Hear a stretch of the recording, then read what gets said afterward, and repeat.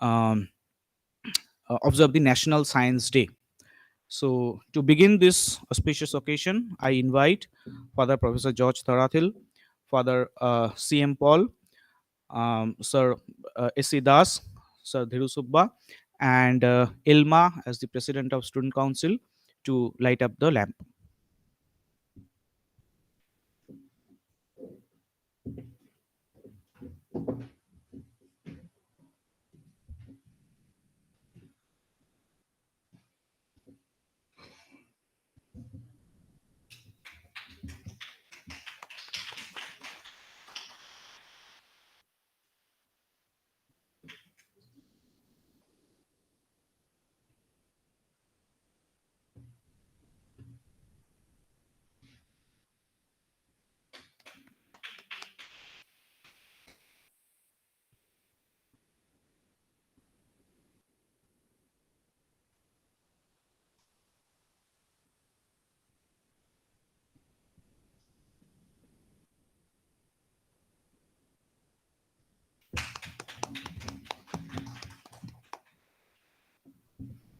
Thank you.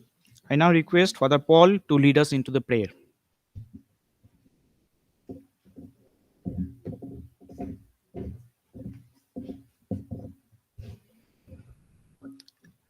Let us close our eyes as we are in the presence of the Lord. Thank Him for bringing us to this beautiful day, the sixth annual event of our uh, Trends in New Science and Technology. And we ask the Lord to be present with us and all those who are participating in this webinar, wherever they are, that the Lord's blessings be upon them. We thank the Lord for giving us the opportunity to be co-creators with Him, to enhance the creation and to sustain it along with Him, so that science and technology may develop for the betterment of humanity, for peace and harmony.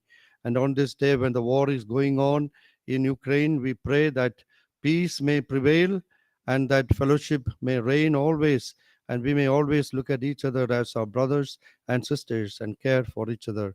With these sentiments, Lord, we offer our supplications at your feet. Bless them at your will. Amen.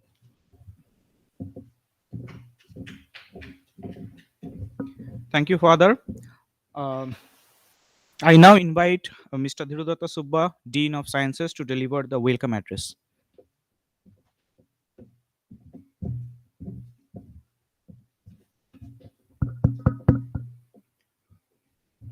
Respected Father Principal, respected Father Vice Principal, Sir Esidas, and all the honorable speakers for today. Especially we have the keynote speaker and plenary speakers joining from various parts of the country and also from abroad.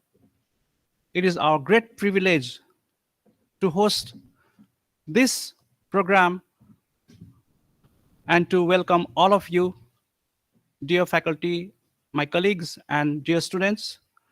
Um, it is with the blessing of the Almighty and the constant support of the college management that we have come so far in this journey, and we have already done this activity 5 times before, today being the 6th time. And this program coincides with the National Science Day, which is on this day, the 28th of February every year.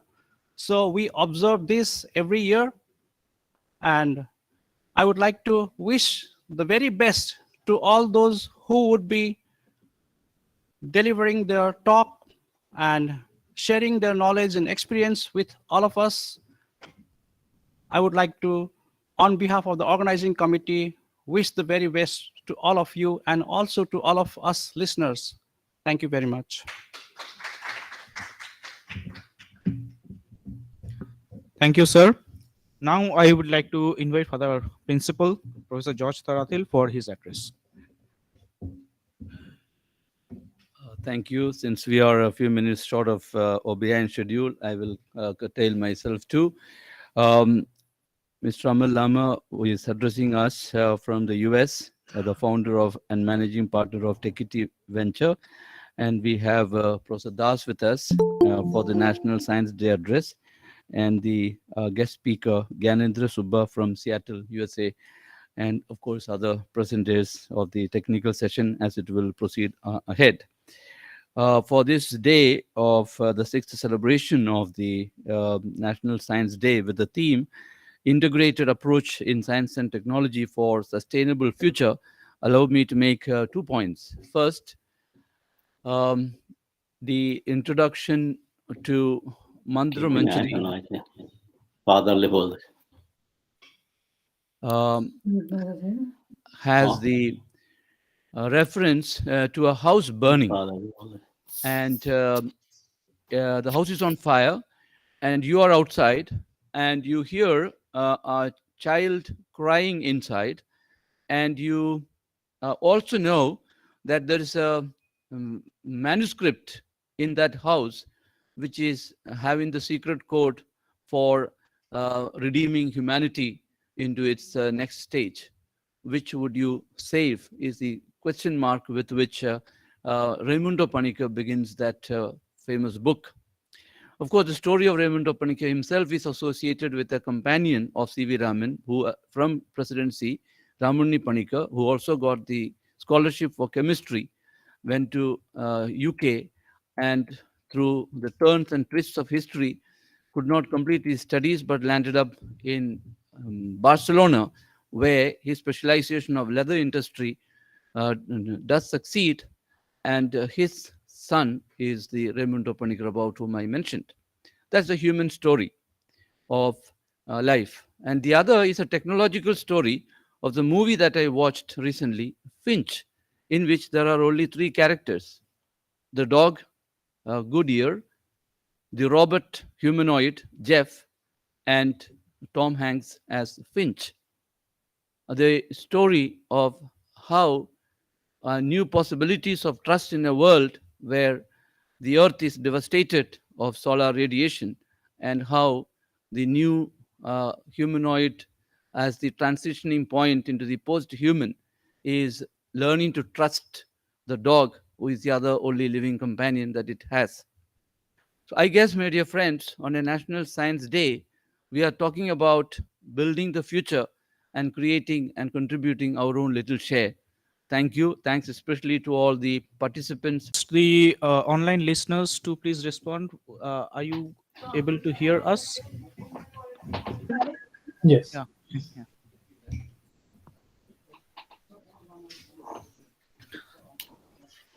Not Sir, able to hear it. Sir Lama, Amar Lama, sir, are you able to hear us? Hello. No, probably not. Uh, um, Mr. Amar Lama, sir, can you hear us?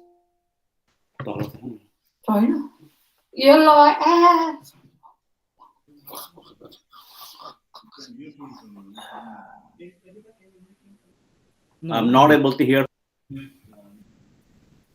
Okay. We can hear you actually, sir.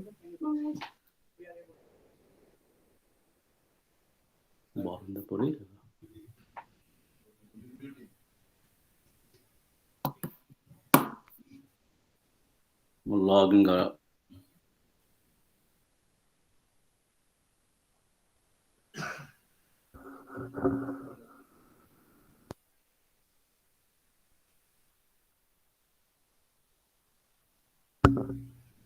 Actually,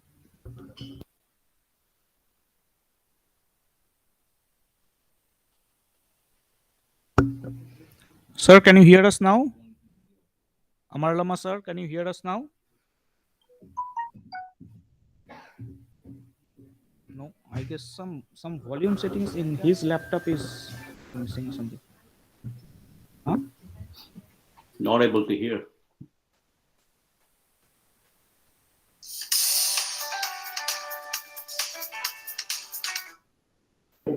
Can you hear? Yeah. So we can hear you. We Oh, can hear you.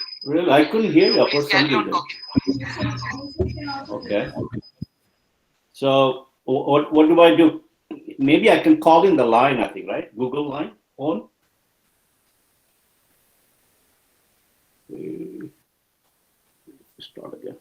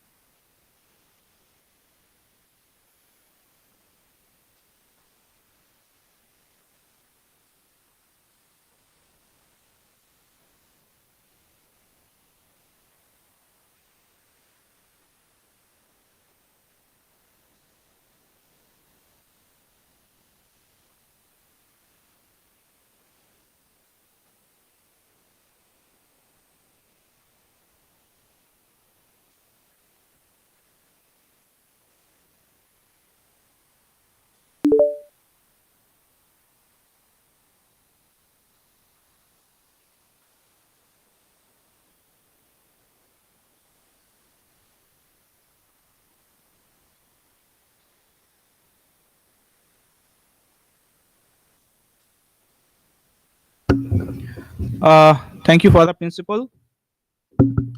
Um, yeah, we will now proceed to the our keynote address. So, our keynote speaker is Mr. Amar Lama. Able to hear. Introduce our keynote speaker. I invite Ms. Shonali Rai, lead of Solution Tech, into the stage. Thank you.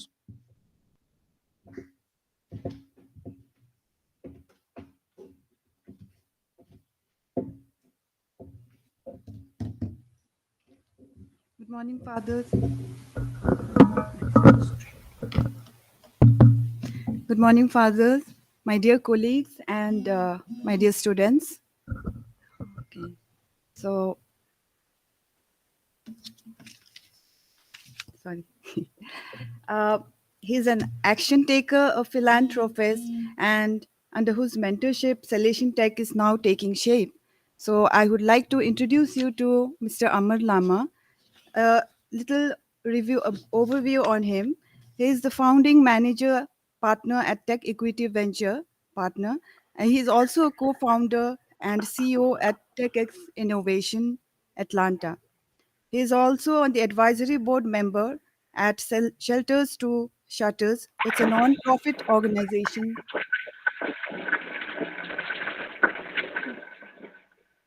who helps homeless people find suitable jobs and permanent housing.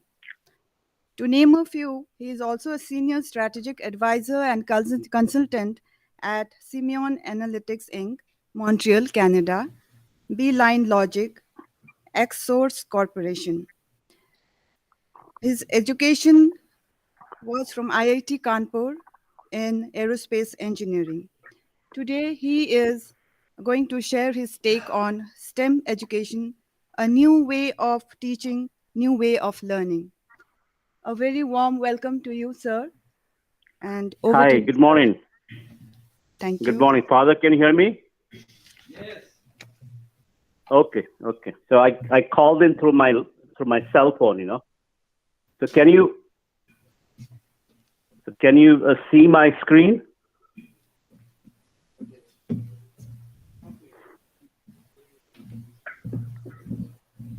Hello? Not yet, sir. Okay. Let me share my screen. Okay.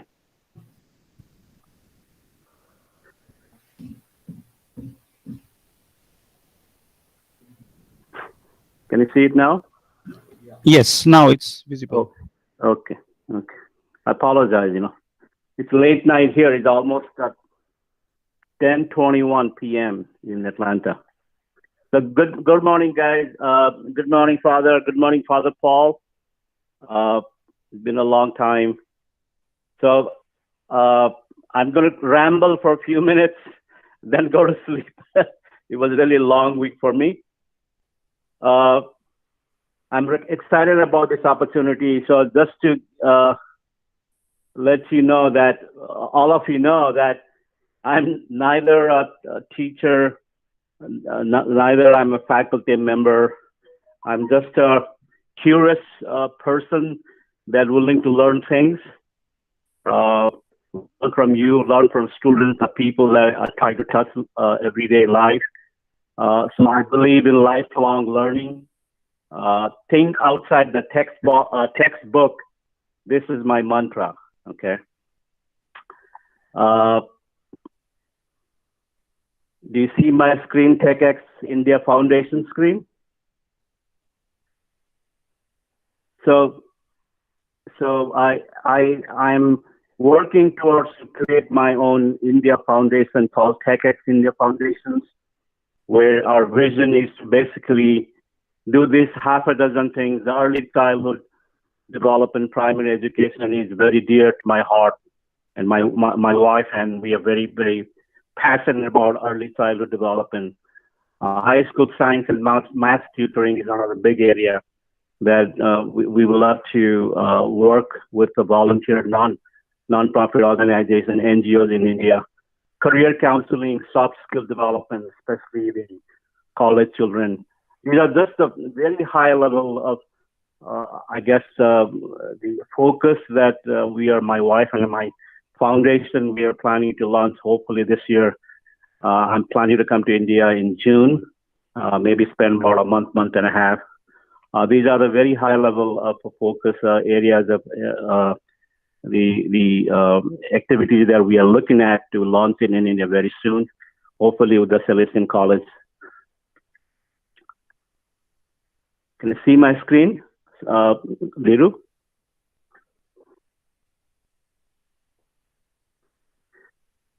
Hello? Hello? Yes, sir. We can see your screen. Okay. So the screen is now the STEM education. I'm not going to ramble and tell you guys what is STEM and why STEM is a great, very high level thinking that I would like to share with you where the opportunities are, where the challenges are, the growing gaps in the STEM education, especially in the underprivileged rural school districts, and pathways to STEM. How can, especially, we can implement for our Salesian College in Siliguri in the hills. That is going to be my primary goal and focus for this discussion. And key benefits of STEM education is, I would like to quickly go over in just probably a few minutes. So I'm sure that all of you probably know that STEM is not a new topic. This has been almost 15, 20 years. A lot of discussion is going on about the STEM. Now also here that the STEM and STEAM, arts and creative design being another discipline. So STEM education is very, I would say, intriguing. It has a lot of potential. It can incorporate and implement it correctly. A lot of assumption is that when we talk about science and technology and engineering, a lot of people make assumption technology means it's just a lot of high tech, artificial intelligence or genomics or a lot of technology oriented stuff. So there's a lot of misassumptions are there. I would love to clarify some of those, some of the assumptions. Although it means a technology-oriented classroom training, project-oriented training, project-oriented teaching, and outcome-based, the learning, the development the focus is. STEM education versus traditional educations. As I said, that I'm not going to talk about more on the traditional education, but STEM education. I'm sure that all of you coming from the education teaching background, I'm sure that you guys are aware of it. But where the main focus on the STEM education is primarily is going to be the interdisciplinary critical thinking, creativity, project-oriented problem solving, outcome-based learning, and especially lifelong experience. Lifelong learning experience is what I think really the key focus of the STEM educations.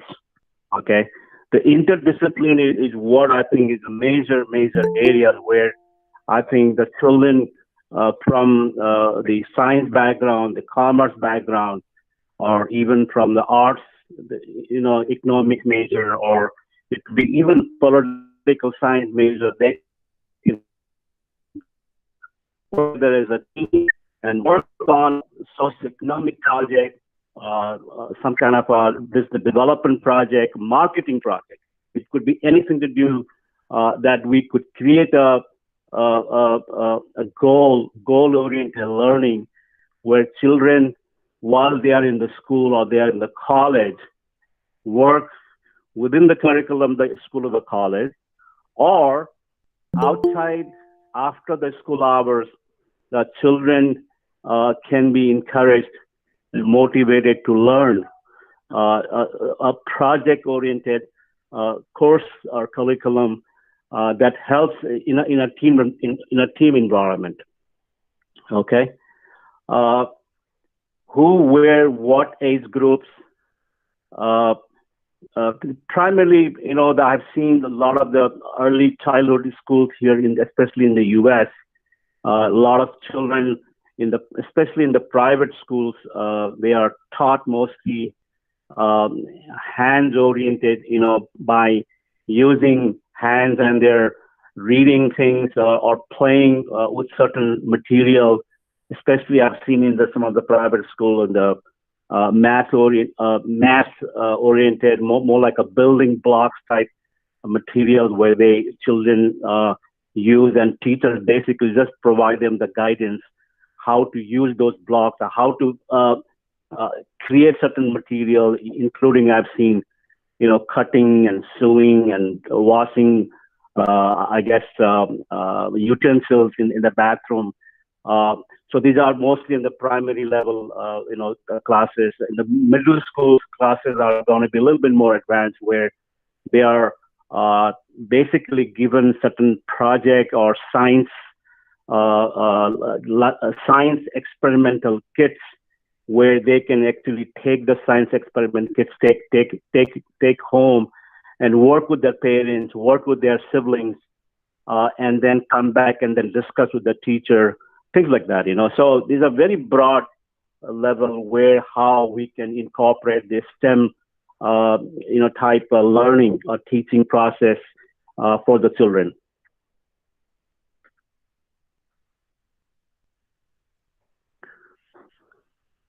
India in 21st century, challenges and opportunities. Although you can see here in my chart, India, this is a relatively older chart, India being almost the second, right after China, about 2.5 million students or children getting a STEM education, which is relatively very, very small number. But I'm sure that India is taking a huge stride, especially in the metro cities, where urban populations are a lot more probably following the STEM-related educations. Why India in 21st century? India, huge amount of investment in education research in India. India being one of the fastest growing economy in the world. But we see the huge gaps in the non-metro and smaller cities, rural colleges, and college and schools falling behind the curve, especially the STEM-related educations. And one of the big challenges I see that both the exciting and the scary part is the fast-changing industry jobs, industry-related job skills, and career landscapes, especially with the emergence of the artificial intelligence and newer technology is changing robotic process automation technology, slowly taking away a lot of the low-end jobs, a lot of the manual jobs. They're very, very scary.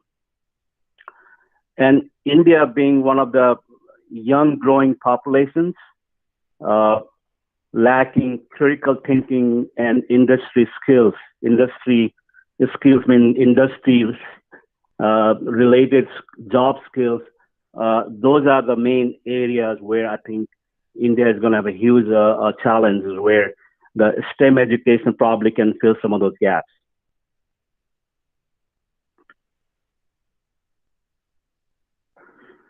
Growing gap in STEM education, as I was saying, that there's a huge gap, especially in non-metro rural education. Lack of industry, unprepared for 21st century competencies, being one of the major gaps.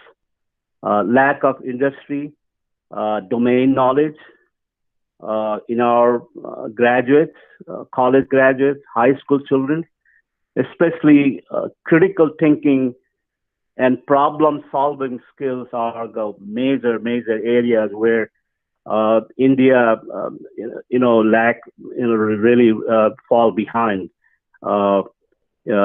because of our education systems. Lack of effective verbal communication, verbal and written communication skills. Lack of project-oriented and collaboration skills.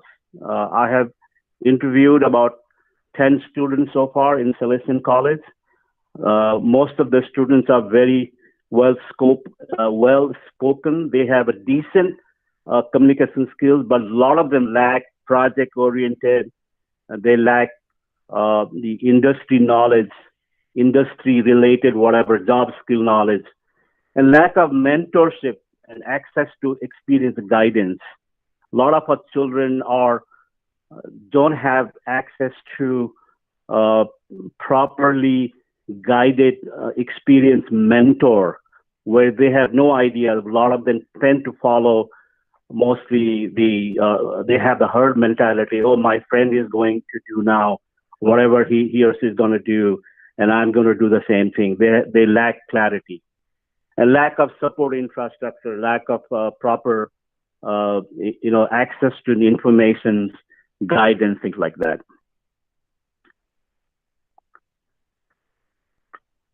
So everybody knows, we all know where the problems are in our college system, in our education systems. So my always try to come out with what are we going to do, where I think we can really make a difference, how we can really solve and bridge some of those gaps that we have in our system. So implementation or pathways to STEM, this is directly to how I can help, or we can help to improve the quality and incorporate STEM education in Salesian College. So number one is the teachers STEM orientations program. It's the teacher, the faculty member, is the support staff, the administrative member. They need to be first really trained. They need to be provided all kind of hand-holding, training, seminar, workshop, mentorship program. That's going to be number one, where I think we'll have the both the challenge and opportunity. The teachers, the mentors, the faculty, the administrative, the members, they need to be educated, made aware how the STEM program can really make a difference in the overall outcome for our children, the future career in the future. Number two, the infrastructure, the science tech labs, smart classrooms, shared facilities. We need to definitely have infrastructure where we can create project-oriented. It could be lab. It could be infrastructure where children can come in with the proper tools and technology and opportunity where they can connect with their team member or the local or NGOs or corporate business houses, as I have mentioned here at the bottom. And we need to also have the STEM champions and key stakeholders, meaning within our faculty member, we'll have to create a set of STEM champions among the faculty member, among the students, among the administrative members, who could become part of the STEM promoting, I guess, the club. It could be, I guess, the project team, project champion, project manager, things like that. One of the big area where I think lot of things don't happen. The STEM ideas are great, but question every STEM program requires funding and financing. Where are we going to get the funding? So there are several ways I think we could bring some of those funding. One is it could be grants through the Department of Education. It could be grant through the Science and Technology Department in Department of India. CSR contribution is definitely very, very huge because a lot of big companies are willing to provide contributions if we have the right ideas that we could implement STEM educations in the Salesian College. Alumni volunteering initiatives. I'm sure that alumni, Salesian alumni could contribute if we can provide them right, I guess, the game plan, the business plan, how we could bring about a STEM education in the Salesian College.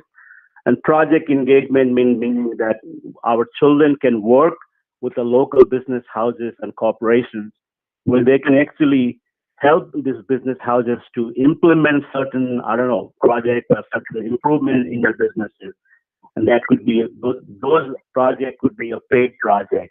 Paid project means our children with the faculty member or the project manager.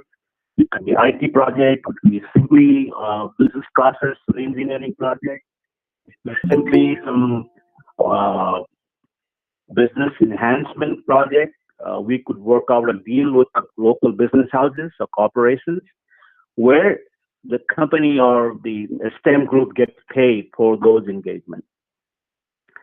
Partnership with the NGOs and non-volunteering organization where we could work with them, where NGOs are sometimes are run and managed by people with a lot of experience with the industry connections. NGOs, we could partner with NGOs, we could partner with the volunteer organizations, where our children can become part of the volunteer organization and they become part of that project member, where they can go and use their knowledge, their whatever, the educational knowledge, to work with the team and gain some experience and gain some knowledge.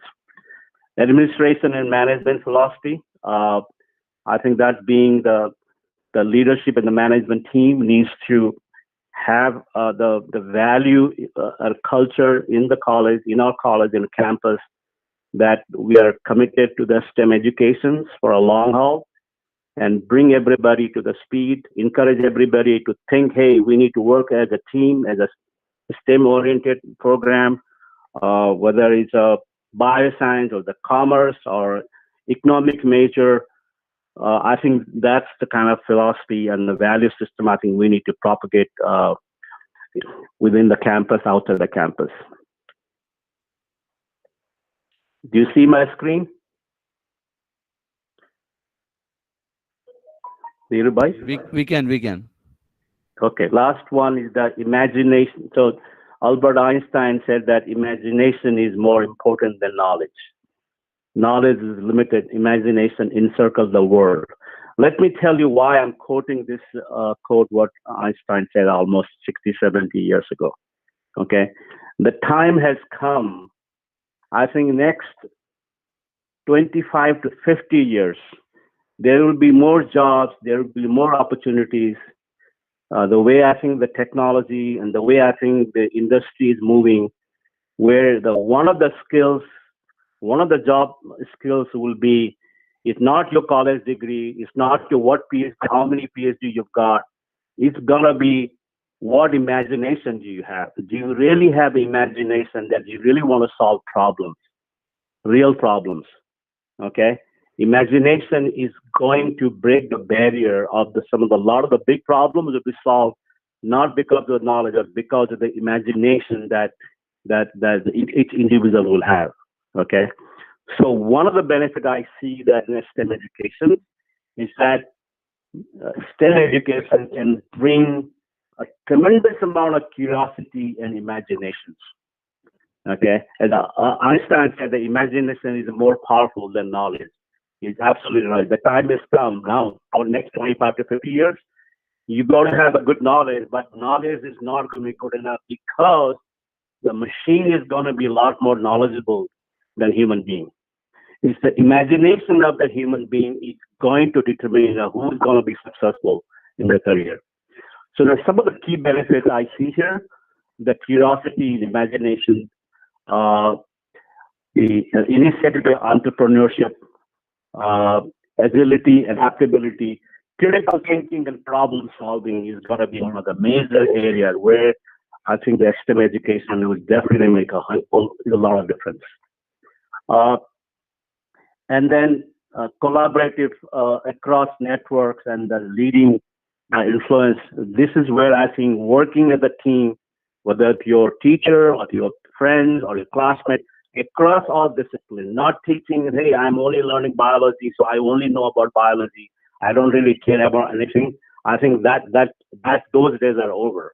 A biology student working with computer science or engineering or even arts student, we can put them together and make them part of the same team, trying to solve some of the problem. That is where I think we can make a huge difference.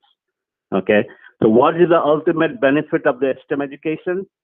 High value jobs and hopefully fulfilling career. Thank you. Anything else? Thank you very much. Can you hear us? Thank you. Good. Yes, Can you sir. hear Yes, us? sir, I did. Yes, sir, Are I you? do. I do. Oh, so you are hearing us through your phone. Okay. Yes, I called Thank through you the so phone much. because for some reason my laptop didn't work.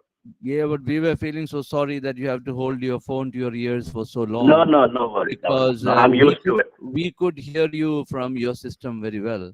Only I think Right. you I don't can't know hear what. us. Yeah. So Okay. do you see my last screen, Father? Let's make it happen. Yes, we are in fact making it happen Okay. with That's great. whatever has transpired ever since you hit us or we hit you. Something is happening. Yes. I haven't done anything, Father. I'm just helping the children to get a little bit curiosity and get the imagination fired up, That's the key. Yeah. Imagination. They need to get hey, Yes. they need to get excited now to say, hey, we want to really do this thing. They start thinking that this is what I would really like to do. The imagination needs to get fired up. Very true. In fact, today we have also faculty or teachers from our neighboring schools listening to you. So I'm Really. sure this information and our kind of collaboration with you will also reach Thank you, sir. down to other institutions in Siliguri and in the Duars area. That was one of your dreams of connecting Thank you. with the student population, the upcoming student population of this region. I think that part Absolutely. is happening. Yeah. Yes, I have sent the presentation to Dhiru and Sonali, sir. You can distribute among yourself, among the teacher. We will. I'm Yeah. handing over to Mr. Dhiro. Thank you, sir. Thank you. Have a good night. Yeah. Yeah, I can sign off, right? Thank you so much, sir, for your valuable Thank you. time and Yes. input, Yes. and we Good always night. appreciate it. Thank you. Thank you. Good night. Yeah. Bye. Bye. Good night. Good night, sir.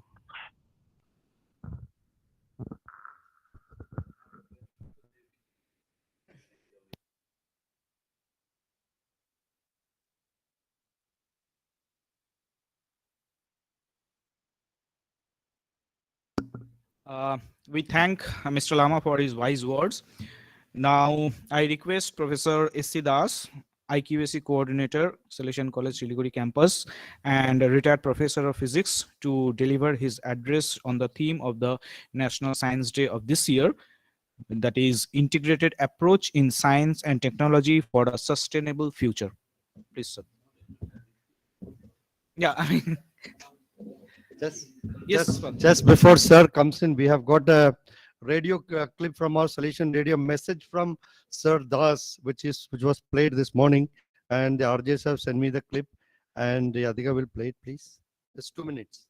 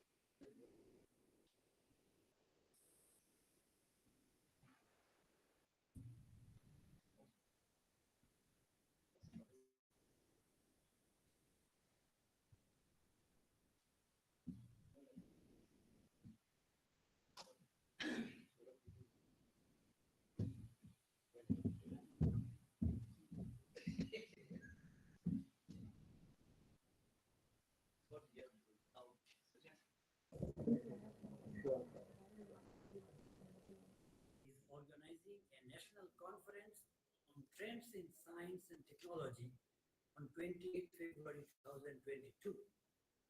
Day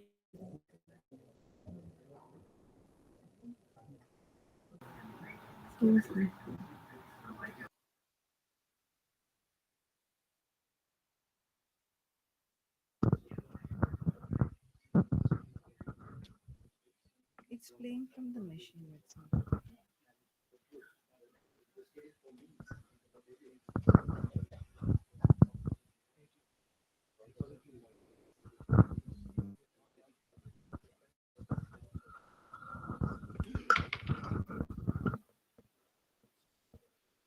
एउटा सन्देश राखिरहेको छौँ जुन सन्देश चाहिँ IQAC यानि internal quality assurance सेलका coordinator उहाँ हुनुहुन्छ अनि उहाँ सिनियर फ्याकल्टी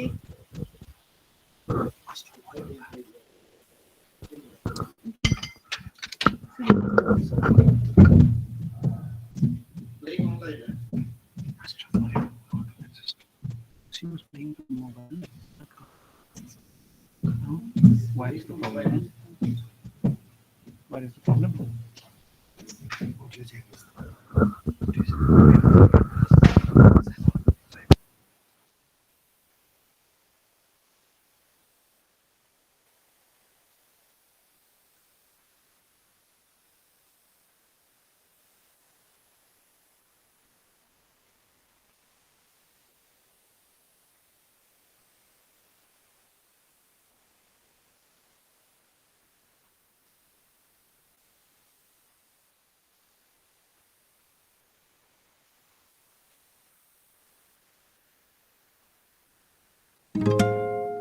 श्रोता साथीहरू, अहिलेको लागि हामी तपाईँहरू माझ एउटा सन्देश राखिरहेछौँ, जुन सन्देश चाहिँ आइक्युएसी यानि इन्टरनल क्वालिटी एसुरेन्स सेलका कोअर्डिनेटर उहाँ हुनुहुन्छ अनि उहाँ senior faculty in physics department Salesian college सिलगढीका उहाँ सिनियर फ्याकल्टी पनि हुनुहुन्छ, प्रोफेसर एस दास हुनुहुन्छ। उहाँले नेसनल साइन्स डेलाई लिएर दिनुभएको सन्देशलाई अहिलेको लागि हामी प्रस्तुत गरिरहेको छौँ। Selection College Siliguri campus is organizing a national conference on trends in science and technology on 28 February 2022. The day coincides with National Science Day also. श्रोता साथीहरू, अहिलेको लागि हामी तपाईँहरू माझ एउटा सन्देश राखिरहेछौँ, जुन सन्देश चाहिँ आइक्युएसी यानि इन्टरनल क्वालिटी एसुरेन्स सेलका कोअर्डिनेटर उहाँ हुनुहुन्छ अनि उहाँ senior faculty in physics department Salesian college सिलगढीका उहाँ सिनियर फ्याकल्टी हुनुहुन्छ, प्रोफेसर एस दास हुनुहुन्छ। उहाँले नेसनल साइन्स डेलाई लिएर दिनुभएको सन्देशलाई अहिलेको लागि हामी Integrated approach in science and technology for sustainable development. Resource persons from USA, Bhabha Atomic Research Center, Mumbai, Kalyani University, West Bengal, will discuss the current issues of science and technology on this occasion. The conference is aimed at spreading awareness among the students, members of the teaching faculty and research scholars about the recent developments in the field of science and technology. It will provide a platform for the young talents to showcase their work in this area. Research developments and trends in science. The theme of this year is Integrated Approach in Science and Technology for Sustainable Development. Resource persons from USA, Bhabha Atomic Research Center, Mumbai, Kalyani University, West Bengal, will discuss the current issues of science and technology on this occasion. The conference is aimed at spreading awareness among the students, members of the teaching faculty, and research scholars about the recent developments in the field of science and technology. It will provide a platform for the young talents to showcase their work in this area. Thank you.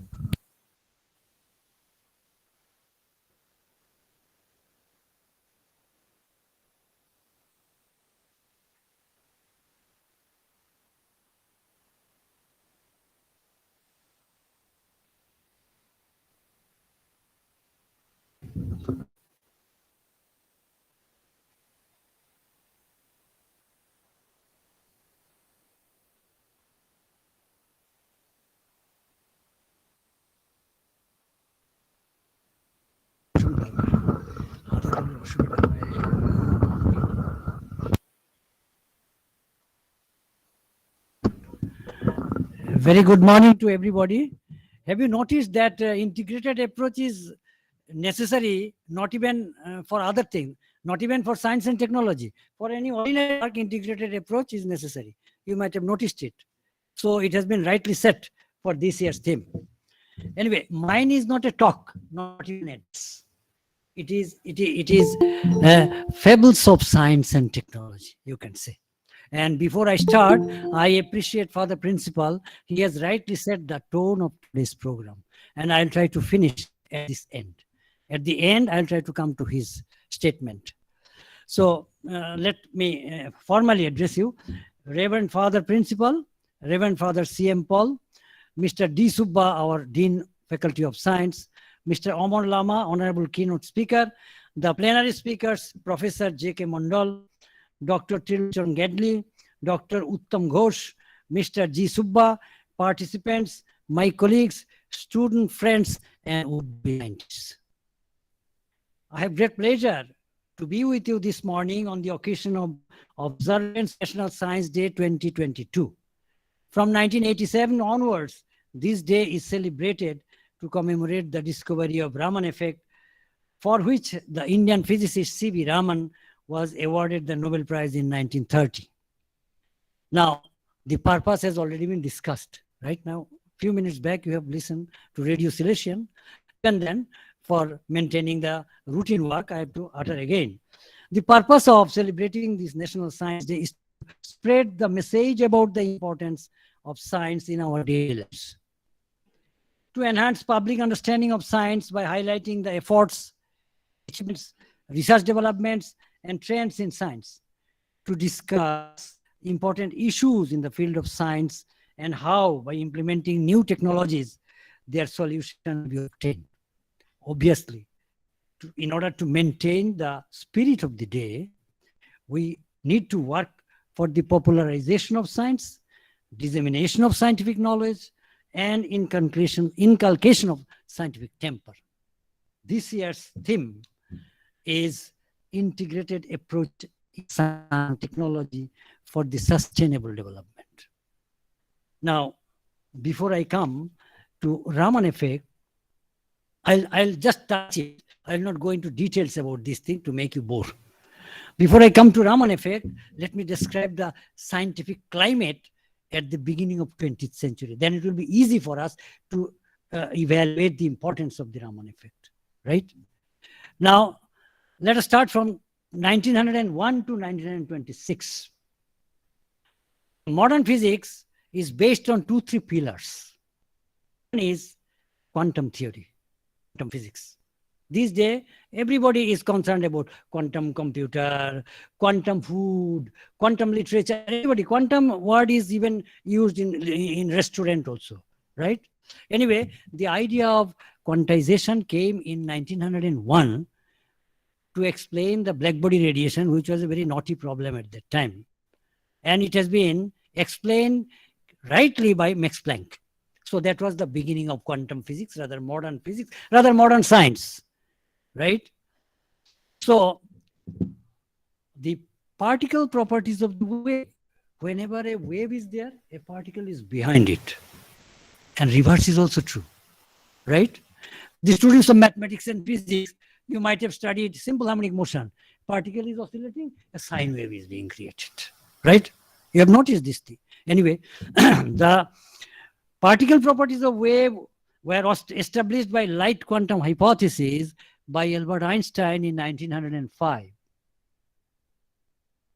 Its subsequent confirmation came in 1923 by the discovery of Compton effect. I'll come to this thing. The 6th semester student of physics honors might be reading this thing. Though the converse of particle properties of wave, that is the reverse.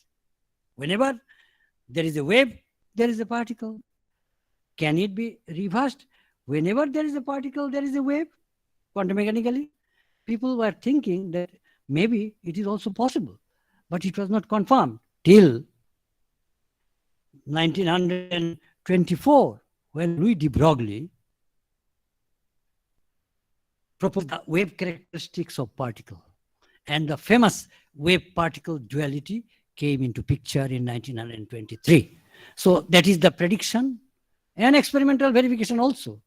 Afterwards, the scientists only verified this thing, they justified this thing and explained their thing, that we are following your prediction, we are not going away this thing. In that way, they wanted to remain within the purview of the quantum physics, right? They are not irrelevant, they are relevant. They wanted to prove that thing. Now, the famous Schrodinger equation, I mean, the students of physics and mathematics are aware of this thing, came in 1926 only. So that was the crucial period in the history of physics. And physics was in a state of major upheaval. So this is the scientific climate or intellectual climate. Next, let us have a look at the scenario of scientific research in India. Right? I am concerned about physical science. Shah's theory of thermoionization, M.N. Shah of Calcutta University, came in 1920. It is said that that is the beginning of astrophysics in the Indian soil, right? So, Fraunhofer diffraction, all other things, quantum statistics, statistical mechanics, all these, I mean, unpalatable things are there in Shah's theory of thermoionization. It came in 1920. It is a combination of quantum mechanics and statistical mechanics. Now, the epoch-making work of Professor S.N. Bose of Calcutta University came in 1924 and 25. And the famous Bose Science and Statistics was born.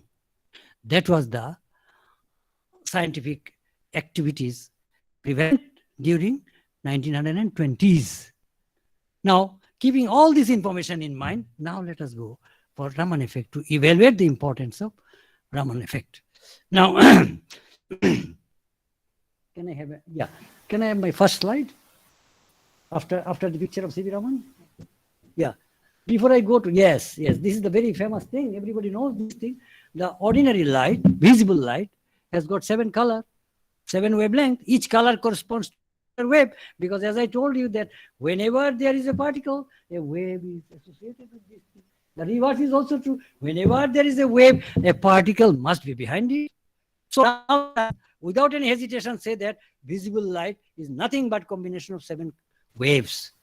Each wave has got a particular wavelength. So we can say that energy of a wave means a particular wavelength is there or particular frequency is there.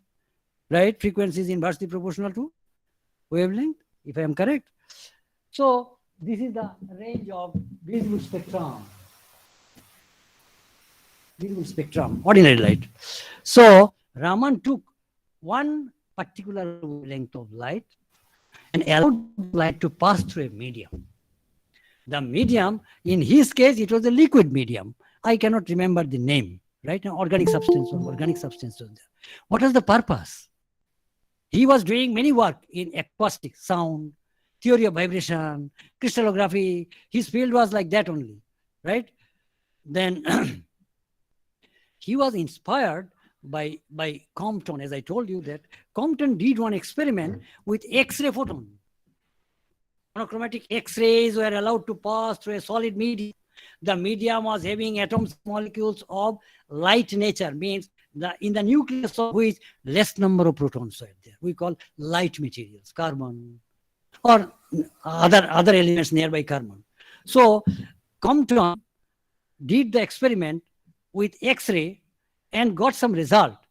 The effect is known as Compton effect. It indirectly justified the de Broglie wavelength, I mean wave-particle duality. And it is actually a kind of coherent scattering, elastic scattering, means the energy of the incident X-ray is of the order of the binding energy of the electron, of the atom, of the medium.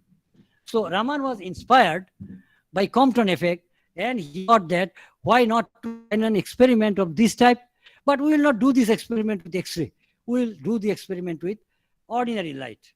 Please take your seat, please. So Raman and his group, the famous of this group is K. Nunn.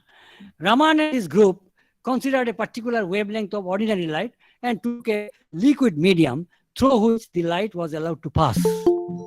They thought that the amount of energy with which the light was allowed to pass through the medium, the light will come out the same amount of energy with some internal interaction and all these things. But unfortunately, the result was different. Right? Can I have the next slide? This is possibly Compton effect. I will explain it afterwards. Next slide, please. Yeah, this is schematic diagram of the Raman effect. The block diagram, you can say. Internal things are not there. Next slide, please. Next, yeah, keep it like that. So, as I told, that ordinary light is nothing but, it is, as the idea of quantization came, it is light photon. Some particles are there. So, a particular wavelength or particular energy of the photon was allowed to pass. Light is coming, means photon is coming. This is actually the atom molecule, which is not actually the atom and molecule. It is the outer part of the atom and molecule where electrons are revolving. Right? Right? So, if the medium is in a particular state, then this particular electron shell may acquire some amount of energy from the incident light, and this incident light will lost some amount of energy. Is it correct? So whenever the medium is just like that without any excitation or any other thing, the incident light will give some amount of energy to the outer electrons of the atoms of the medium, liquid medium. As a result, the light which was sent to pass through this thing will have less amount of energy. Less amount of energy means the wavelength will be increased. So increased wavelength in addition to the original wavelength was obtained. So this is the emergent, right? And this is schematic diagram of this. Now, this was unexpected result. They thought that the amount of energy with which the light was allowed to pass, with the same amount of energy, the light will come out. But internally something happened. What is that thing? Some amount of energy has been given by the incoming photon to the medium. This was unexpected. People didn't. So Raman thought that, can I explain it in the light of Compton effect? Or in the light of quantum theory? Then the explanation of that new radiation, means undesired radiation, gave birth to the Raman effect. The name Raman effect was given by another German physicist. Raman only told that it is a new radiation. Not known, its character is not known. So he explained this thing. Rest part, leave it to the scientists. They explained, K.S. Krishnan and the group, they explained this thing. Now let me tell in a nutshell what is the thing going on. Whenever the amount of energy given to the electron, the medium atom, this amount of energy is reduced from the incoming atom, and this amount of energy will be reflected in the emergent radiation, and in the spectrum we will find, in addition to the old line, a new line is there. He explained this new line there. This new line will have a different wavelength than that of incident light. I cannot explain at the moment. Let me think. They explained it in this way, and in accordance with the quantum theory. There is another case also. Let us say the medium, in which medium is not shown here, the liquid medium in which the materials are there, they are in an excited state. This is not classical thing. This is a mechanical idea. They can have originally some amount of higher level of energy. Then whenever the incident light is coming here, it gains some amount of energy from here. In the earlier case, it lost. In the next case, it will gain some amount of energy. That is, the emergent light will have more amount of energy than that of incident light. The wavelength will be decreased. And it will also keep a signature on the spectrum. There is another unknown line. So we have got two lines. Original line, one line of increased wavelength, another line of decreased wavelength. One line is known as Stokes line. Another line is known as anti-Stokes line. So the Raman spectrum contains original light wave, accompanied by two symmetrically placed anti-Stokes line and Stokes line. The difference between original line and Stokes line is exactly equal to the anti-Stokes line and original line for a particular medium at a particular temperature without changing the physiochemical process, right? So this is all about the Raman effect. What important thing? The difference between original line wavelength and changed line wavelength contains all sorts of scientific information in this thing. Mineralogists took Raman spectrum, they explained there in their own way. Druggist, I mean pharmaceutical chemistry, they did their thing in their own way. Then so many other things. It is like Buddhism. It was born in India, but afterwards it spread outside India. Raman effect was born in the realm of physics. Immediately after its discovery, it spread in other branches of, I mean, science, right? As I told you. So,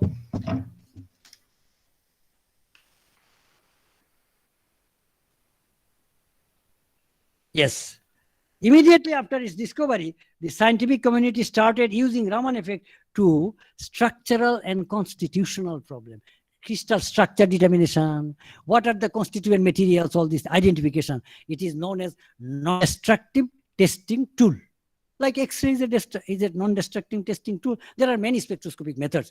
I mean, you need not disturb the medium. Let the medium remain as it is. Then you do your experiment very easy, right? So it has become very potential for identification, for structure determination, and so many other things which is not known to me even. So the chemistry people, they started doing work. I mean, a lot of work, I mean, were conducted during first 12 to 15 years.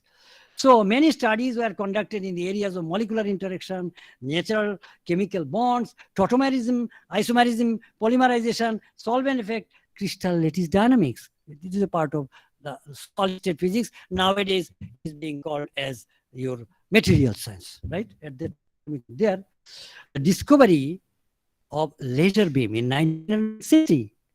Laser was discovered, not in India. Now, after the discovery of laser beam, laser is a highly coherent, highly unidirectional, strong source of light. With the discovery of laser, Raman effect was given an extra impetus. Now again, they have started doing work, and still now the work is going on. So this is all about the Raman effect, and I mean, in a nutshell, the science behind it. Now, let me come to the original topic for which I am supposed to say something. Now, science coupled with technology is the key driver for carving the destiny of nation and people across the globe. No country can be industrially great without a foundation of real knowledge of science.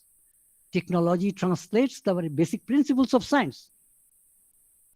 Technology, and it is built not so much by the individuals as by the organization and their characteristics. I will request you to visualize the picture of Indian Space Research Organization and its culture, Atomic Energy Establishment and its culture. Then only you will find that how important it is, right? Organizational systems have great bearing on catalyzing innovations and putting them to use for the benefit of society at large. Here comes the integrated or holistic approach. Time has come when sustainability in development has to enter in our planning process, right? Let me mention a few problems of urgent nature. Can we undertake the following problems without the participation of experts from diverse fields? I'm just mentioning the problem. Ecologically compatible human settlement. Can it be done by a person of a particular discipline? Participation of so many people will be necessary. Non-polluting renewable energy system, not even possible by 2 or 3 persons from 2 or 3 disciplines. It is a superposition of many experts from many disciplines, right? Environmentally sound, economically viable water conservation and management system, which is very relevant in this area, in Himalayan belt.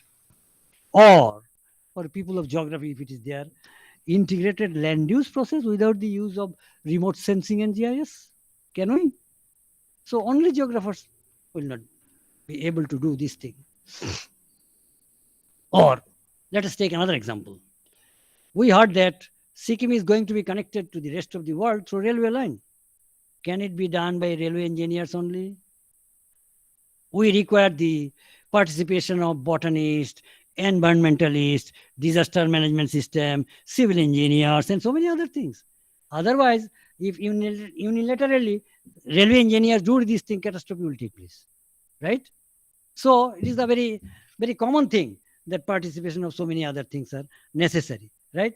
The present milieu of scientific research clearly indicates that it is increasingly becoming multidisciplinary and cross-disciplinary. No, there is no doubt about it, right? We have just noticed how mathematicians, statisticians, chemists, they took part in getting the solution of COVID-19 solution, besides the involvement of virologists, right? We thought that it is the work of virologists only, it is a problem of medical science. But have you noticed how the statisticians, mathematicians, and other chemists, they took part in the process? Similarly, there are many other problems of urgent nature, like climate change. 2 years back, one gentleman was given Nobel Prize in physics, who was a man of, climatology or mineralogy, right? So it is not a work of a physicist only. So climate change, loss of biodiversity, desertification, ozone layer depletion, disposal of nuclear waste material, brain music connection. How human brain is stimulated by classical music. This is also a problem, right? Body-mind interaction. That is also a psychological problem. Scientists are also working, neuroscientists are working along with the other people, psychologists, right? These problems are being handled by the experts of diverse fields. Thus, the integration in the process of investigation, to undertake a problem, here also integration is necessary. We'll have to integrate many people. We'll have to include many people. People from diverse field. And at the time of implementation also, as I have given the example of railway line connection. So while taking the problem and while implementing the outcome of the problem, we need the integration. We must include the people from various, section. Now, let me mention another kind of problem which needs to be solved immediately. Pay attention. I want to draw the attention of our students. In the pursuit of STEM, science, technology, engineering, mathematics, women representation has never been up to the expectation. There was and there is a gender discrimination, right? They were either discouraged or denied the opportunities, starting from the very beginning. Not even in India, throughout the world. Let me cite some examples. Physicist C.S. Wu, Chinese physicist. Wu, T.D. Lee, and C.N. Young, they were working on a very important topic, the parity violation in weak nuclear interaction. The work was being conducted in UC Berkeley, University of California, Berkeley, right?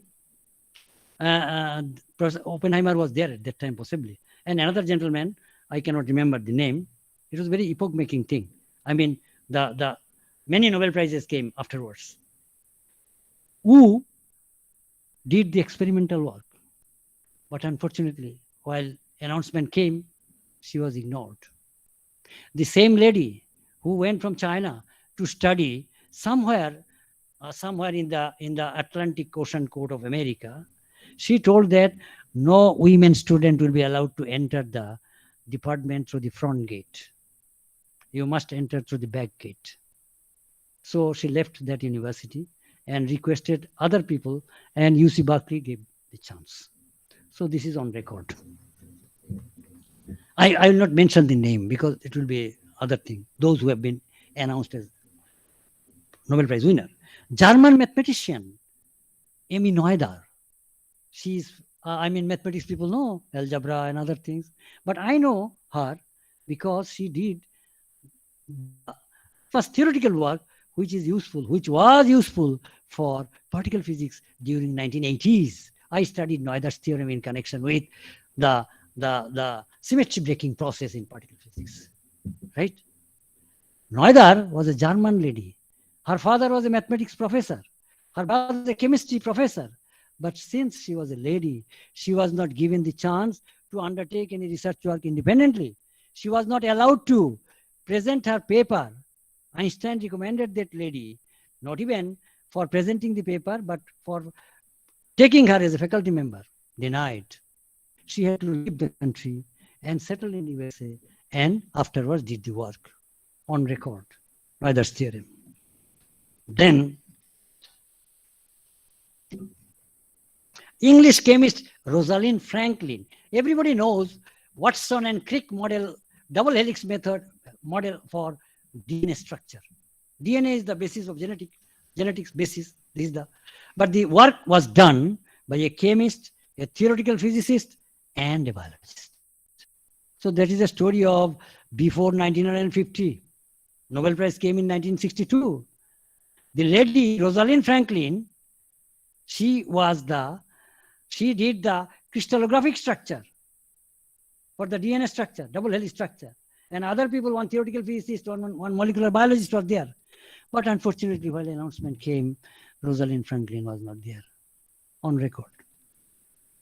Now, Swedish physicist Rice Meitner. Everybody knows from school level that there is a nuclear process known as nuclear fission process. Fission process means breaking a heavy nucleus by bombarding it with the help of lighter projectile. Say, for example, uranium is bombarded with thermal neutron. Uranium will be broken into two parts and enormous amount of energy will come out. This is the origin of atomic energy, right? Otto Frisch, Otto Hahn, and that lady, Meitner, they were in the helm of the affairs. Otto Hahn did the work before, but experimental part was studied by Otto Frisch and that Meitner. Meitner's theory will be reading in nuclear physics and all. So unfortunately, Meitner's name was not there while the credit was given to other people. These are on record. There are many instances, since this is my subject is physics, I have given the examples from this. There are many instances where this type of gender discrimination was there in the realm of physics, right? Many reasons are there. I will not go to that thing, right? Another, greenhouse effect, climate change. These are very much talked about topic these days. Now, greenhouse effect, theoretically, first theorized and demonstrated by a lady, right? She is American lady, Eunice Forte. She demonstrated and theorized the greenhouse effect, but while announcing the, announcing the phenomenon, then somebody's name came. He also participated, but the name of that lady was dropped. So these are all on record. So disparity of this nature needs to be removed so as to ensure sustainability in development, right?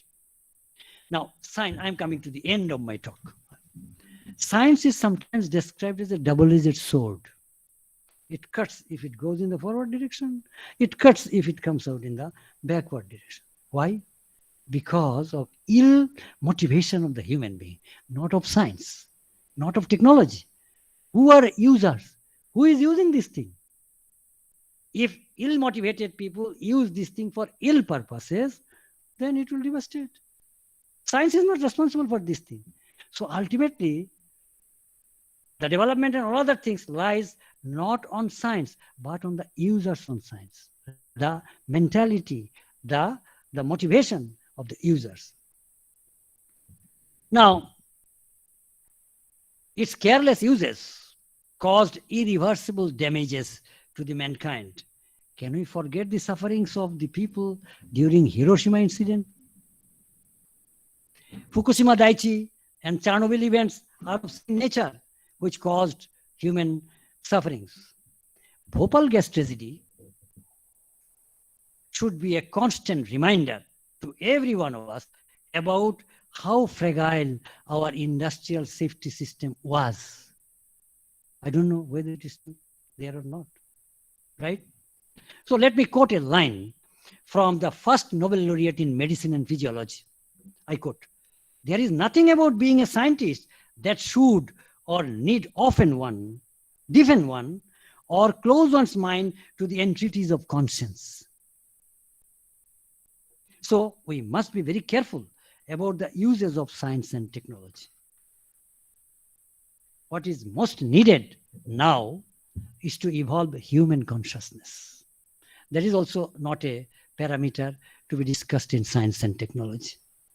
Some people say that consciousness is a byproduct of neurochemical processes that are going on in our brain. Some people say that no, it exists originally, automatically it exists somewhere within us. I do not have any knowledge about this thing.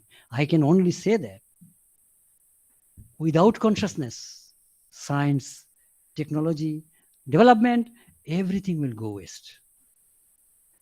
With these words, I conclude. Thank you so much for giving me a patient hearing. Thank you once again.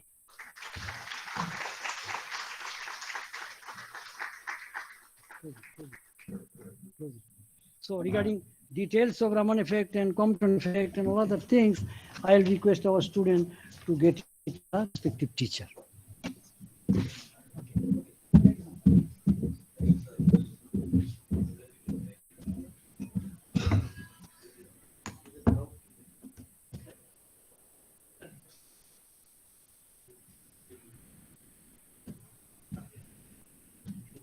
Uh,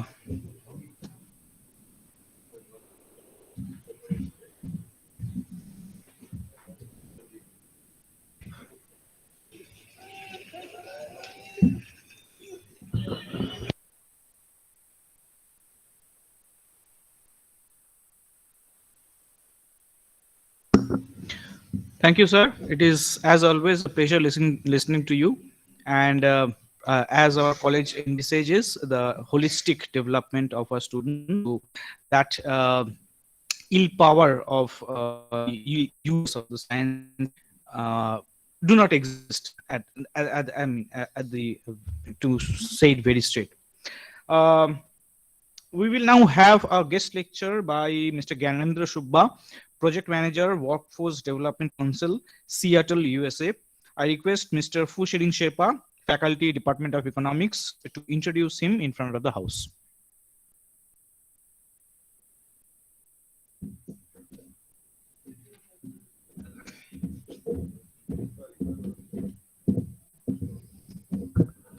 Good morning, everyone present here today. On behalf of Salesian College, I welcome our guest speaker, Mr. Gyanendra Subba. Gyanendra Subba is the project manager at Workforce Development Council of Seattle State County. He also serves on the board of directors of a local non-profit organization based out of Seattle that provides services to refugees and immigrants. He has a bachelor in physics from St. Xavier's College, Kolkata, and a master's in business administration from the School of Business and Economics, Seattle University. Apart from that, he has a public leadership credential from the Harvard Kennedy School and a postgraduate in data science and business analytics from the University of Texas, Austin. The title for his talk is Impact of AI and Robotics on Workforce. So you may proceed. Thank you, Chirin. Good morning, everyone. Again, thank you for the introduction. Let me pull my slide before.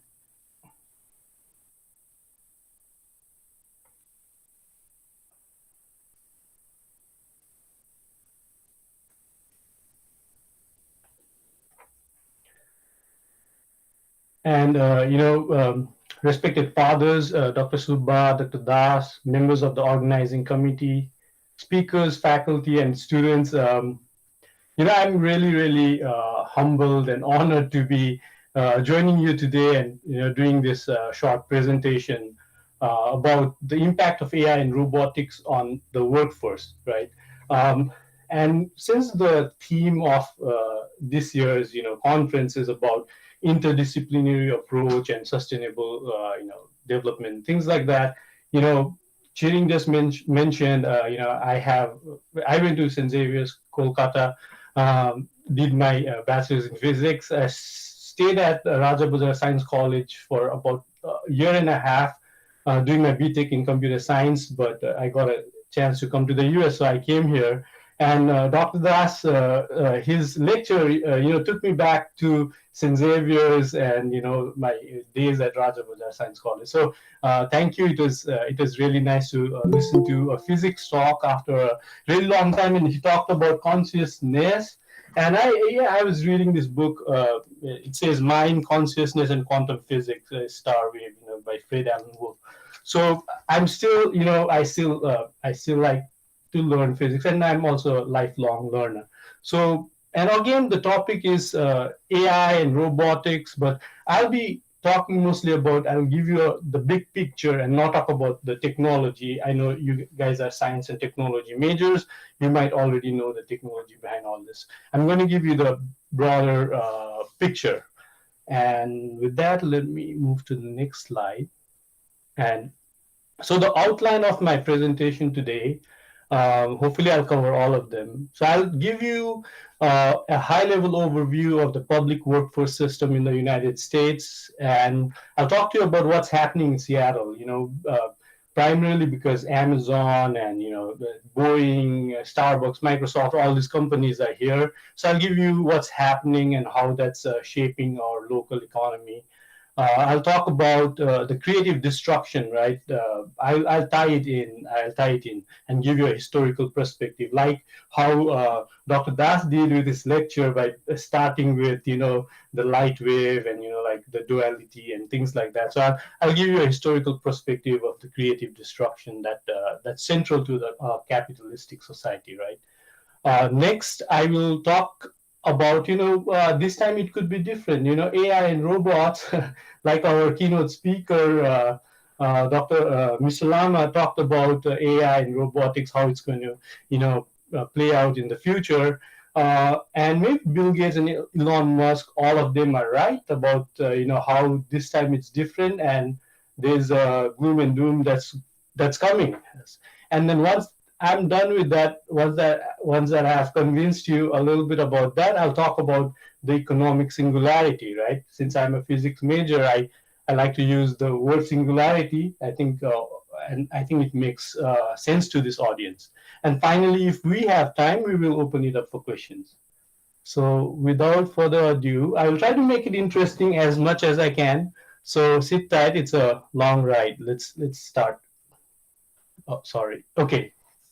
So the public workforce system in the United States, right? Okay, we're good on time. So what, the primary objective, again, I'm saying it's a high level. We do a lot of other stuff, but the primary objective is to, to assist a job seeker or a worker or an incumbent worker, whoever it is, to a job, right? And the employers are always looking for workers, so we try to match those, right? So if they need more skills and training, we provide that, and then we help the employers remain competitive in this global global, what do you call it, environment. And I forgot to mention, I'll be talking mostly about the US, and I'll try to, if possible, wherever I can, I'll try to talk about India. I'm not an expert in that, but I'll try to do that.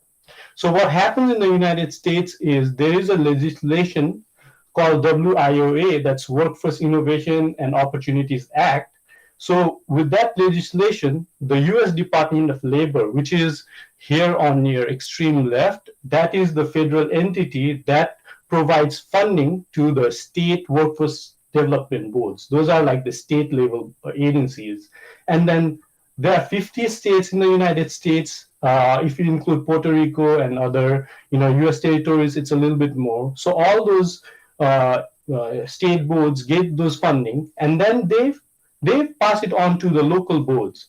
That is where the local, workforce board, like the Workforce Development Council of Seattle, King County, we are situated. We manage over about like $20 million, and what we do is we do the RFPs, that's like request for proposal, and we select local nonprofits, businesses, and other colleges and things like that. So we fund those programs. We don't do the direct service. We fund those agencies to do the work for us. And here currently we have about 550 local boards, Here in Washington State, where I live, we have about 12 boards, and we are one of them. And then there's a local one-stop system, which I will talk to you about a little bit in the next slide. So here, so this is the Workforce Development Council of Seattle King County. So on the right, you have the map of Seattle and the adjacent, cities. If you look up here, there's Redmond. That is where Microsoft is. And then you have Boeing all over the map, and then we have Amazon and other Starbucks and all those companies over here. So let me give you an overview about the region. Our population is about 2.3 million. We are the 15th largest metro in the US. We are 25% of the population is born outside the US. So we have a huge refugees and immigrants here in the county. So for your information, county is like a district, right? You have your West Bengal and Darjeeling district, right? So we have Washington State and King County, and within King County we have Seattle, right, and other cities. So just wanted to let you know. And then we have 39 cities, and the workforce, we have 71% workforce, labor force participation. 1/3 of Washington's workforce is in this region. That's why we are a very important player. We have 51% of labor force between the ages of 25 and 44. That means pretty young. 41% of total jobs in Washington State. So we have a lot of jobs here. And then we serve about 92,000 businesses in King County. There are 92,000 businesses, and we provide services. Look at the employers. We have Amazon, Boeing, Microsoft, and Starbucks. So with that, let me go to and then this dotted dots all over the map here is like those are the offices where job seekers or anybody who needs assistance can go, employers can go, and we connect them with services, right? So those are all different offices. So it's pretty, the network is pretty, you can see, right? There are colleges, there are, lots of, government offices and things like that. So we are responsible for operating all that. Okay, let me go to the next one. So I want to start here. This is very important, right? So what is happening here in Seattle, right? So one of the things that really caught my attention was Amazon surpasses Boeing as Washington's biggest employer, right? So Boeing builds lots of planes, right? And then somehow, Amazon is now the biggest employer. So that was like, that means there is something happening in the labor market or, in the economy, right? And the other thing is like Microsoft is now a $2 trillion company, right? So that means that's going to have a lot of effect in our local economy. So those are something I wanted to point out. And then if you see here, I wanted to show you this. This is the Amazon Go, Go stores. Like here in Seattle, if you go to this store, if you have your Amazon account, you can just tap in your phone and then you go inside, you buy stuff, whatever you want to pick, you come out, it'll be automatically charged to your account, right? So like this cashier list, right? So now that's I don't know, that's a good thing or a bad thing, but we will see. And then the next one on your right, Amazon uses a lot of these robots in the warehouse, right? So that is, I don't know. Again, that's a great innovation. so those are the things that's happening here, right? Let's go to the next one.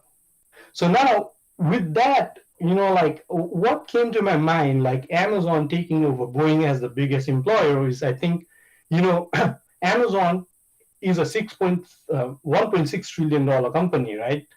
And now, all these companies, right? And if you, I don't know how much of like about Tesla, right? This is an auto manufacturer here. But if you look at all these industrial era companies like Ford, GM, Toyota, Honda, Boeing, GE, right? And I put the market cap, and it's very accurate as of yesterday, right? I worked on the slides yesterday. So these companies, you put them all together, right? But even then, the market cap is lesser than Tesla, right? Do you think like Tesla is creating that much, value in the economy? I don't know, but that's what the data is showing. Microsoft is 2.23 trillion, and when you look at this, what kind of workforce these companies will require, right? Obviously, they need high-skilled labor force right here, right? Whereas this industrial era companies could hire folks like anybody who can get trained in like a couple of months, and then they can do it in a go work in the manufacturing plants, right? But that's also getting automated. That's another story. But I think you get the point, right? These companies like are historic, and they have like a lot of employees, right? So I'll talk about that in the next slide, right? Now, if you look at the number of employees, right? Amazon is an outlier because of the warehouses, right? Those are low-paying jobs, right?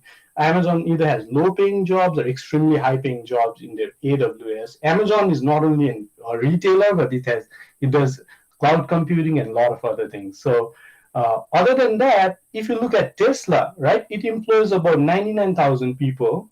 But if you look at GMC, right, 155,000, Ford 186,000. So all these industrial era companies, generate a lot of jobs and good paying jobs, union jobs. Amazon does not have a union job, and somebody working for Boeing will work for life, So there are lots of things, and that's very interesting to me. So let me go in the interest of time. So what Amazon doing is Amazon is partnering with all our community colleges and trying to provide funding for more computer science degrees, right? So that indicates that Amazon needs more high skill labor. So that is for sure. So they're investing in community colleges. And then what is happening in Seattle right now is all these companies are attracting high tech, highly educated, highly skilled workers from all over the United States and also abroad, and that is creating affordability, housing affordability crisis in Seattle. And there's a lot of people, you can read the Seattle Times over there. Seattle's hidden housing crisis, middle class workers forced out of the city. So I'll come to the middle class workers at data to back it up. But what's happening is all these bigger companies, high tech companies, are creating a situation where middle income people are not able to afford to live in the city, right? So now what happens is the policymakers have to come in, right? They play a role here. So that is our councilwoman, Kasma Shawant. She is a PhD in economics.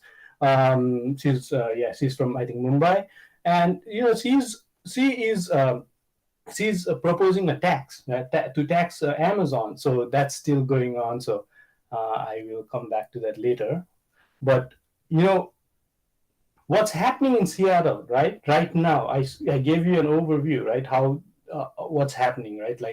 But we have seen this before also. Have you seen this? Yes, of course we have seen. So I'll take you back to 1589, right?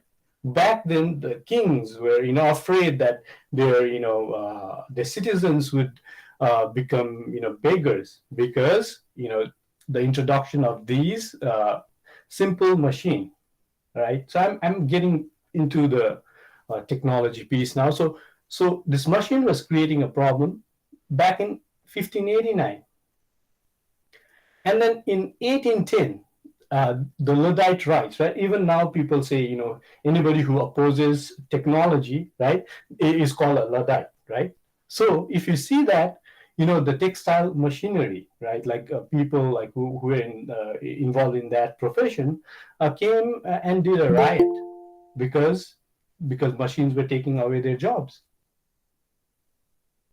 And now in 1927, if you see, right, the newspaper headlines, right, I can read one for you. Real new machines cause unemployment crisis. Is prosperity creating unemployment? Is there a danger of working ourselves out of work? So this has been happening historically back in 1927 also, right? If it was a face-to-face, I would have asked you the headlines and I asked you when that happened, and I don't think so you would go back in 1927, right? And then, I'll bring it back to economics. So the famous English economist, right, John Maynard Keynes, he said widespread technological unemployment is due to our discovery of means of.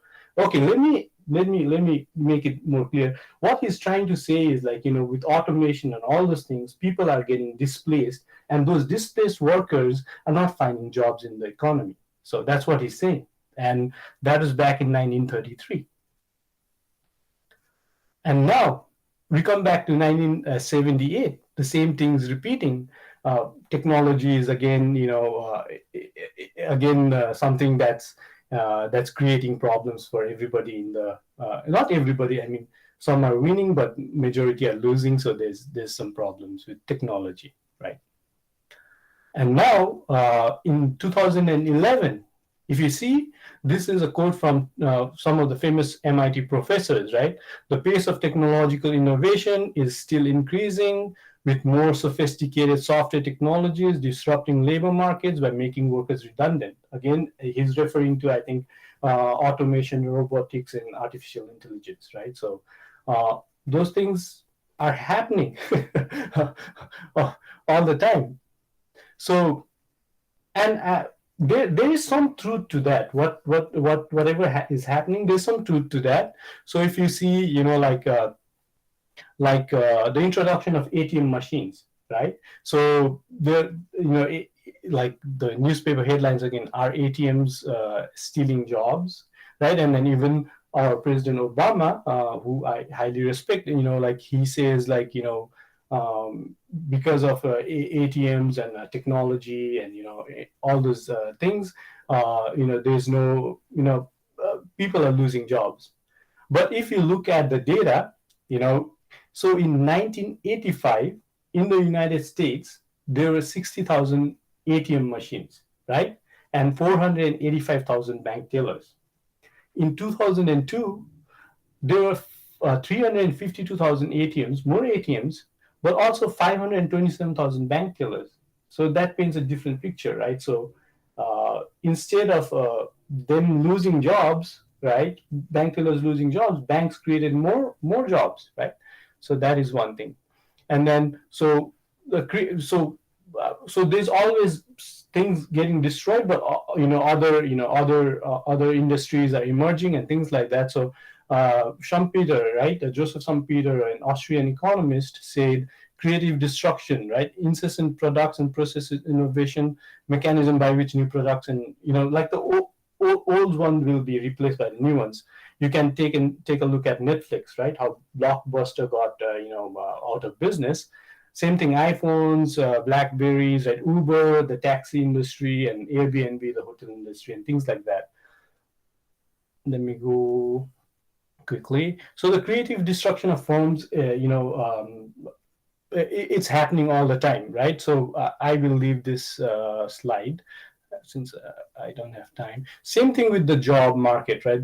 Jobs have been destroyed. Like this is the switching board things. When the automatic switching came, lots of people lost their jobs. But what I want to show you is this, right? This is the historical unemployment data. I don't know, I'm going very fast. I don't know if you guys are following me, but I will try to complete everything quickly. So there's always ups and downs, but people always, this is due to COVID-19, but most of the times there is a peak and then it goes down, right? People find jobs. So this is again a US data. So is it different this time? Yeah, because Elon Musk, Bill Gates and lots of Nobel laureates are saying, and let's see. So I want to talk about the growth of productivity and real wages. So if you see the market cap and revenue and things like that, right? The companies are producing more with less labor, right? So that's why you can see very high, the productivity is going up, right? But the real wage after 1975 or 70 something is not going together. And I think all the people in economics, or maybe in other sciences too, they understand that, here the R square is 1, right? Analytics folks, until, 1945 to 1970 something, the productivity and real wage is going together. But then you can see the fanning out, right? The things are going, in different directions. But if we take a deeper dive, what's happening is, if you see this, I think it's a gray line with the thing on your left, that's like professionals and graduates, right? They're doing well. They're going up, right, with the productivity stuff. But even college graduates and high school dropouts, high school education, they are losing in this economy. Like after 1970s, right? They are not doing well. And if this is not enough, we can also take a look at this percentile wise, right? The people who are on the 90th percentile, good paying jobs and things like that, they're still doing good. But it's just the 50th percentile and the bottom 10 percentile, they are suffering, right? So it talks about the inequality that's happening, right? So I tried to look at some of the jobs, right? What are some of the professions that will fall under, the top, where they'll be able to do well with wages, is like the ones over here, right? Software developers and registered nurses, where their job is not a routine job, right? So things like that. And I also took the BLS data. I don't know if I have enough time to cover this, but here, if you look at this, the wages, right?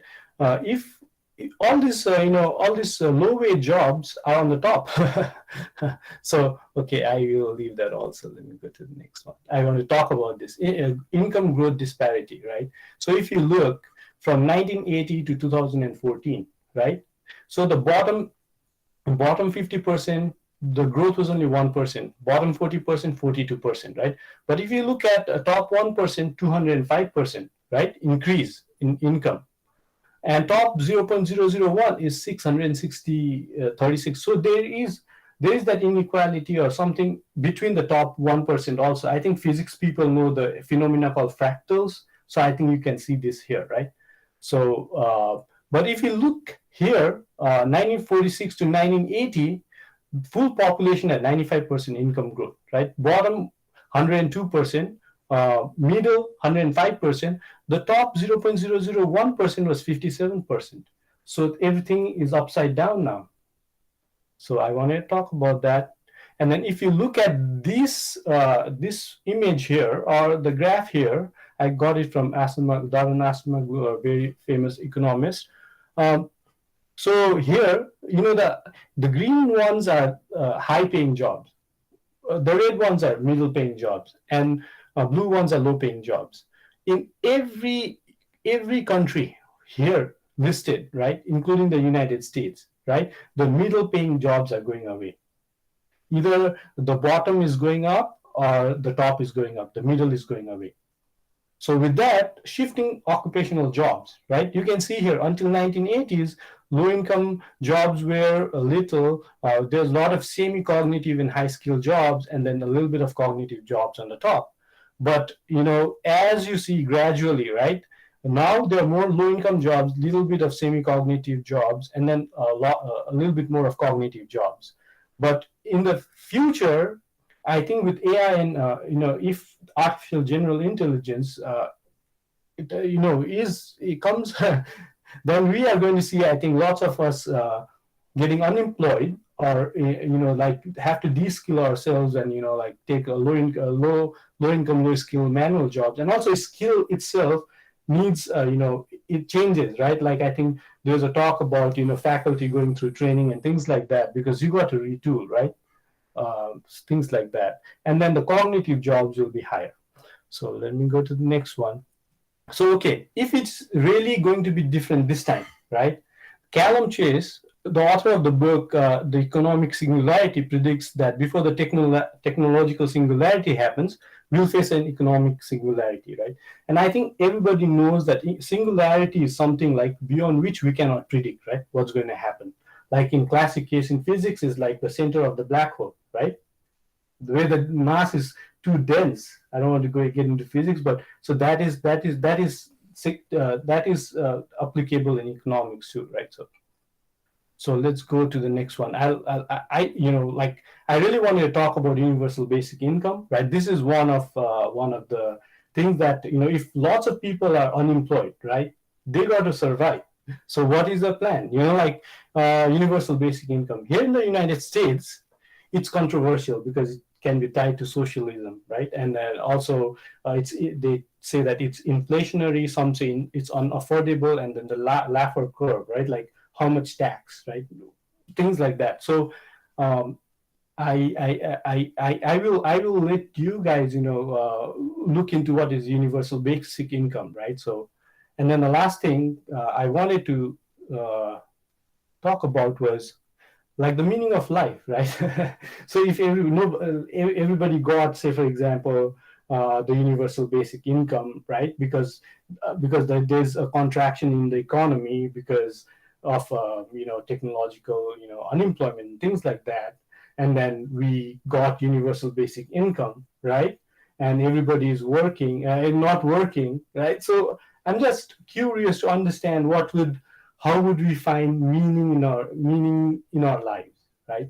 So that is something I just wanted to leave you guys with. And the another thing that comes to my mind, I did not put it here in the slides again because that will be controversial, I think, because will capitalism work in a post-automated automation world, right? Where the economy of abundance and things like that. Even in that case, right? Some like Yuval Noah Harari, one of the author of *Sapiens*, he writes, right, like there'll be like gods and useless, right? Human beings will be divided into two separate kinds, right? One will be gods and the other ones will be useless. Gods are ones with all the resources, right? They can enhance their physical and cognitive skills, and the others cannot, right? So I don't know if that kind of world we'll end up with that kind of world, but just a food for thought. I think I was able to complete everything. I went super fast. I don't know how much of you were, how much you guys were able to, follow with me, but I'm happy. Like I have 2 minutes if anybody wants to ask any questions or anything, suggestions. Oh, I'm open to that. Gyanendra, since I have the mic, I take the privilege. You are very audible. Thank you very much. And it was as if and you have excellent slides and you're talking from there. It was as good as you're talking to us from here. My question is the last two statements that you made. Now, if you are for universal income and if you are against Yuval Noah Harari's proposition, the very first proposition of universal income is already taking you there. Because who are the ones who are going to provide this universal income to all across? And it looks like post-pandemic world is moving towards that. So there are some who have the money and the others will get the money provided they follow the rules and regulations of those who are going to give the money. What's your response? It was a complicated question for me to understand, but I think there's a reason why we call that a singularity. I don't have an answer to that, but I think it will be in phases, right? But yeah, obviously, even if we have the universal basic income, there'll be that allocation problem, right? Who is going to get that house on the beach, right? There'll still be somebody, right? Uh, yeah, and I think I don't know. I'm not trying to be pessimistic, but I think to a certain extent, I think with everything that's happening in the world right now, I think Yuval Noah Harari is pretty spot on.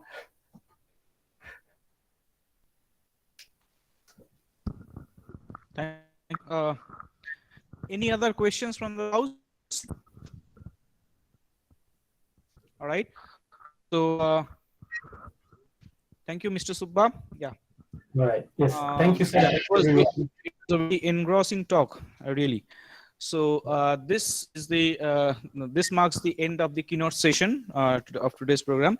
Before we break for the tea, I would like to request Prajwal sir, Dr. Prajwal Julius Chetri, the head of Department of Physics, to deliver the vote of thanks. A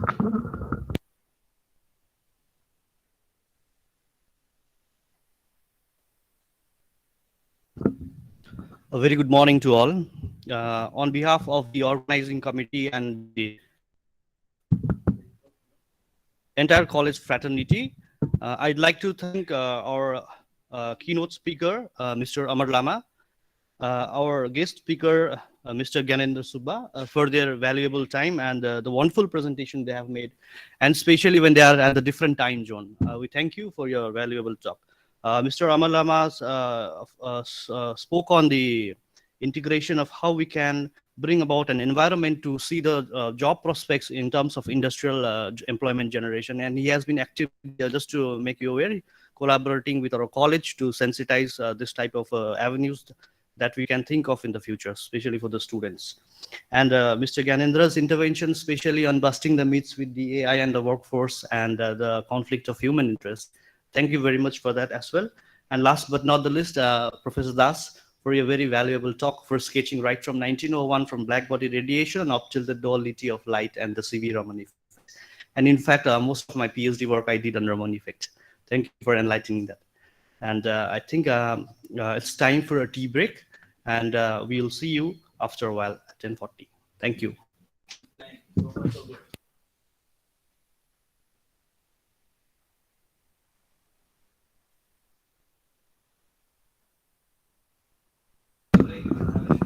Yeah, I would like to welcome all the guest participants, the faculty, teaching faculty from various schools. Um,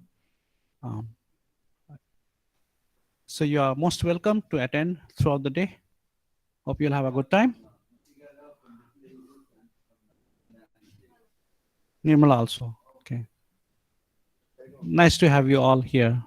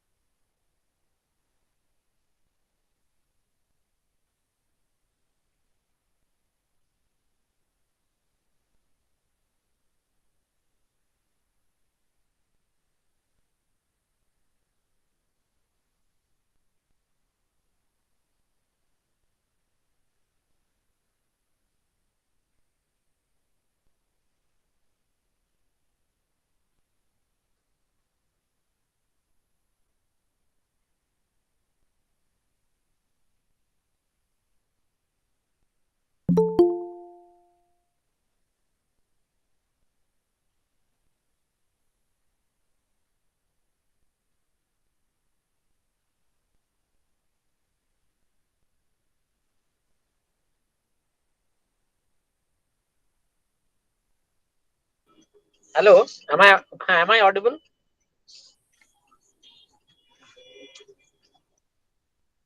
Okay, fine.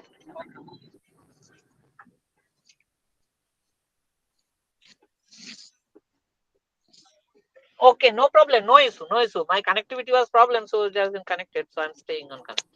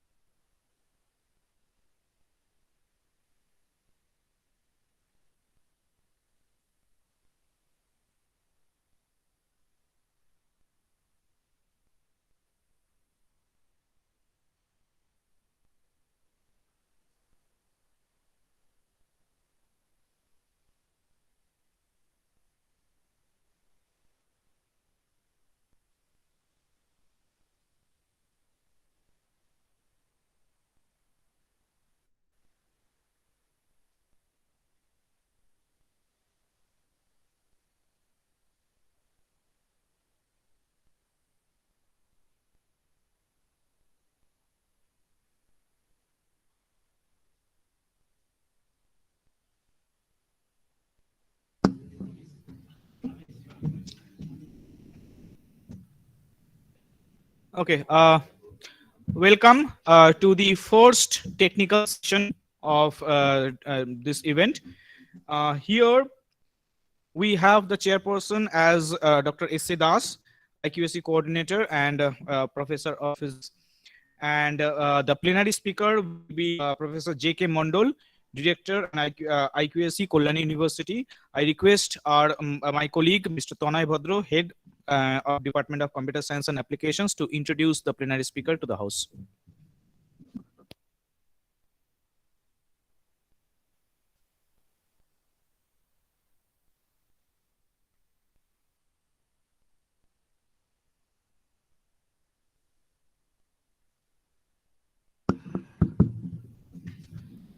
Good morning, everyone.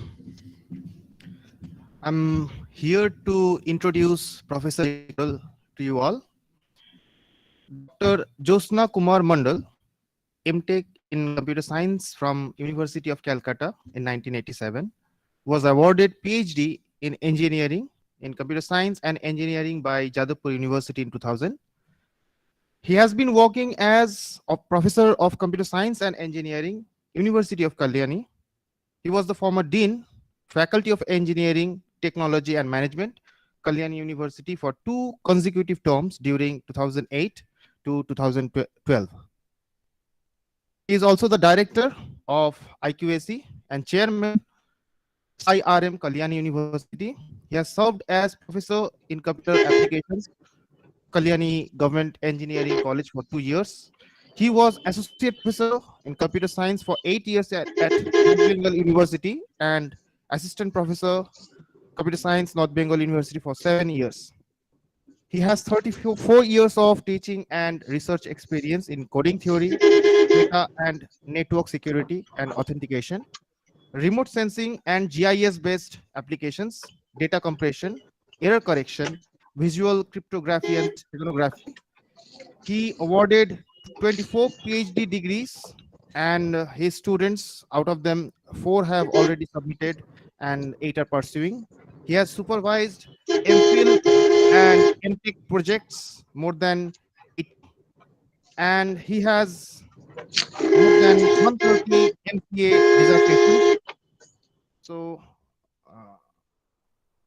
he is the guest editor of MST Journal SCI Indexed of Springer, published more than 450 research articles, out of which 180 articles are international, published 8 books from Springer, LAP Germany, IGI Global, etc. Recently, he has published a textbook on reversible steganography and authentication via transform encoding from Springer. He has organized more than 55 international conferences and corresponding editors of edited volumes and conference publications of Springer, IEEE, and Elsevier, etc., and edited 55 volumes as volume editor. He served as secretary, IETE Kolkata Center, chairman, CSI Kolkata chapter, and CSI Siliguri chapter. He is the peer team member of NAC accreditation process, expert member of AICTE EVC, conduct academic audit of, he has conducted academic audit of various university and institutes, higher education department, government of West Bengal. India conferred him Shiksha Ratna Award for outstanding performance in education in 2018. Thank you. So, sir, are we audible to you, sir? JK, sir?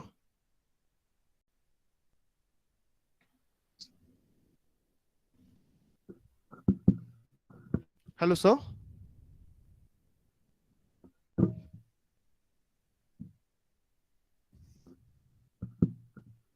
Am I audible? Yes, sir, you are audible. Okay, fine. Yes, sir. Okay, thank you, Tanmay, for your nice introduction. And good morning to all. So I am happy that I am associated with this academic event.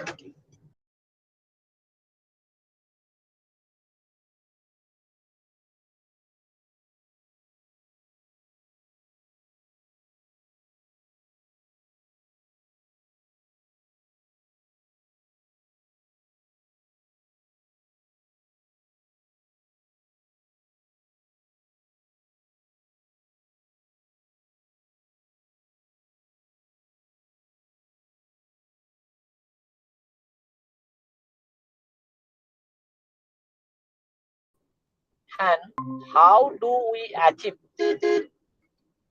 What is the technical aspect of this type of communication? And one application at least. So my objective is to enlighten you the problems in communication, then steganography and work related objective. So what is the problem of communication? Because now you see the communication is an integral part of our daily life, knowingly or unknowingly. Every one of us using some tools which is pertaining in the background is the communication basics. And you see nowadays most of the people in India has at least one handheld device and at least a few sensor in his pocket. So the communication system what we are talking about is a mesh network based hub based communication system. That is, I am forwarding my information to the next neighboring node.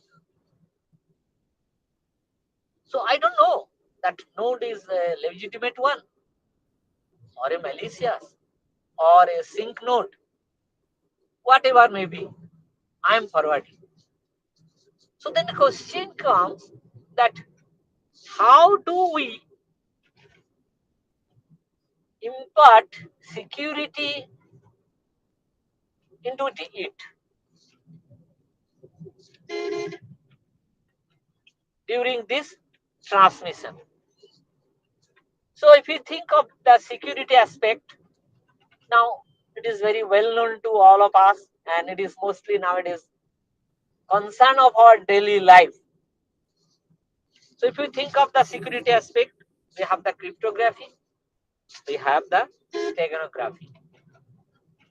So my objective is to go for some details about the steganographic approach. So what is the security cryptographic approach? How do we achieve security? In cryptographic technique, what we used to do is that we used to scramble. You see here, we used to scramble and we used to give some keys and we used to communicate the envelope. Everyone is known that it has been scrambled. The scrambled text is visible to everyone. But without key, I cannot decode it. That is my cryptographic approach. So now what is another approach which is called the steganography? We have some limitations in cryptographic approach. I am coming to that. So another approach is that a steganographic approach. What is steganography? Let us consider this leaf. This leaf. I am considering this leaf. And this word steganography. So now if I make a question that do you identify this leaf? Can you identify this leaf? So your answer will be yes. Because I can see the leaf, 3 petals are there and I have a feature in my brain that what type of leaf it is identifying from there. Here you see that we have ganography. So you have STE here in this portion. In this portion, we have STE. That means still I can see that it is a steganography. So that means from some characteristics I can identify the content of the information. Now I have cropped the leaf and only single petal is there. And here you see, I have given this steganography again. So now if I ask the same question, now can you identify this leaf? What will be your answer? Your answer will be maybe. That means I may or may not able to identify this. So now let us consider this. I have cropped the single leaf more, and you see this steganography I have just give it inside. So only graphy. So it may be geography, it may be cryptography, it may be steganography. And the leaf, you see, I cannot see the complete spectrum of this leaf because the leaf is not fully visible. So what will be my answer if I ask the same question here? That now can you identify? Your clear answer will be no. But the technology says that yes, I can still identify this leaf through it has been cropped. How? Through some embedded information technologically in this leaf. That means technically I can identify. Physically or through eye estimation, I cannot identify this leaf. That means another question, another important information is here that you see when I am hiding this part, so visibility is very poor, but some perception is there. Some perception is there. That means the lizard on the tree take the color of the leaf or the stem. So that is the steganography. What we are trying to emphasize on that. And this is called the authentication. Now, why authentication is needed? So cryptographic technique was there. But this cryptographic technique, is it all? Is it capable of doing all possible security measure to be provided by this technique? No. The thing is that I can measure the security, I can impart the security, insert the security, I can envelop the information, but if man in the middle, you see this is your man in the middle, intercept your information and change it or modify it, then it is very difficult for the receiver to decode the information whether it is sent by the sender or not. If intruder change it, so that is my problem domain. And for that we have taken a lot of measure that we can go for various algorithmic measure where I cannot go for authentication. You see various measures are there, encryption, hypertext, decryption. So I'm not going into details of that. Another problem is that in your cryptographic technique, The sharing of the key is a major concern. Whatever cryptic tool and cryptic algorithm we are using, my key is to be shared, maybe in private channel or maybe through public channel or in some other communication means.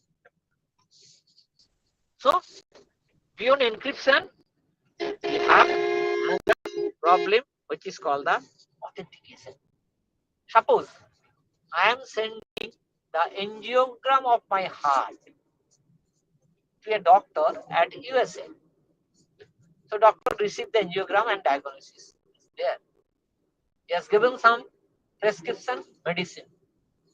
So can you ensure that the doctor has received the same angiogram whatever I have sent, or it has been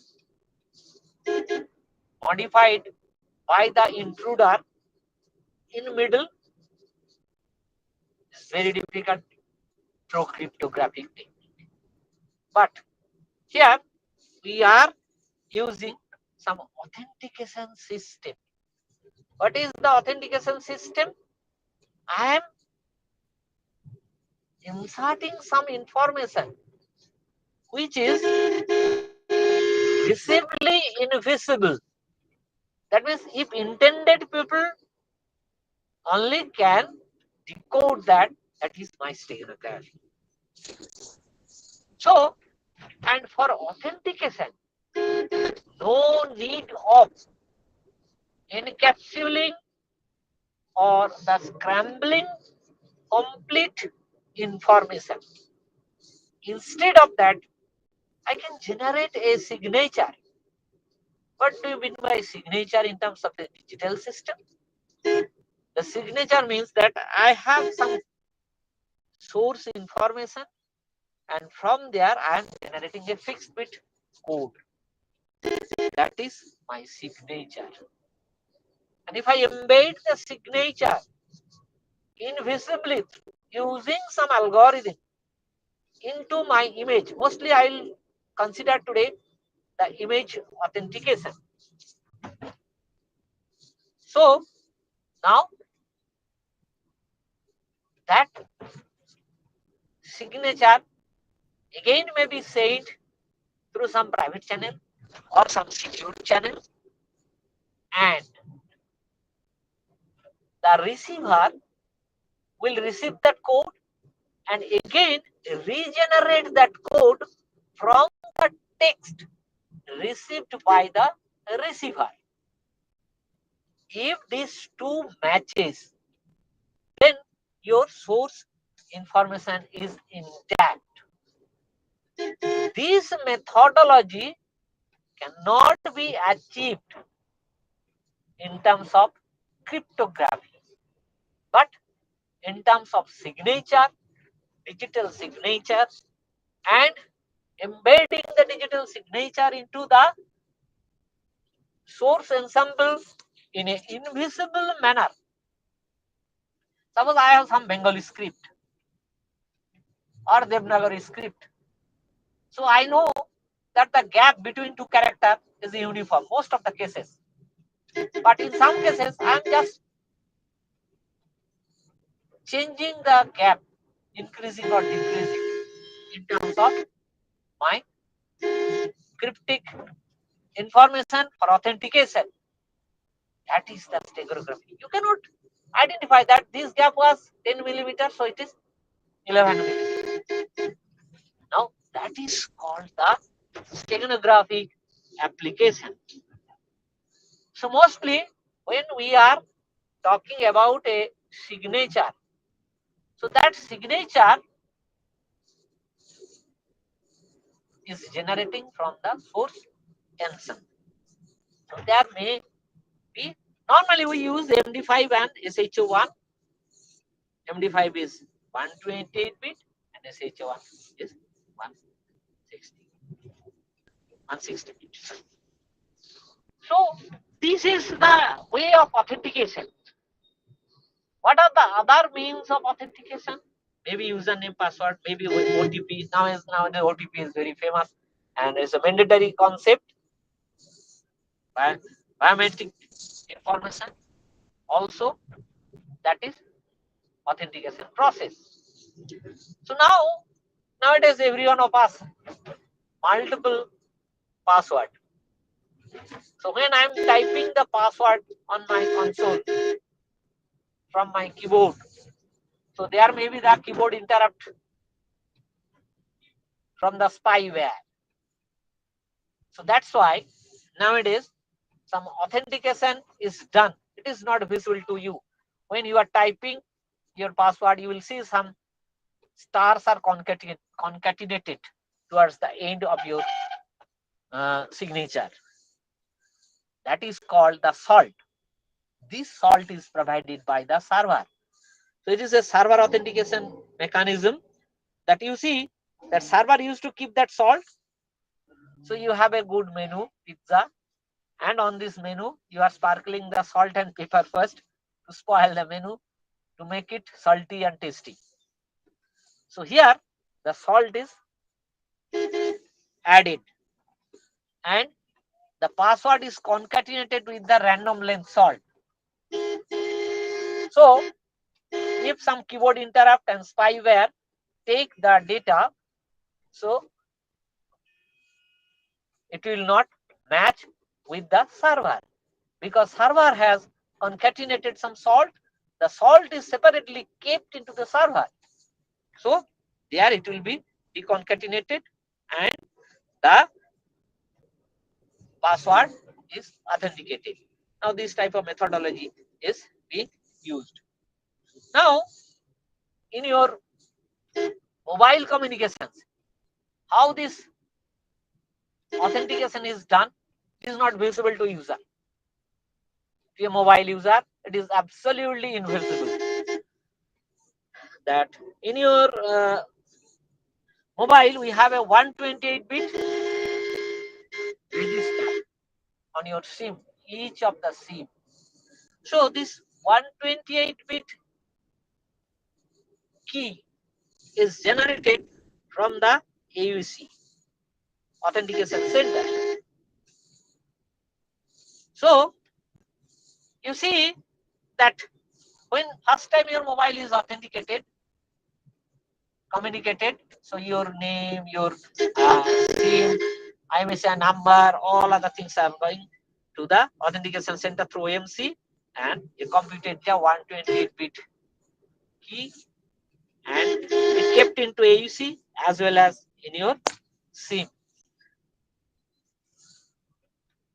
So next time the authentication is done through challenge response. It is always stored into your SIM. What is challenge response? You see, I am switching on my mobile, my code will be transmitted and it will say that you give me my signal like this. So it will again at the AUC, the authentication code is regenerated and it is compared. If it is match, no acknowledgement is sent. What is sent? The signal. For 2G, 1 frequency, 3G, 4G, 8 redundant frequency for seamless connectivity. And again, you see that in your mobile authentication system, you see we have one HLR and the VLR. What is that? HLR is home location register and VLR is called the visitor location register. So when you are visiting, so your data is not there in the HLR, but when you are taking your SIM, your data is in your HLR. So data from the HLR is taken and authentication is done. But if you go to Katra or the Sonmarg or the Srinagar at Kashmir, you will see that though you are a legitimate prepaid user, your signal is not there. What is that? Here, the VLR entry is not permitted to write. This is a government policy, just to avoid the insurgency or some problem. But if you have a postpaid mobile, then it is allowed. That means this is another authentication system. Then we have there. If you put identity register, identity register, we have three databases here: black, gray, and white. So if white databases is there, everything is okay. If gray databases is there, your credential may be over. And if black databases is there, your name is there. Now your mobile may be stolen and other. So it will just off the complete transactions, block the number. So this is the authentication system in your mobile communication. Now always authentication may not be sufficient. So in that case, we need some timestamp, we need some extra security measure that is done in terms of the digital certificates. Not going into the certificates. This is the structure of the certificates. You see? And for that, we have a PKI infrastructure, public key infrastructure. You see, this is the PKI infrastructure. Every one of us knows that how the PKI working, registration, modifications, certifications, revocations, all are there. In any merchandise site, if you go, you have to register. So, now I have sufficiently discussed about my problem domain. That I can provide my data security in terms of cryptography. I can provide authentication in terms of the watermarking. I can go for the steganographic application or an image and legal document. That can be accomplished in terms of the spatial domain and in terms of the frequency domain. So all of these things can be achieved in terms of your authentication system. So now, what is the formal definition of steganography? The steganography is the art and science of writing hidden message in such a way that no one apart from sender and intended recipient suspect the content of the message or presence of the same. You see, I can use steganography for data hiding, secret message transmission, ownership verification, copyright protection. You see, this was used previously as a physical steganography, or it was called the steganographia. And that is the first steganographic application on this place in 15th century. Here also you see some steganographic application. What history says that an ancient Greek named the Histrius was fomenting revolt against the king of Persia. He want to transmit some message. What he does is save his hair, make a tattoo and write the message alongside of the tattoo. Then after 1 month, hair grows. Can you see the tattoo? Can you see the message? No. That is your invisibly visible. That is why this is called the invisible visible. So then he boldly go from that kingdom to the desired kingdom at destination and says that you save my ear and decode the message. So that is called the steganographic application. This is another example of steganographic applications that in 5th century BC, so Greek named the Demetrius wrote a warning that the Persian planned to attack Sparta. The message is to be transmitted. So they take a wooden block, write the message, fill up with the melted wax, put another piece of a wooden block, and paint it, mold it, paint it, and just gift it. The recipient suspect that, bolt it, melt the wax, read the message. Now here you see another important thing that this is a sweater. So how do you see that this is a sweater? Is knitted fine. Some design of the sweater is there. But if I say that this design is a Morse code, so who is intended, he knows that what is written there, and who is not intended, he does not know that it is a Morse code. It is a design. So that is the steganography. And it is was used in the 1942 World War. That is, tiny dots were made in the watch where the code was written, secret code. So that is blasted and taken the message. This is some posture detection methodology using the stereography. But my question is, how do you achieve in digital image? Still now, whatever you have told, it is the physical steganography. But what is the digital image? The digital image is nothing but a two-dimensional matrix. So you see that this is an image, and you see this is the signature. This is the signature, and this signature is associated with this image in invisible manner. It's called the embedding. And at the destination, it is regenerated, and authenticated. That is the steganography, but there may be a problem in the cover image. So we have a lot of image enhancement algorithm. So I can use image enhancement algorithm.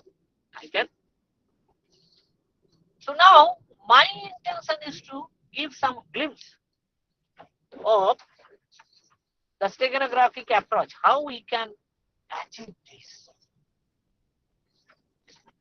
So it can be achieved both in spatial domain and the frequency domain. So image is nothing but a two-dimensional matrix. When the fluorescent dots are excited in terms of the image pixel value or DN value or digital number, then the image is drawn on the screen. So it is not any physical form. It is the evaluated form. So, but when I am storing the image into the system, it is a two-dimensional matrix.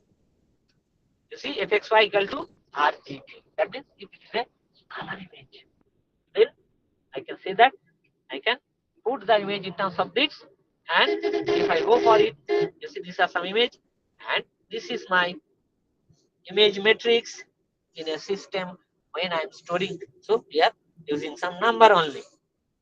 No image is stored physically. So the digital numbers of the excitation level of the pixel values, red, green, blue, each of 8 bit, 0 to 255. Yeah. So now let us consider one steganographic approach. How do we go for a steganographic approach?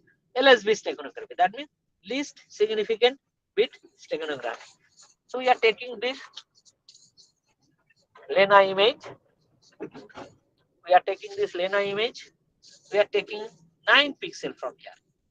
From this point, we are taking 9 pixel here. You see, this 9 pixels we have taken, and then so I have converted this to binary, and I am going to hide 101101101365. I am going to insert this 1 bit in each LSB, each source of, yeah, like this. How we go for it? You see, yeah, this is my source information to be hidden. This is my source matrix or cover, and this is the change data. You see, this one is inserted here. The one is inserted here. This one, this 0 is inserted here. So now all of these things can be done in terms of the steganography. This is called my LSB steganography. Now one fascinating point I am talking about is that how many bit will be changed? You see, if there is a 0, and I am putting a 0, no change. There is a 1, I am putting 1, no change. 1 to 0 change, 0 to 1 change. So probability is 50%. And here, if you notice carefully, You see, out of 9 bit, only 4 bit has been changed. That means my change is less than 50%.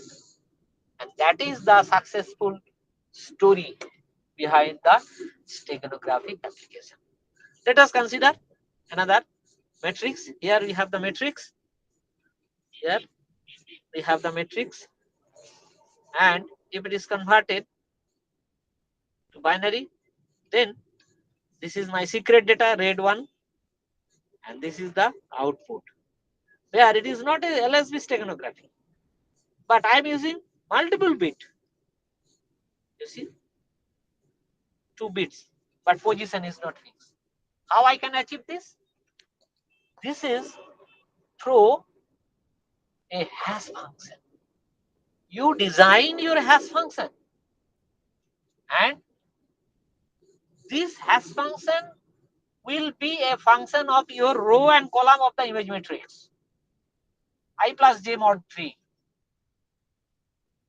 or I star j mod 3. This type of hash function you have to use, you have to write. But definitely, when you are perturbing a particular position, you see we are perturbing these 2 positions. So now pixel value will be changed. So how do we keep the change minimum for adjustment? Suppose I am giving it here that 0, 0.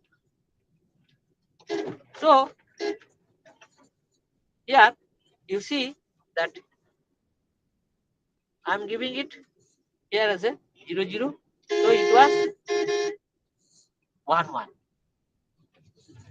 So you don't disturb the inserted position, bits of the inserted position, but other bits are adjustable. You flip that bit 0 to 1 to increase the value, 1 to 0 to decrease the value. So that is called the handle or adjustment what we used to do in your steganographic approach. You see here how many changes are there? You see these are 2 matrices. This is with secret, this is original. Here you see 65 is unchanged, 76, 78 gone to 76, 73 gone to 69, 30 gone to 23. So somewhere you have the changes. So after the change, you go for tuning the embedded matrix without hampering the secret information. The position of the secret information cannot be touched. So only other places I can go for it for the adjustment. So that is why the handle, this is called sometimes the handle. A lot of algorithms are available, so you can go for it. So I have various types of steganographic application, and so I can go for pure steganography, secret key steganography, public key steganography. So this can be done. So now let us consider an application, as I promised to you that for the legal document authentication, I can use this steganography approach. Suppose this is a legal document, stamp paper. So Dalil. So what you used to do in your legal document, we have an image here, that is your stamp paper. We have some signature, and we have some text written here. So for the representation in the computers, I can write MS words and others. So what will happen? You see, if someone writing the text and it is sent without any authentication methodology for the legal document, so what will happen? So you see, someone will change. What are the changes? You can see that the positive has been changed to negative, The maximum has changed to minimum, and strong has changed to weak. So I need some authentication mechanism to authenticate this procedure. That is called the original document, and that is your changed document. I need some authentication procedure.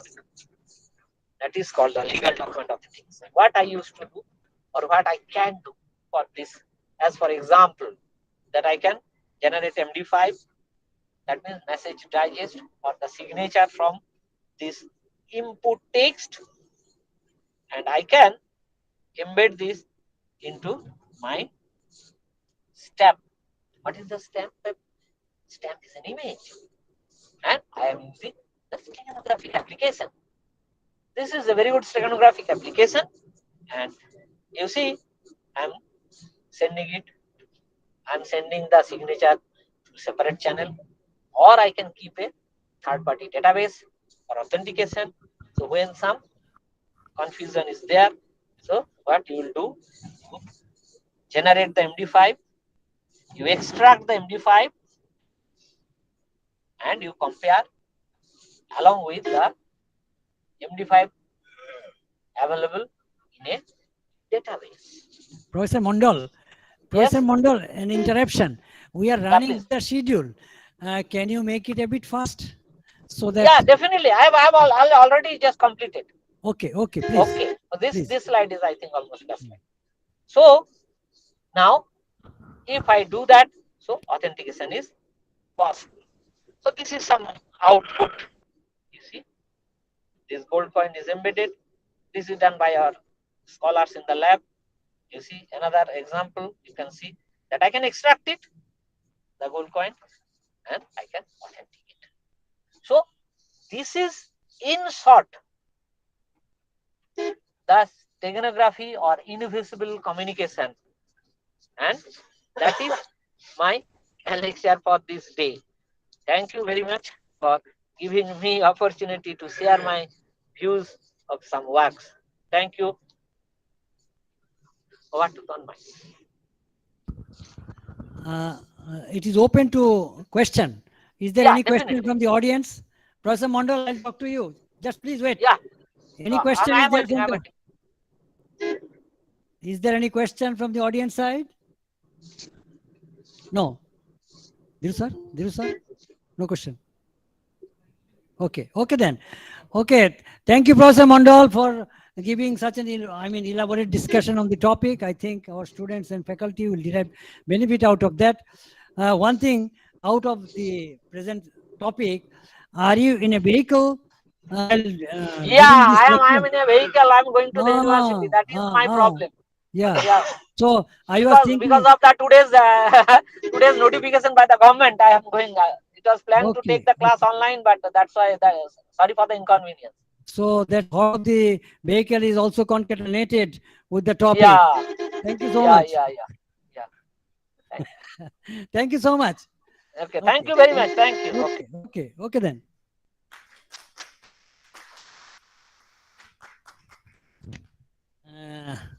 May I now invite our friend Mr. Amrit Chetri, who will speak on roles of forensic triage in cyber security. Mr. Amrit Chetri, please. Can you hear me, Mr. Chetri? Are you on the platform? Connect. Mr. Chetri, can you listen to me?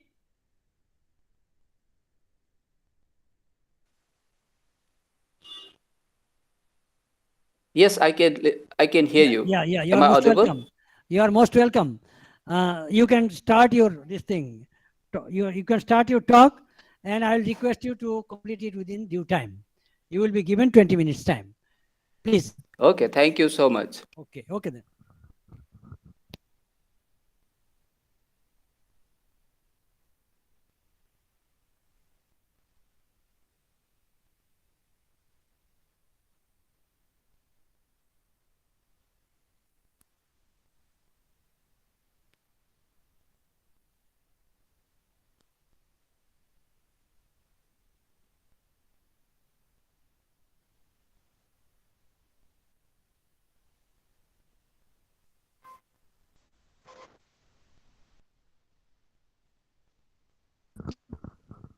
Hello, Amrit sir. Yeah. We can play the PPT for you from here. I already played from my system. Is it not visible? Yeah, it's coming as a very small screen. We can hardly read. So if you don't mind, then we can play from our system. Yeah, that will be good for me. Yes, and you just tell us when you want the slides to change. We will do it. Yeah, sure. Okay, thank you. Please use the latest one that I sent a few minutes back, at least an hour back. Yes, that's the one that we are opening.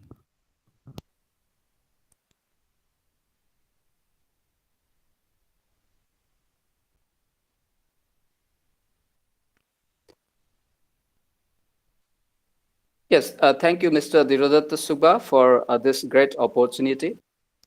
It is an honor moment for me to be part of this sixth National Conference on Trends in Science and Technology. Good morning, everyone who are attending this great session. And today is the National Science Day, and it's a great privilege and honor for me to be one of the speakers to talk on role of incident response in cybersecurity trends 2022. Can you move the slide at least to the very first one? Next. Yeah, thank you. Before starting the talk, I would like to introduce myself. I'm Amrit Chetri, and I'm into cybersecurity and digital forensic for last 8 years. I'm working in IT for last 21 years and first 13 years into BI. Since 2014, I started delivering the certification training program, consulting and corporate training program, as well as being attached with some of the cybersecurity and digital forensic community globally.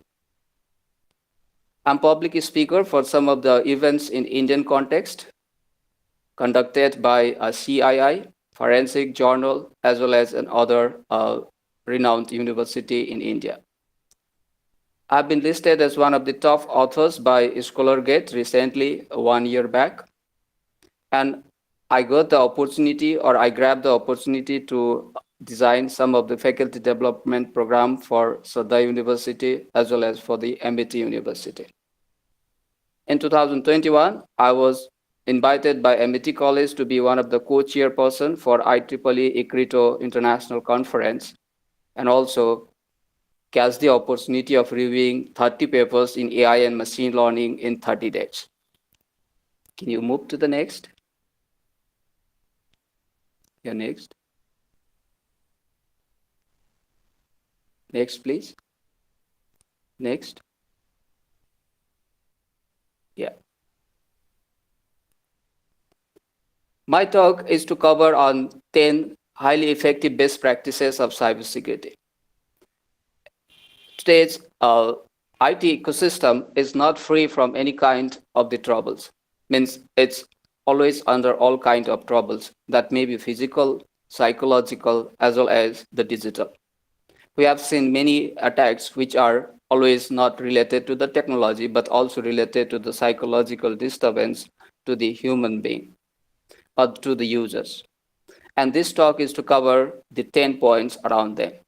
First is the maturity model for the enterprises in SOC domain with intelligent SIM along with the XDR and ADR, which is the latest trend in cybersecurity.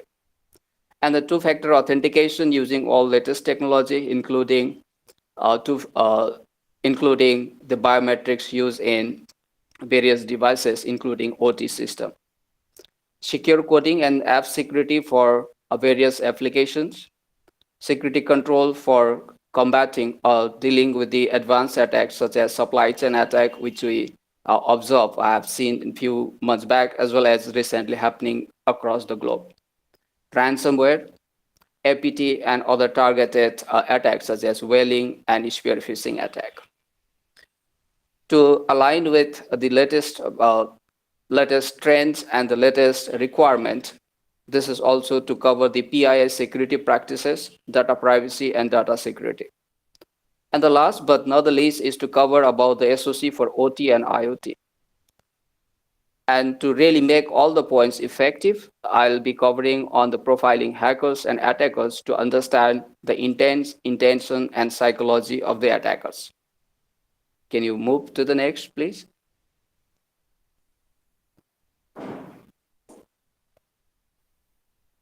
Can you move to the next, please?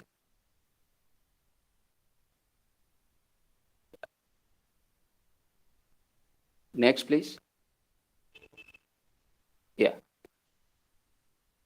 I projected these are the top trends in 2022, which would be very effective for the individual, organization, policymaker, as well as the cybersecurity product company to deal or to consider in bringing the cyber resilient system to their services and products. First is having the security automation and solution around them for IoT and cloud security, app security, automated endpoint, and then connected and being designed for the not only for the IT but also for the SCADA and hardware security. We all have seen certain changes in today's environment. The system are not only the IT, but it is the combination of IT plus IoT plus OT. IoT is also the part of the IT, but OT is different than IT. And the current trend should focus or would be focusing on the OT as well as IoT.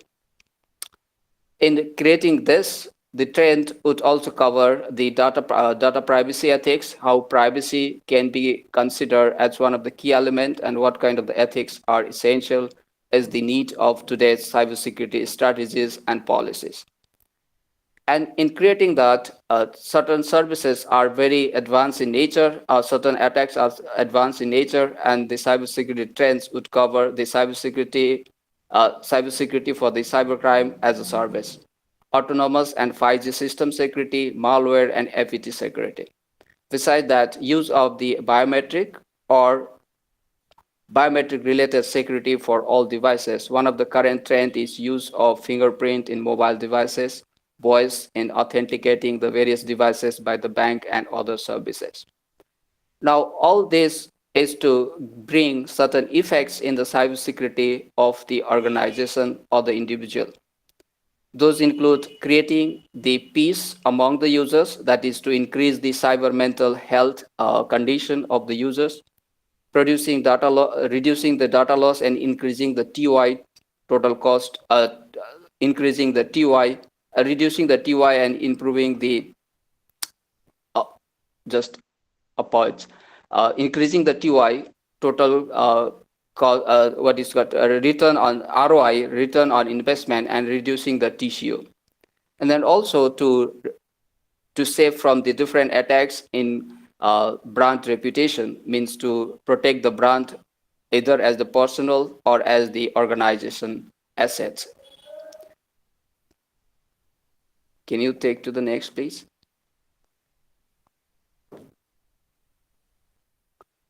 Besides the home users, enterprise also has a big contributions in applying the different trends in creating the resilient ecosystem for internet users.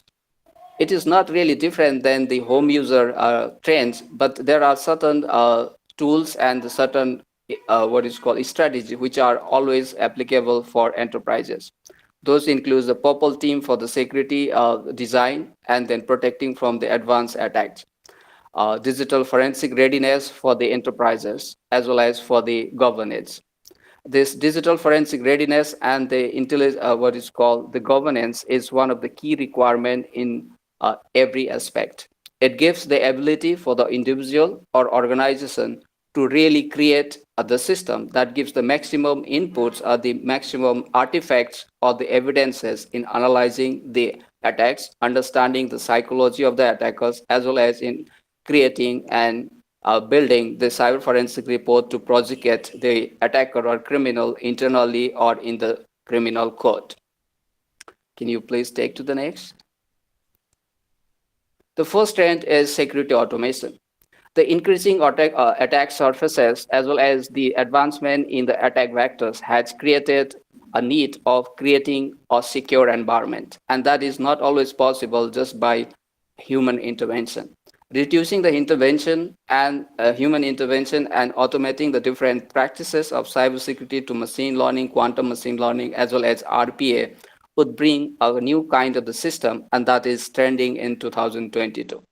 One of the goal of digital forensic triage, whether it is automated or manual, is to get the maximum capability for the CSIRT team of the SOC that is powered by SOR in collecting, analyzing, and interpreting the different incidents related IOC indicator of compromises or compromise. One of the practical use of such is gathering the intelligence about the different threats happening globally in real time. One of the platforms that the industry, the experts can suggest to use is the threat intelligence platform, and one of the such platform is the Threat Connect. It gives the ability for the enterprises, individual or cybersecurity experts to see how the different threats are happening. One of the example, let's say the Pattaya ransomware. When Pattaya ransomware is started, it started in one part of the global IT ecosystem. By collecting the details through CTI, the team can create different kind of the alerts as well as can design a proactive, proactive cybersecurity strategies, tools, and scripts to prevent the damages. Can you take to the next, please?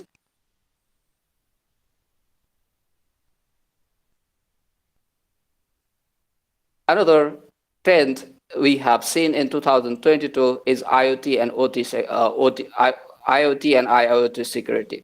Much of the IoT has been used across different domains. Those include the medical, healthcare, power distribution, and aerospace. As they are expanding exponentially, and as estimated globally, there are 18 million devices connected globally. That rate or that number has created a bigger surface area for attackers to perform the attacks. Excuse me, Mr. Chetri, Yes. may I request you to explain the terminology, acronym, so that our student and the audience can follow it, provided we will finish it within your due time. Okay, thank you. Thank you. Please bear with us. Yeah, I've been given the limited time, feeling little constrained in explaining all the terms, but we'll try best to cover. We'll address most of the most of the terms in next slide. IoT, Internet of Things, is one of the ecosystem which is always connected devices, and it has expanded and is being used across all sectors, including healthcare and then the medicines and medicine discovery, as well as in the aerospace. This ever expanding or the fast growing surface or the number of the surfaces or the number of the IoT devices has created larger attack area for the attacker. And IoT and OT security would remain one of the key requirement for every security designer or the security experts in 2022. The goal, the motive of creating the digital forensic triage as one of the practice in this domain, means inside this trend, is to get the periodic and automated incident reporting for the IoT and OT endpoints. It allows the end users as well as the security experts to collect maximum details if there are any kind of the incidents to the endpoints, that may be mobile phones, smartwatch, or maybe other than that, OT devices like a sensor, a different sensor to collect the details from the farm different endpoints such as the agriculture farmland as well as the airplane maintenance zone. By collecting all the data, the team can also understand what could be the next security strategy they can design. And one of the tools that which is effective in this domain is a Sophos X intercept. It gives the maximum visibility to the different events and the threats collected by the endpoints, including mobile phones. Can you go to the next, please?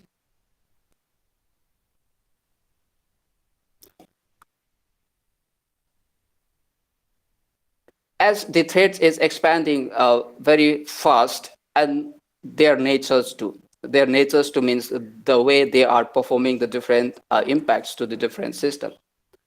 The endpoint security should be good enough to collect the details as well as to apply all the technologies available in securing the system. That has created the new kind of the system called XDR, Extended Detection and Response. It performs not only the detection of the different threats in real time automatically, but it also does the prevention of the threats detected by the system. And one of the such system which can be there for all kind of the devices, desktop, servers, as well as IoT and OT is the Sophos X Intercept.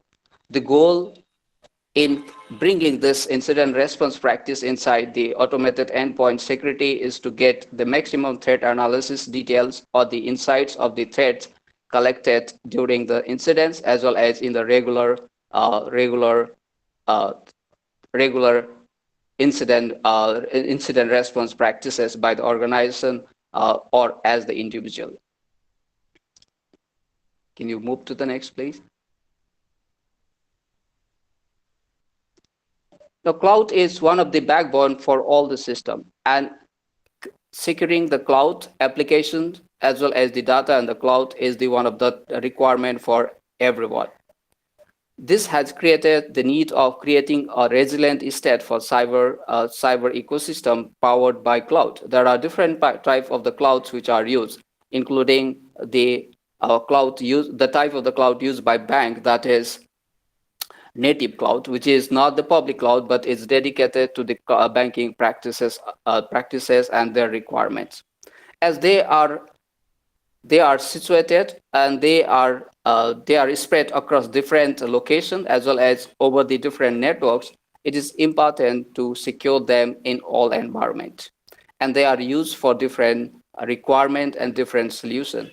That has created the need of bringing a new kind of the solution, and that include the solution for the cloud and OT system, a security of the cloud and OT system. In attaching the digital forensic trace, that means collecting the maximum inputs of the incidents and the attacks for cloud helps the team to understand what kind of the threats has been collected or what kind of the attacks has been performed to the at the firmware level and how they can be detected in real time.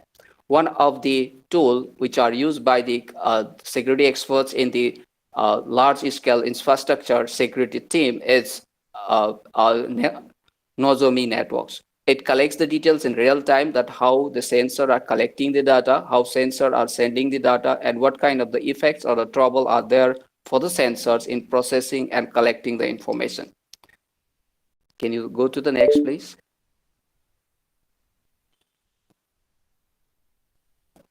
Now, attacks are not always to this application or not always at the networks. It may come to the API level as well as the application configuration level. Fast-growing application-level attacks such as the DOS and the DDoS has created the need of new kinds of security, that is, securing the system not only at the application level but at the code level. And adopting the app security and password-led authentication for various authorization authentication, it's one of the trends happening in 2022.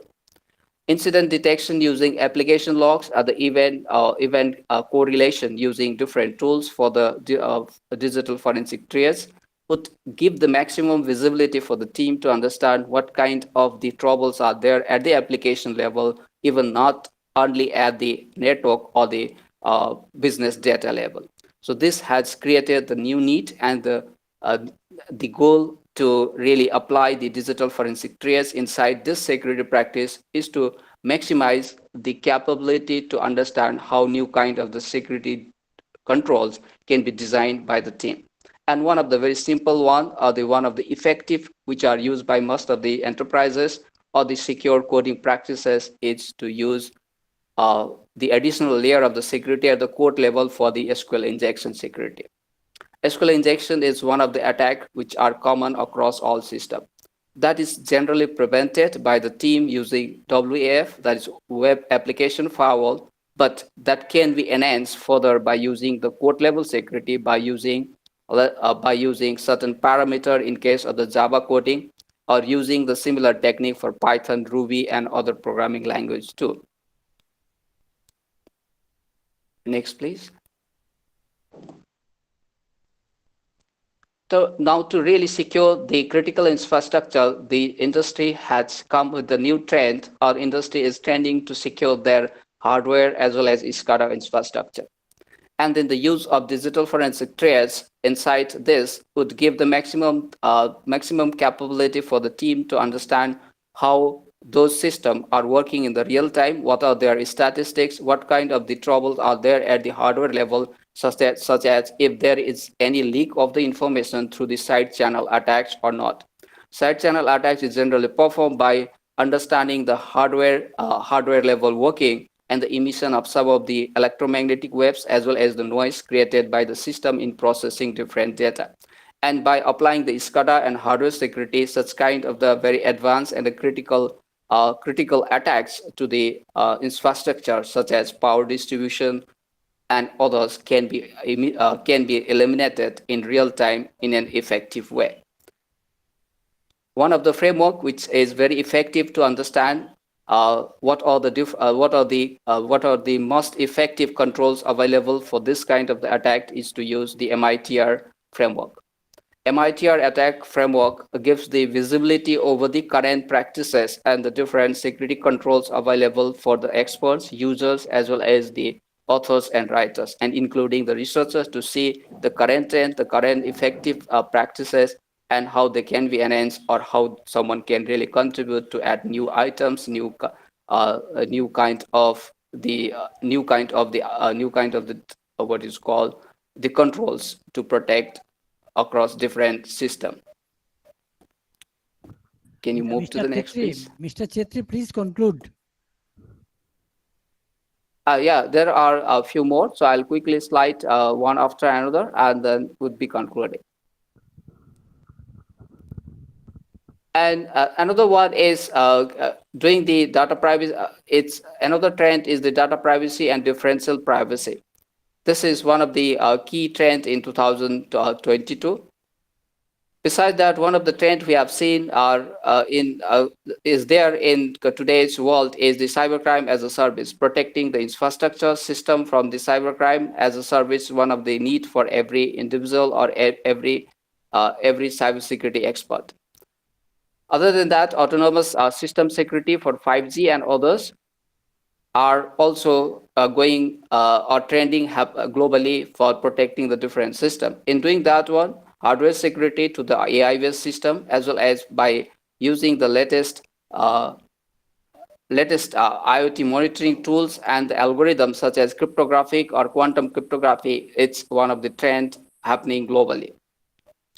Now, one of the trends we have seen in 2022 or happening in 2022 is a malware and APT security. This helps the organization to protect their asset from all the advanced attacks, including the APT, ransomware, and other attacks. And at the end, before I conclude, one of the need for the enterprise is to have the access mechanism that can be that starts at the very minimal or the restricted level, and which is designed using a technology or the framework called ZTM, that is Zero Trust Model, or ZTNA, that is Zero Trust Network Access. This gives the capability for the organization to create the security practice that starts with the very minimal trust at the ground level, and then that increases as something is granted to the system. And it is applicable for the BYT, IoT, and others. Very few research papers are available for the same, and can refer as needed later. If needed, someone can connect me to get the same. And last one is the cyber or the what is called the device insurance. Securing system is one of the way of the what is called the passive way of securing the system. But it is also important for the organization or individual to recover from the different loss or the different damages to the system. And bringing that into action, one of the trends happening globally right now is the device and cyber insurance.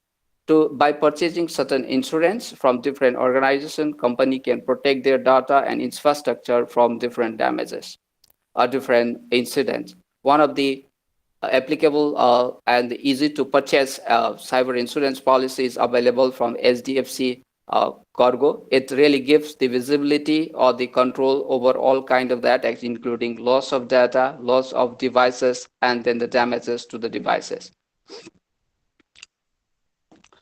Now here, on working for this one, I came across some of the area where where the industrial experts as well as the scholars and researchers can focus in creating some research work, presenting the papers, and some of the points that I covered here include the quantum cryptography in data and communication security, hardware level encryption for PII security, security framework for BCI, that is brain computer interface. This is one of the area I reviewed some papers on this, and it is going to be one of the scope for everyone to explore for protecting the information through the brain to computer interface. And there are some of the concepts such as brain net and machine to machine communication. Although it is not really new area, but right now, as there are many devices that is working for BCI, it is one of the need for everyone or every researchers to really look for some scope in doing the research for the security frameworks for the BCI. Cryptographic key management for OT system, which is completely unexplored area, and anyone can find some of the scope around it to find new kind of the cryptographic ecosystem, either the plain cryptography or quantum cryptography to protect the OT system. Other than that, the OT security prototypes for the quantum cryptography along with the secure coding and the secure practices. And the last, but there are many more, but in my site, it is quantum machine learning for social engineering security. Social engineering is one of the most successful attack factor or the attack vectors for the attacker. Thank you all. It was one of the presentation, even not really the kind of the work or the paper I presented, but of course, I covered maximum trends or the technology to really prepare it. And here I am very thankful for Mr. Dhirodatta Subba for inviting me to this conference. Anyone who are interested to connect me, here are my profile details. You can connect me in our CHID profile, GitHub profile. And at the end, I'm very thankful for Dr. Ranjit. He is one of the leading forensic experts in India, and her team and his team for motivating and supporting to prepare this presentation or to work at this level. As well as I'm very thankful for Selection College and entire Tist community for inviting me in every conference, and would love to be part of the same in future too. Thank you, Mr. Chetri. Is there any question from the audience? Any question is there? No. Once again, I thank you, Mr. Chetri, for elaborate discussion, and I hope you will accompany us in near future for this type of activities. Thank you. Now I invite our student, Amit Singh, a BC student who will be given a presentation. Once again, I want to remind you that your time is 20 minutes, but you try to finish 20 minutes because we are already running behind the schedule. Okay, please.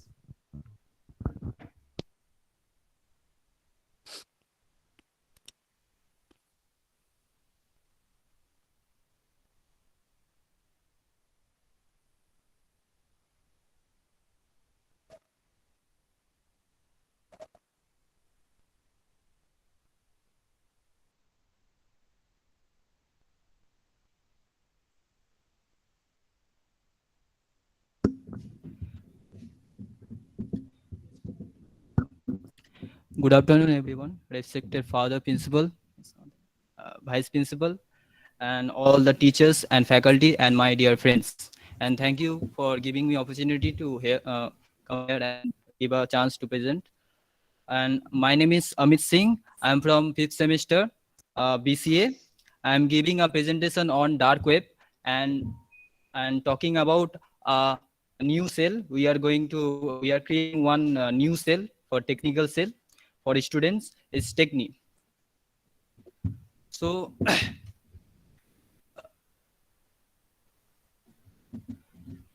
maybe you heard of about dark web. First, I want to give a disclaimer.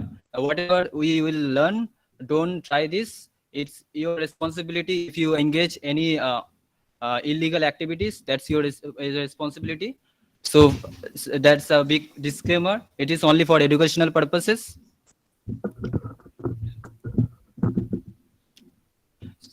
So let's first know what are the parts of the web. There have three different parts in the web. So usually users access like surface web. At first it comes surface web where the Googles and other things are present. User are easily access. It is publicly available. Anyone can access through Google search engines. And thereafter it comes deep web. It's a 90% of the web. Around 90% of the web is comes under deep web. So in deep web, usually the documents credentials are stored there, mainly legal documents, government documents, or our academic documents. So to access there, you have to have credentials to access the documents, or you can use it. And last, it comes under around 6% about dark web. Here is the place you cannot usually access through simple search engines. You have to have some kind of different softwares to access this level, this part.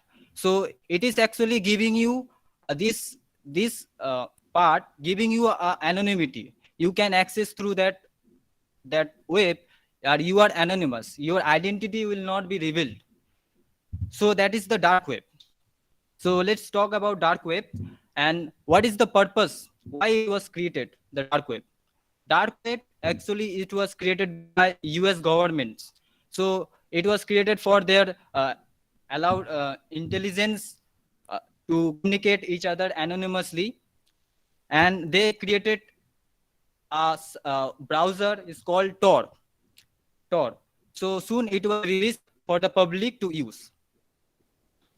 So how to access the dark web? To access dark web, there have some websites allow users to access and browse the dark web. Some websites, their domains are .onion. So usually we see in Google index, there have .com, .in. So usually that kind of domains are there. Through that we can access the websites. But in dark web, you have to use .onion. So that sites are listed there .onion domain. So there have a lot of softwares. Some famous are Tor, I2P, or Freenet. Through that you can access that dark web. And now we are talking about what are the negative impacts. So the good impact is like you are browsing the internet, no one is seeing you, no one know you, where are you from, or your identity is not revealed in the dark web. But this is a kind of heaven for the criminals, because they do some transactions or something illegal purchase on dark web. Nobody will know, even government does not know. So it's a problem. So there have a lot of crimes are taken place in dark web. The first is illegal arms. So there have illegal arms are purchased by criminals on dark web and nobody knows about it. And second is human trafficking. So even human trafficking is a big issue, and it is hidden. And dark web is this kind of communication is there. This kind of purchase or everything is happened there, and mostly it is targeted for the young students, young childrens. And there are some statistic how they profit from human trafficking. Also, they sells some drugs. 2/3 of the transactions that happen in dark web are drugs. So here some statistics is given, like 2021 11 to 15, there are 10 million USD worth of drugs were sold worldwide. So it's a huge market there. So now it's a very big concern about identity theft, as we see lot of data breach are happening every day. So our details are breached, someone hacked, and they sold that data to the dark web. So there have lot of markets are there. We'll see some examples, some website they sold this kind of they sell some kind of data which is our very important, our social security numbers or names, our phone number, address, everything. So their sales very minimal price. So see some examples of dark web. There are some name of the sites like Silk Road. This usually sells drugs, and Zion Market. The variety of items are sell illegal items, and Red Room. Their video streaming. It is not like YouTube. YouTube sharing lot of content, but they have privacy concerns or something. But here it's illegal videos are shares. I visited one dark web. It's a hacking website. Okay, it is a real one. I just yesterday I took a screenshot. So this site sells some hacking services. Like if you want to hack someone website or some mobile, you just give them a order.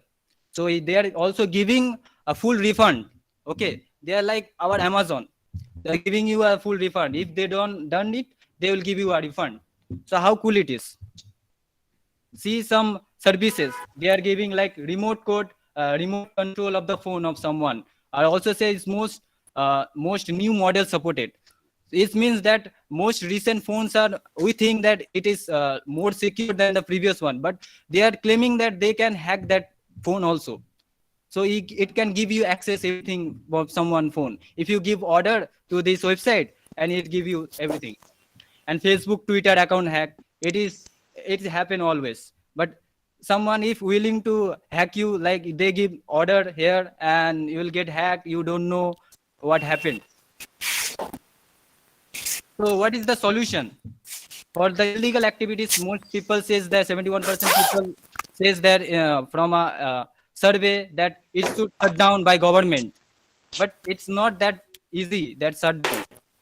So many good things are happen, like their secret conversations are going on dark web, so they don't going to shut down. So are always others recommend that government should check online markets, and they can track or decipher means they can interpret it the web, and they can understand what is their motive or something. So it is that not that much possible, but we should aware if we don't get trapped into these sites. You can visit the site, but don't do any illegal activities.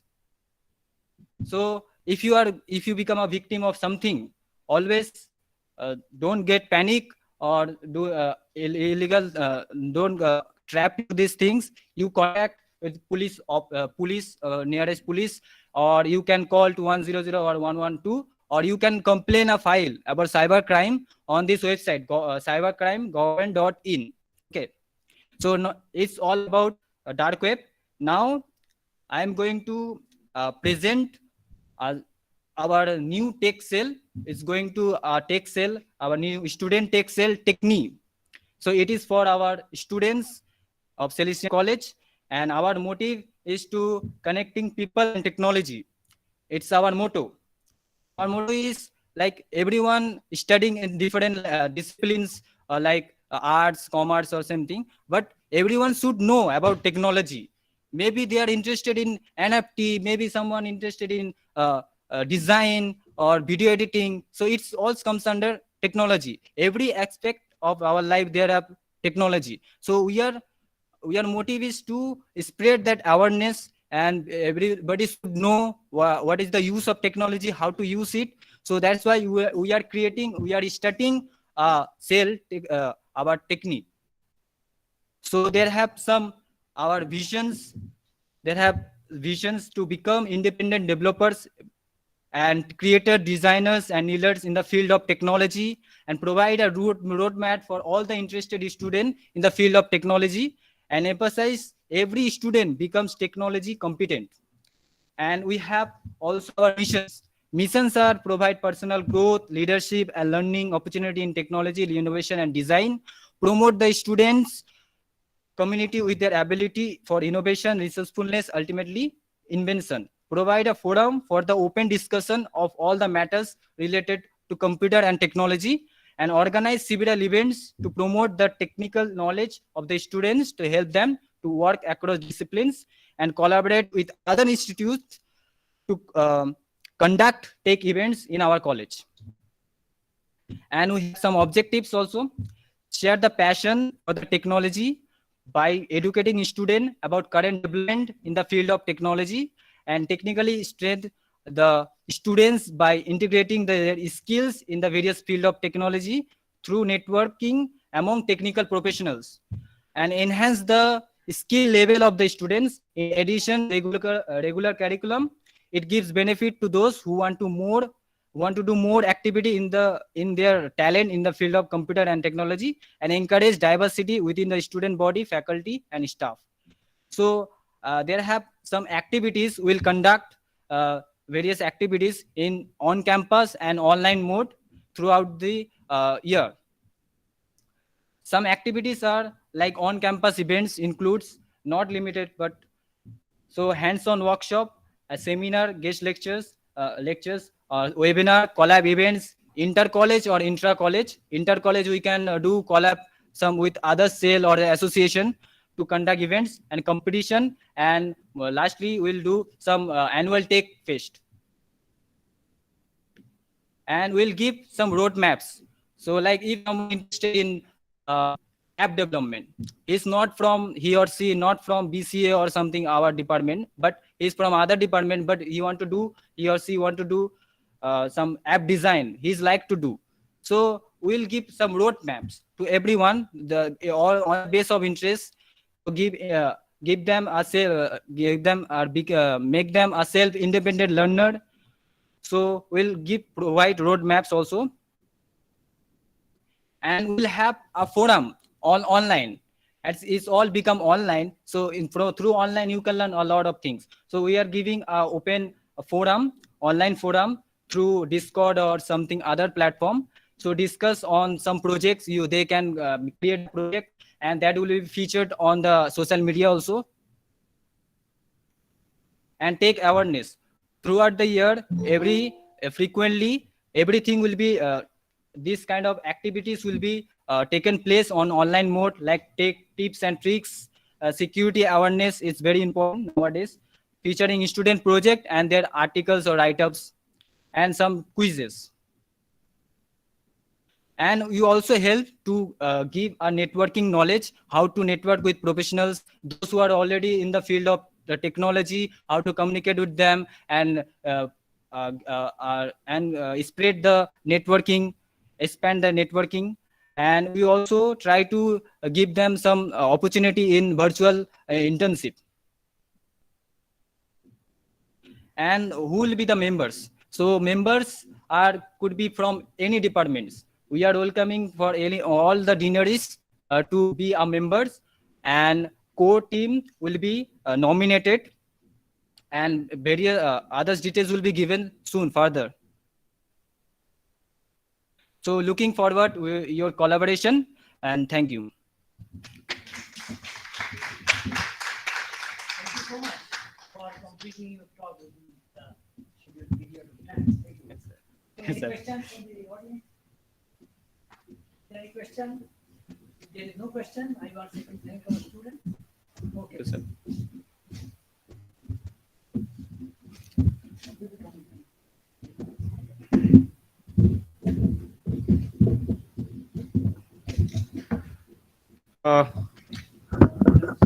Thank you. This was our first technical session. Now we will jump into the second technical session. Over here, our Dean of Sciences, Mr. Dhirudata Subba, will chair the session, And I now invite Sujata Sinha, uh, Assistant Professor of Department of Physics, to introduce the plenary speaker, Dr. Trilochan Gadli.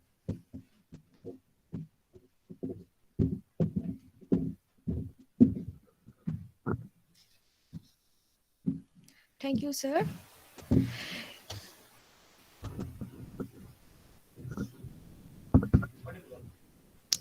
It gives me immense pleasure to introduce and welcome our plenary speaker for this technical session too, Dr. Trilochan Gadli, sir.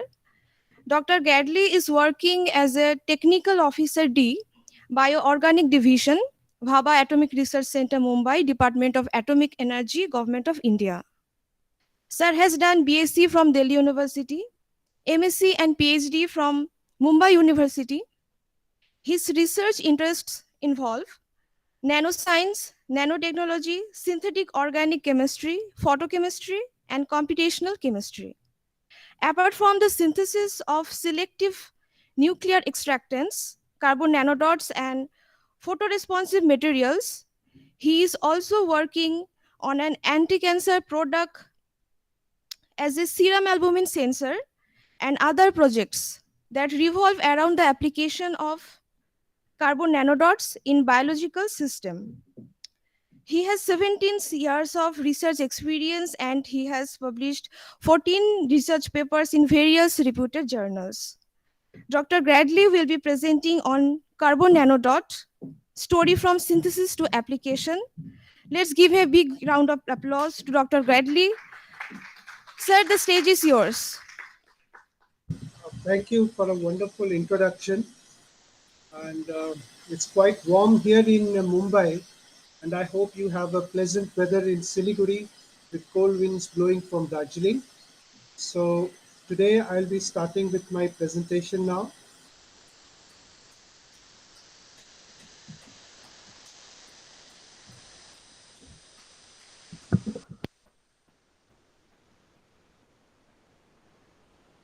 Okay, I hope I'm audible now. Yes, sir. You're audible. So I will start with my talk today. So the title of my talk is Carbon Nanodot Story from Synthesis to Application. And as I've been introduced, I work in Bioorganic Division in Bhabha Atomic Research Center. So since 2017, I have started working in this field, and I would like to give you the flavor of the research that is going on regarding carbon nanodots. So this started with the accidental discovery of carbon nanodot by Srivens and co-workers from University of South Carolina. So they were purifying arc discharge suit of single-walled carbon nanotube. So during the discovery, they found that they have discovered a new kind of zero-dimensional carbon nanomaterial, which today is known as carbon nanodot, CND, or C dot.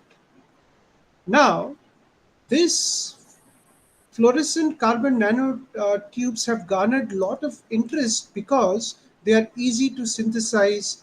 The synthetic protocol is very, very simple, and they are very photostable. Apart from this, they resemble the quantum nanodots. Now, the quantum dots have one big disadvantage, is that they use heavy metals which are toxic, whereas this carbon nanodots are non-toxic and they can be used in a lot of application. So the story then unfolds to 2006. Around this time, using the laser ablation technique, the quantum size quantum nanodots were, the carbon nanodots were discovered. And then Mao and co-workers in 2007, they discovered that using a simple candle light, the carbon soot can be collected over aluminum foil or glass slides, and then they treated it with nitric acid, they oxidized it. Excuse And me, Dr. Gadley. yes, sir. If you could kindly play the, the play the. Yeah, this is okay. Yeah, yeah, because I think that will make the screen bigger, Okay. larger. Okay. So can you see it now? In the slideshow, yes. If Yes. you could make it slideshow. Yeah, yeah. I think I have made it in the slideshow now. Is Yeah, it but visible? we are still seeing the previous one. Okay. This is okay. Sir, if you could do the slideshow and then stop sharing and re-share the screen. Okay. Okay. Okay. I will do that. Yes.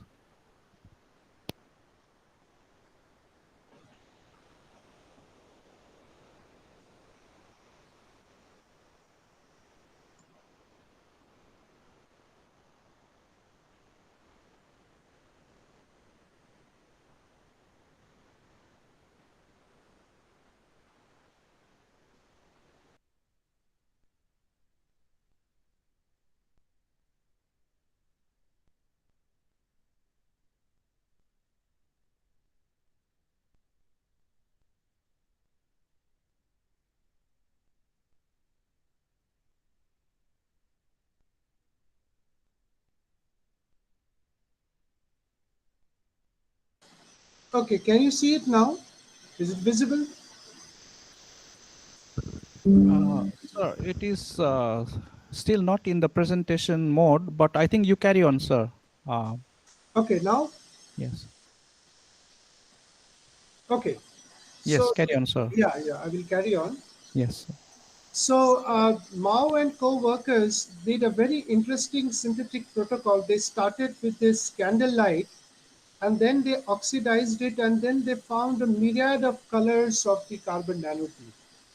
And then in 2008, it was using the technique of thermal oxidation that Giannis and co-workers from Cornell University did the molecular synthesis.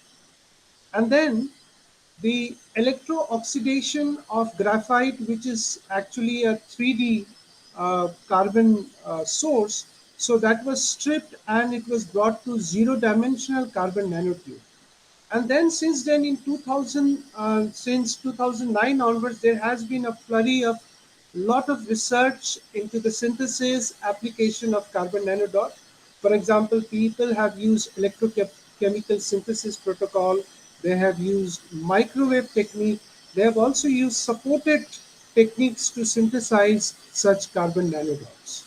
So now people have also synthesized carbon nanodot from lot of sources like milk, from guava juice, orange peel.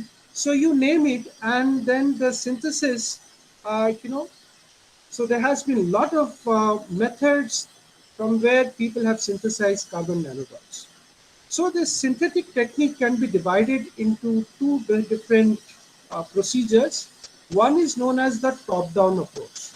Now in the top-down approach, you already have graphite, which is a three-dimensional source.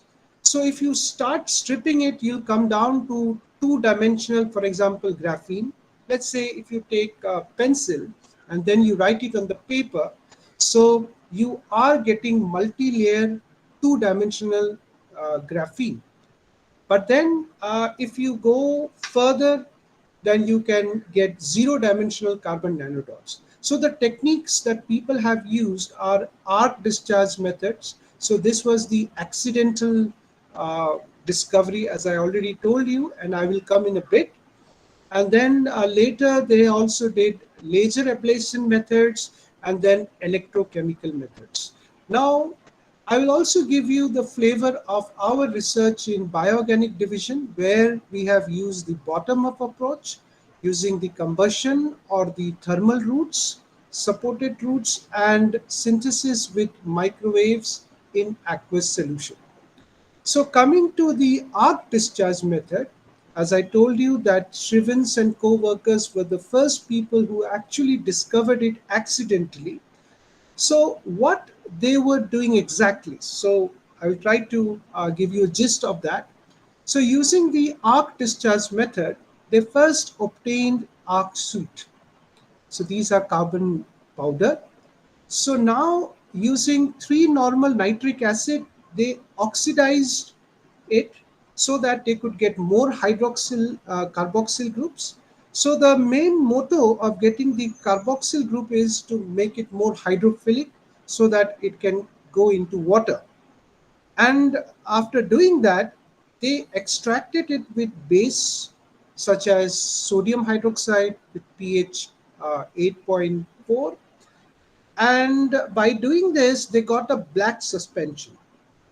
Now, this black suspension, when it was purified by using gel electrophoresis technique, they found that there is some fast moving component along with the expected single wall carbon nanotube. So they were very much interested in knowing what is this new kind of material.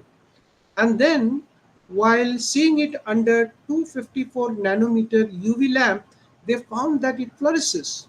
So this was the beginning of the fascinating story of carbon nano dots. So this was published in a very reputed journal, which is Journal of American Chemical Society. Now coming to the second top-down approach is the laser ablation technique. Ablation means you erode, let's say, graphite. You tear the three-dimensional material into two-dimensional, one-dimensional, or zero-dimensional. So using the Nd:YAG laser, uh, by impinging 232 nanometer onto a carbon suspension. So using this technique, they were able to get the carbon nano dots. So coming to the third method of preparation of the carbon nano dots. So this is again an top-down approach. Top-down approach means you have graphite and then you break it up into zero-dimensional carbon nano dots. So in the electrochemical techniques, they use this graphite rod and they pass electricity through it. And then the color of the solution, initially it was clear solution, then it became yellowish, then it turned brown, and then it was black suspension. Now, in this, Dr. Gadley, sorry to interrupt. yeah. We cannot actually see your slide moving. We are actually stuck on slide 4. Okay. Slide So, 2. So we are on slide 4. Okay, just a minute. No, I think he has moved to slide 5. Yeah, can you see? Can you see it now? No, sir. Okay.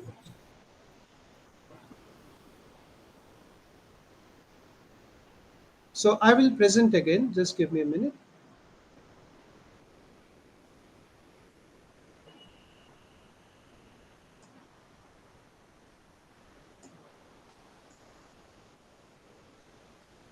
Can you see slide 4 now? Yes, sir. Okay, this is okay, right? Yes. Okay. So like I was telling you, in case of the arc discharge method, can you see this screen? Am I audible? Yes, doctor. We are on slide 4. Okay, fine. Okay. So I'll continue to slide 5. So like I was explaining the laser ablation technique. So in this laser ablation technique, you have the Nd:YAG laser. By impinging 232 nanometer onto a carbon suspension, you can actually break the three-dimensional carbon suspension into zero-dimensional carbon nanodots. So this is another technique by which we can synthesize the carbon nanodots. So coming to the third approach, again this is the top-down approach. So in this case, you have the graphite rod. So when you pass electricity through the graphite rod, so initially the color changes from colorless to yellow to brown, and slowly it turns into a black suspension. So this black suspension, when you see under UV lamp at 354 nanometer, it starts fluoresces. It's so there is fluorescence that you can see. Now, the size of these nanoparticles was found to be less than 20 nanometer, and then the high resolution PEM images have shown that they have the crystalline nature. Now you can see these lines over here. So these lines, they infer that it is crystalline in nature. So coming to our research that we've been doing in VARC, so this involves the synthesis using the bottom-up approach. So in the bottom-up approach, we start from the molecules and then we start slowly increasing the size so that it reaches the So what we started with reacts with urea, it gives citracinic acid. So citracinic acid also is a fluorescent material, but it is weakly fluorescent. Now, if you see the carbon NMR, which is the spectra just beside here, so this is the characteristic peaks that we get during the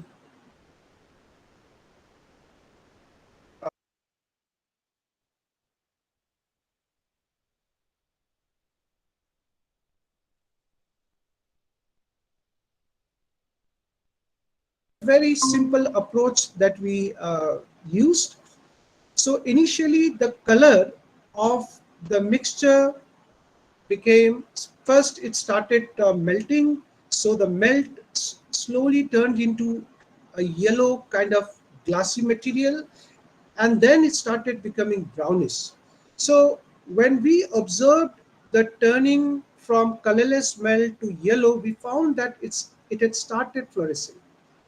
So when the fluorescence was observed, so we took the NMR and we found that the NMR of the proton NMR of citracinic acid and our carbon nanodot were like, there was a very good resemblance.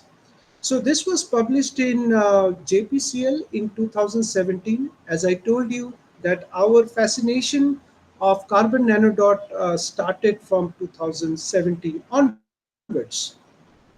Now, in the second bottom-up approach, then we thought of increasing the quantum yield, because we found in our previous experience with urea and citric acid that the quantum yield was not so great.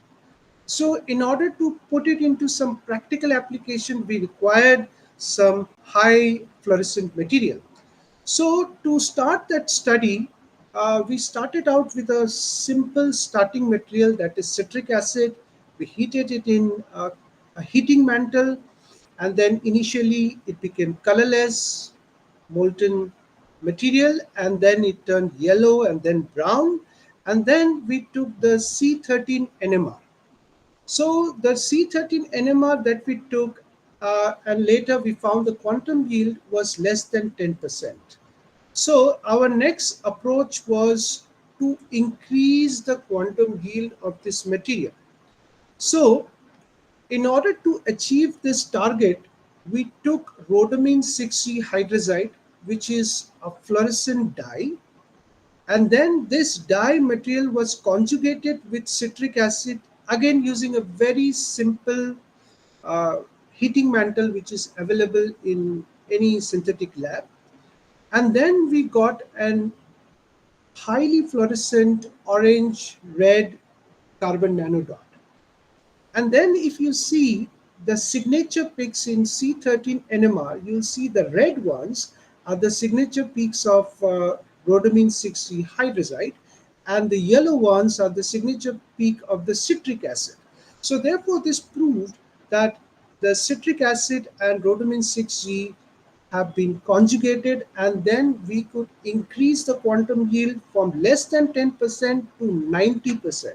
So this was the first report of quantum yield of a carbon nanodot which is more than 90%, and then we published recently in scientific reports. Now, as you can see, there are other methods of synthesis as well. So in line with bottom-up approach, the combustion and thermal technique can also be realized using urea and paraphenylene diamine. So if you take these two starting material, you put it into an autoclave kind of a system, which is known as hydrothermal technique. You heat it around 160 degrees for 10 hours, then you'll get your product.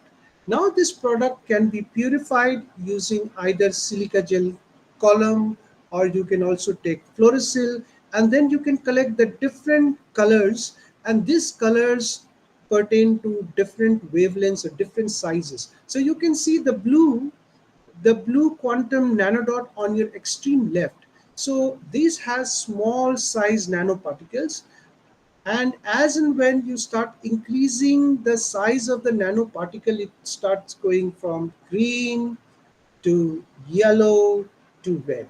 So this shows that there is a shift in the size of the nanoparticle. But the major challenge in the carbon nanodot synthesis is the size control. How do we get the exact size that we get? I mean, that we desire. So I will also like to give you a flavor of this hydrothermal technique. So a typical hydrothermal reactor or an autoclave is a very small handy device. So this is an ammonothermal method of synthesis where you are infusing ammonia gas uh, along with your starting material. So if you take citric acid and aqueous ammonia, or rather ammonia water, you subject it to hydrothermal technique for around 200 degrees Celsius for 10 hours, then you see this is the result that you are going to get. This is the fluorescent carbon nanodot. Now, again, if you take supercritical ammonia and then you subjected it to a very similar technique, then you are again going to get the carbon nanodot. But then there is a difference in the fluorescence.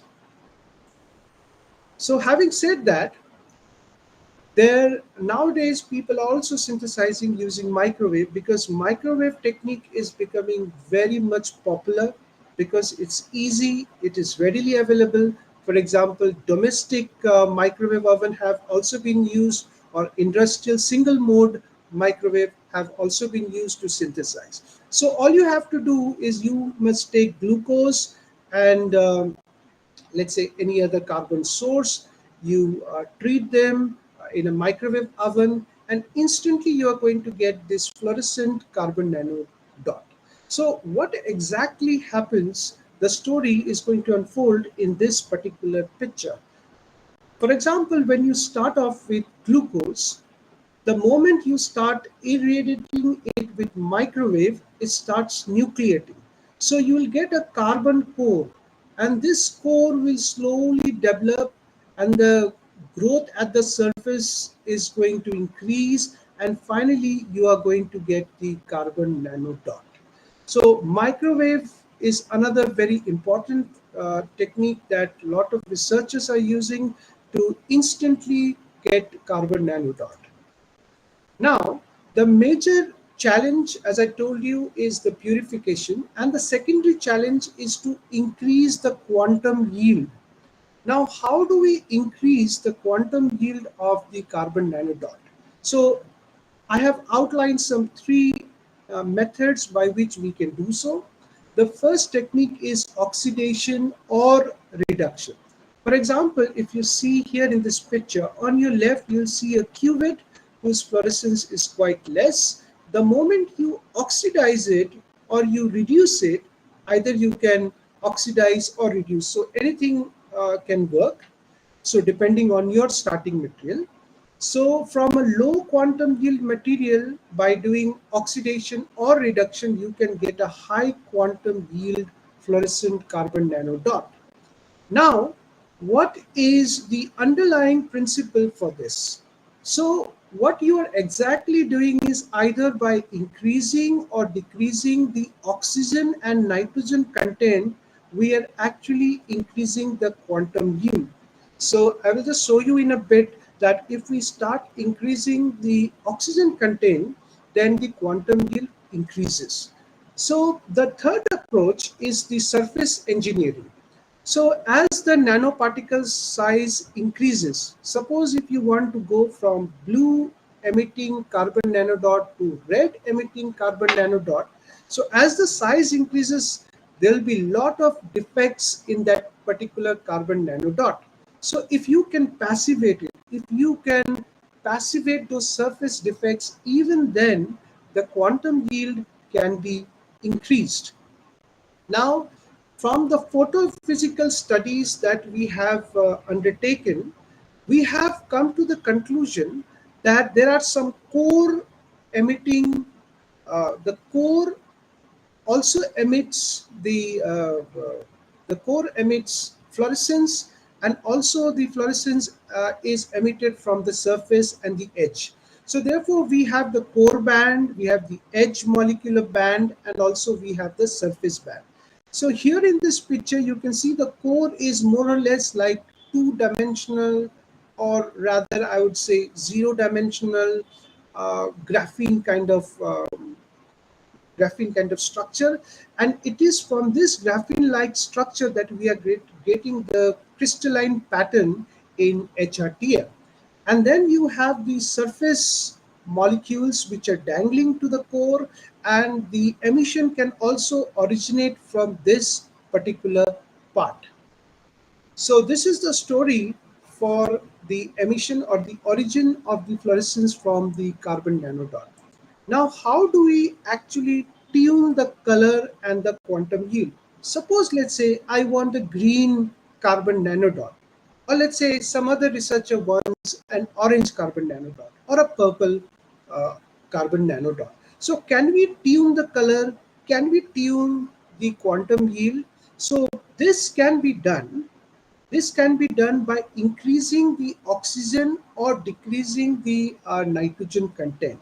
So as this figure depicts, that you can see, as we increase the oxygen content, there is a shift from the blue region to the red region. So you can see in this figure that the size of the nanoparticle on the extreme left is small, and that is why we are getting purple kind of solution or blue kind of emission. But as we start increasing the size, then it becomes red. So that means you can increase the size, or you can also increase the oxygen content, or you can decrease the nitrogen content.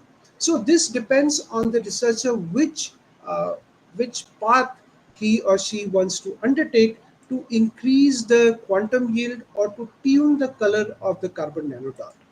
Now, coming to the characterization part, so we did the microscopy and the X-ray studies, and from the atomic force microscopy, we found that the particle distribution of our nanoparticle was around 14 to 19 nanometer. So you can see the 3D projection over here. So these projection are the nanoparticle height distribution. So this particular graph that you can see, it shows the nanoparticle height distribution. So coming to the lateral distribution, so lateral distribution was calculated using small angle X-ray spectroscopic technique. So based on that, we found that the particle distribution was again around 70 nanometer, and some were narrow. Okay, so you can see the TEM image and also the EDX spectra. So the highlight of this EDS spectra is that you can see the carbon and the oxygen content. So the oxygen content is quite high, and because our carbon nanodot is orange emitting carbon nanodot, so the oxygen content was supposed to be higher, which is corroborated by the EDS spectrum. Now, another interesting thing that we wanted to investigate was the excitation dependence and excitation independent emissions.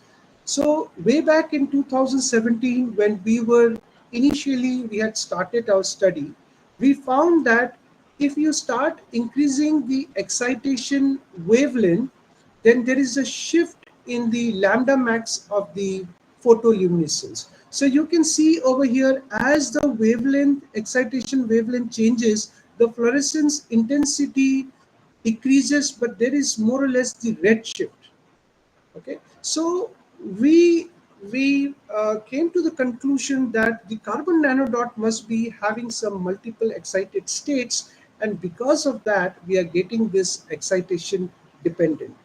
So we have published this result in JPCL, and next, in our recent study, when we were synthesizing the carbon nanodot using rhodamine 6E hydrazide and citric acid, we found that it was excitation independent. Now, what is the meaning of this excitation independence? See, excitation independence means that even if you change the excitation wavelength, you are still getting the lambda max of emission at a constant wavelength, which was around 500. Yes? Yeah? Okay. So it was around 550 nanometers. So this was getting fixed. Now, what is the inference that we derive from this experiment? So the inference is that the carbon nanodot is now behaving like a molecular fluorophore. Now, if you see the quantum yield of rhodamine 60, that is around 96%. But if you see the quantum yield of our carbon nanodot, that is also around 90%. So that means our carbon nanodot is behaving more or less like a molecule. So it is behaving like a nanoparticle. It is also behaving like a molecule. Okay. So the next aspect that we wanted to study was the application of the carbon nanodot. So how do we apply carbon nanodot? In which direction can we go so that we can show that it is useful? So in order to undertake that, we did some studies like pH dependence, temperature dependence, and stability studies.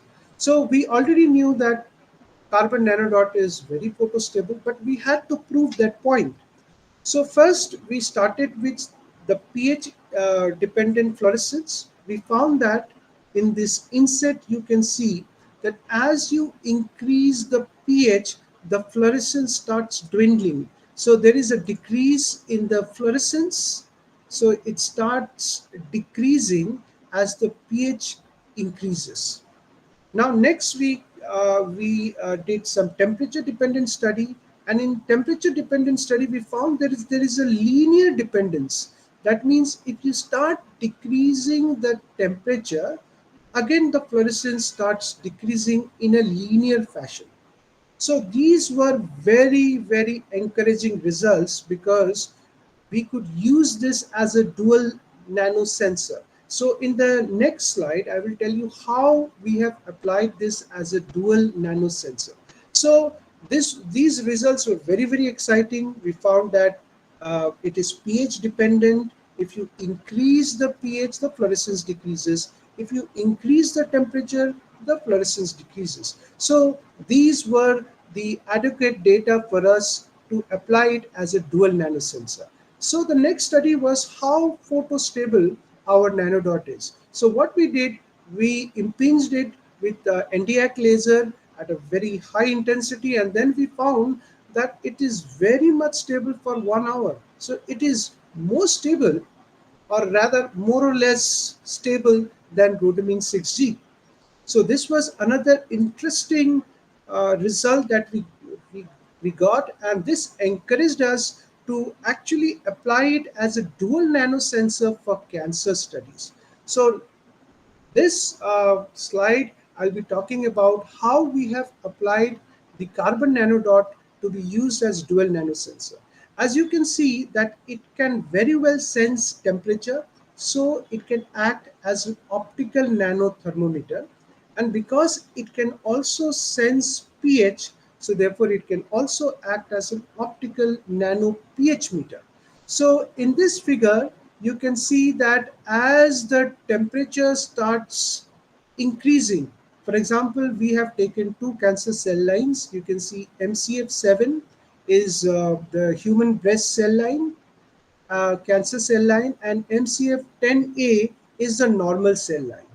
So we found that as you decrease the temperature, or rather if you increase the temperature, there is a dip in the fluorescence. The same story you can also get from pH. So as the pH is reduced, so from 7.5 to 6, there is an increase. For example, I told you in the previous slide that if you increase the pH, that is from 6 to 7, there should be decrease. Okay, so this is what we were getting in the cancer cell lines. So therefore, this work, as I told you, was recently published, and then we have shown that it can be used for cancer studies.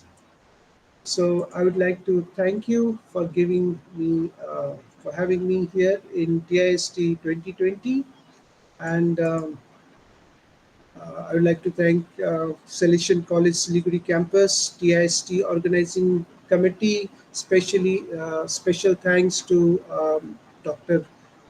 Uh,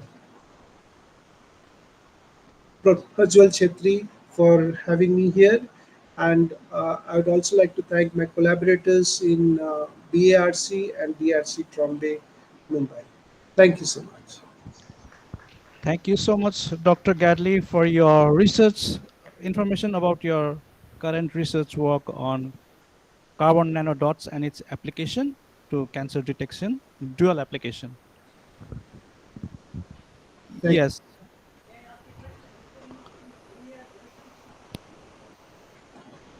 There is a question here, excuse me. Yeah, yeah. Linear relationship between pH of a particular substance with temperature Uh, while yeah, yeah. while showing the dual sensor Yes. behavior. There Yeah. we have seen that it is linearly changing with Right. temperature. Somewhere it is linearly changing with pH. Right. So, is there any linear relationship between pH and temperature? The Our linear relation is with temperature, but as you can see in the figure for the pH, that up to a certain range, the linearity is there. So that during that linear range, we could apply in a cancer cell, because in a cancer cell, the pH does not change much. So it is between, let's say, 6 to 7. So in a cancer cell, the pH inside and the pH outside varies. Okay, so we can use as an early detection tool. So Okay, the linearity remains within the room temperature range. The yes, linearity. yes, yes. So we have used it at 25 degrees Celsius. So yes. Thank you. Thank you. I got my point. Thank you. Right. Any other question? I'll be very happy to answer. Yes. Any question from the audience?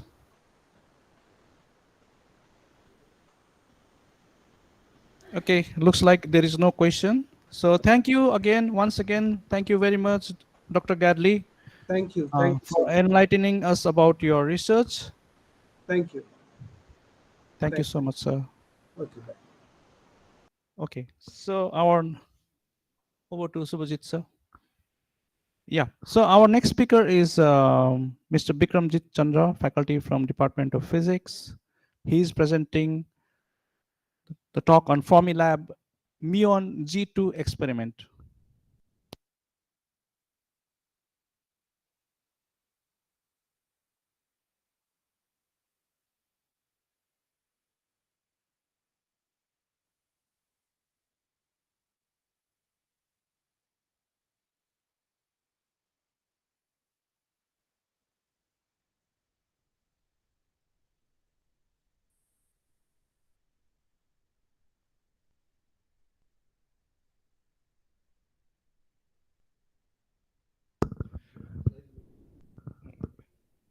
It's fine. He can do it.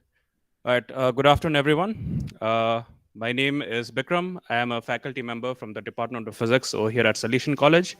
And I'd like to thank you everyone here offline and online for joining me in my talk.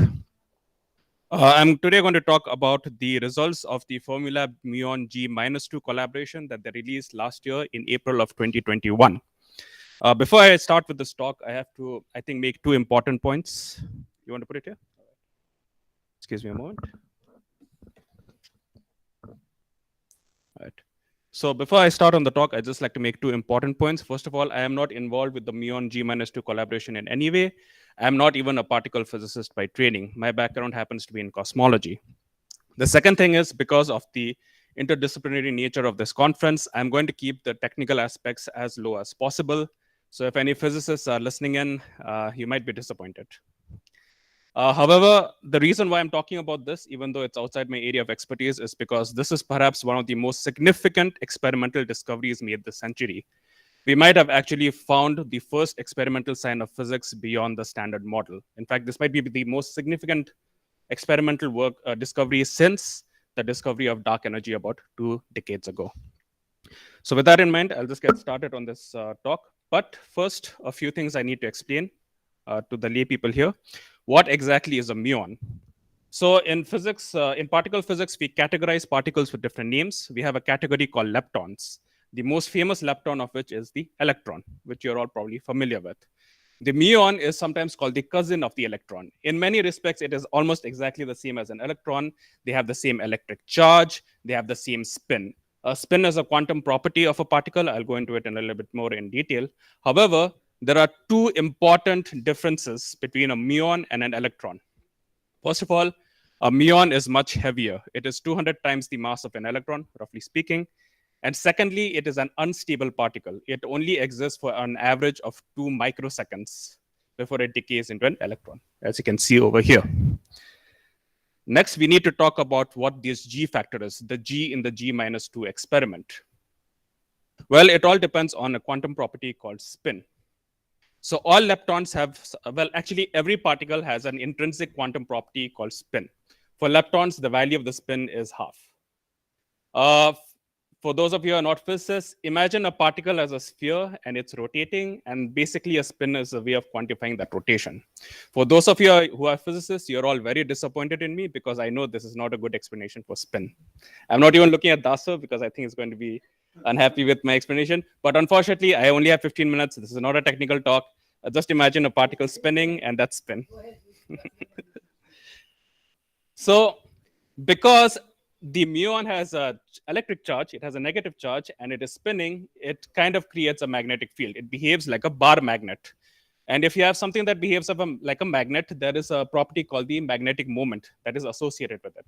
And in this equation here, you can see that the magnetic moment and how the magnetic moment and the spin are related. But the more important part is the G mu. That is the G factor we are talking about. This is a dimensionless quantity. And this is what the entire experiment is about. It's trying to get as accurate a measurement of G as possible. And if you put basically this particle in a magnetic field, what happens is as it rotates, it will tilt. This is called a precession. The Earth does it. For example, the Earth tilts at 23 degrees roughly. So even the particles sort of tilt and then move around. And the G basically measures that tilt.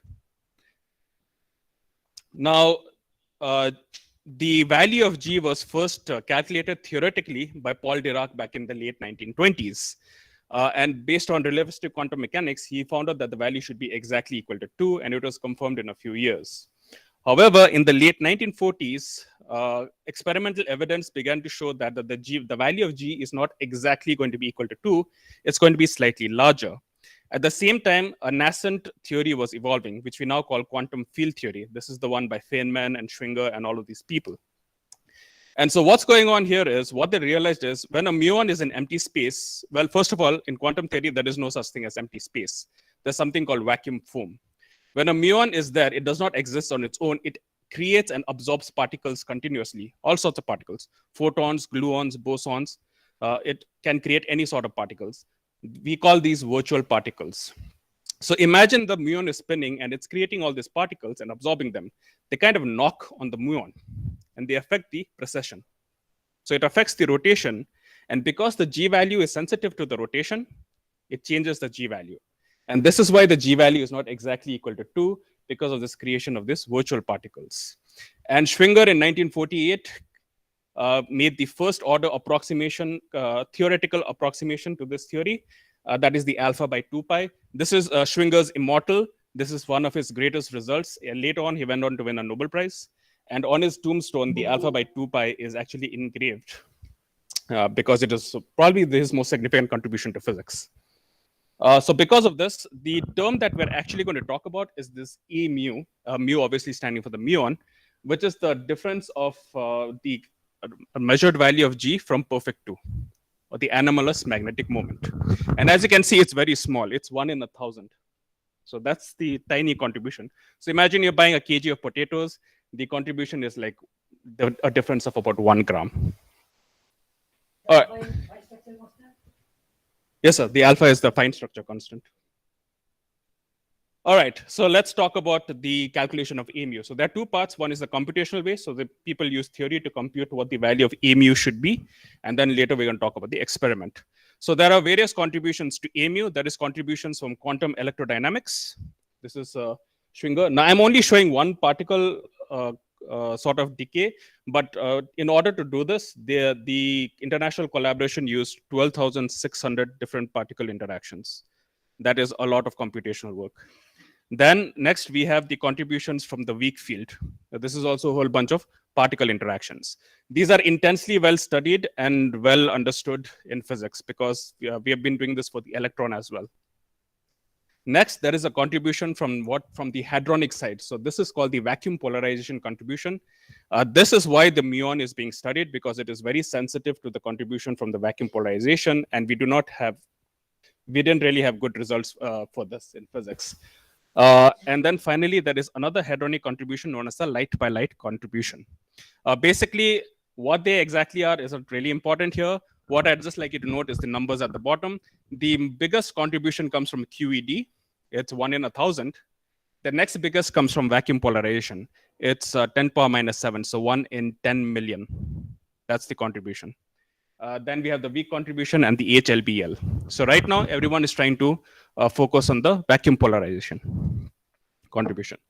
So over a series of years and a lot of supercomputing and computational time, the international collaboration, the theoretical group behind the G-2 collaboration, finally did a whole bunch of analysis, and they figured out what the value of E mu should be as predicted by the standard model. So they use something called dispersion theory with the experimental approach. I'm not going to talk about it, but this is basically the number they came in the end. The actual number is not important. I'd just like you to know that it's very small and very, very precise. Look at how many digits they have. That is a very precise calculation. So now we're going to talk about the experiment. And when we start with the experiment, we're going to talk about a result that was published originally in 2002 by Brookhaven National Laboratory. The muon G2 experiment was originally done back then. So this is about 20 years ago. And they found a result that did not match the result from the standard model. So the theoretical prediction and the experimental prediction did not match. Unfortunately, the statistical significance was only about 2.7 sigma back then. So just to give an understanding, in physics, for a confirmed discovery, you need a 5 sigma or higher statistical significance. The Brookhaven one is only 2.7. With modern data, it is now 3.7 sigma. So it was interesting, but not statistically significant enough. So a lot of people paid attention and they were like, okay, we need to investigate this further. There's something going on, but we don't have enough data to confirm or deny it. The problem was, at that point of time, Brookhaven were the only people who could do this experiment. The drawback they had was they did not have a good accelerator to create muons, and they did not have a way to reduce the experimental uncertainties. So what did they do? They decided to use a better accelerator. And the better accelerator is in Fermilab. So they took their muon ring, that's the one on the right. It's 50 feet in diameter, about 17 meters. You can see how huge it is. And they took it all the way from Brookhaven to Fermilab in Illinois. And you can see the path that they had to take. See, the thing is so big, it can't travel across roads. So they had to take it by sea and then up a river. So finally, they move it to near Chicago, where Fermilab is, and then they install it there.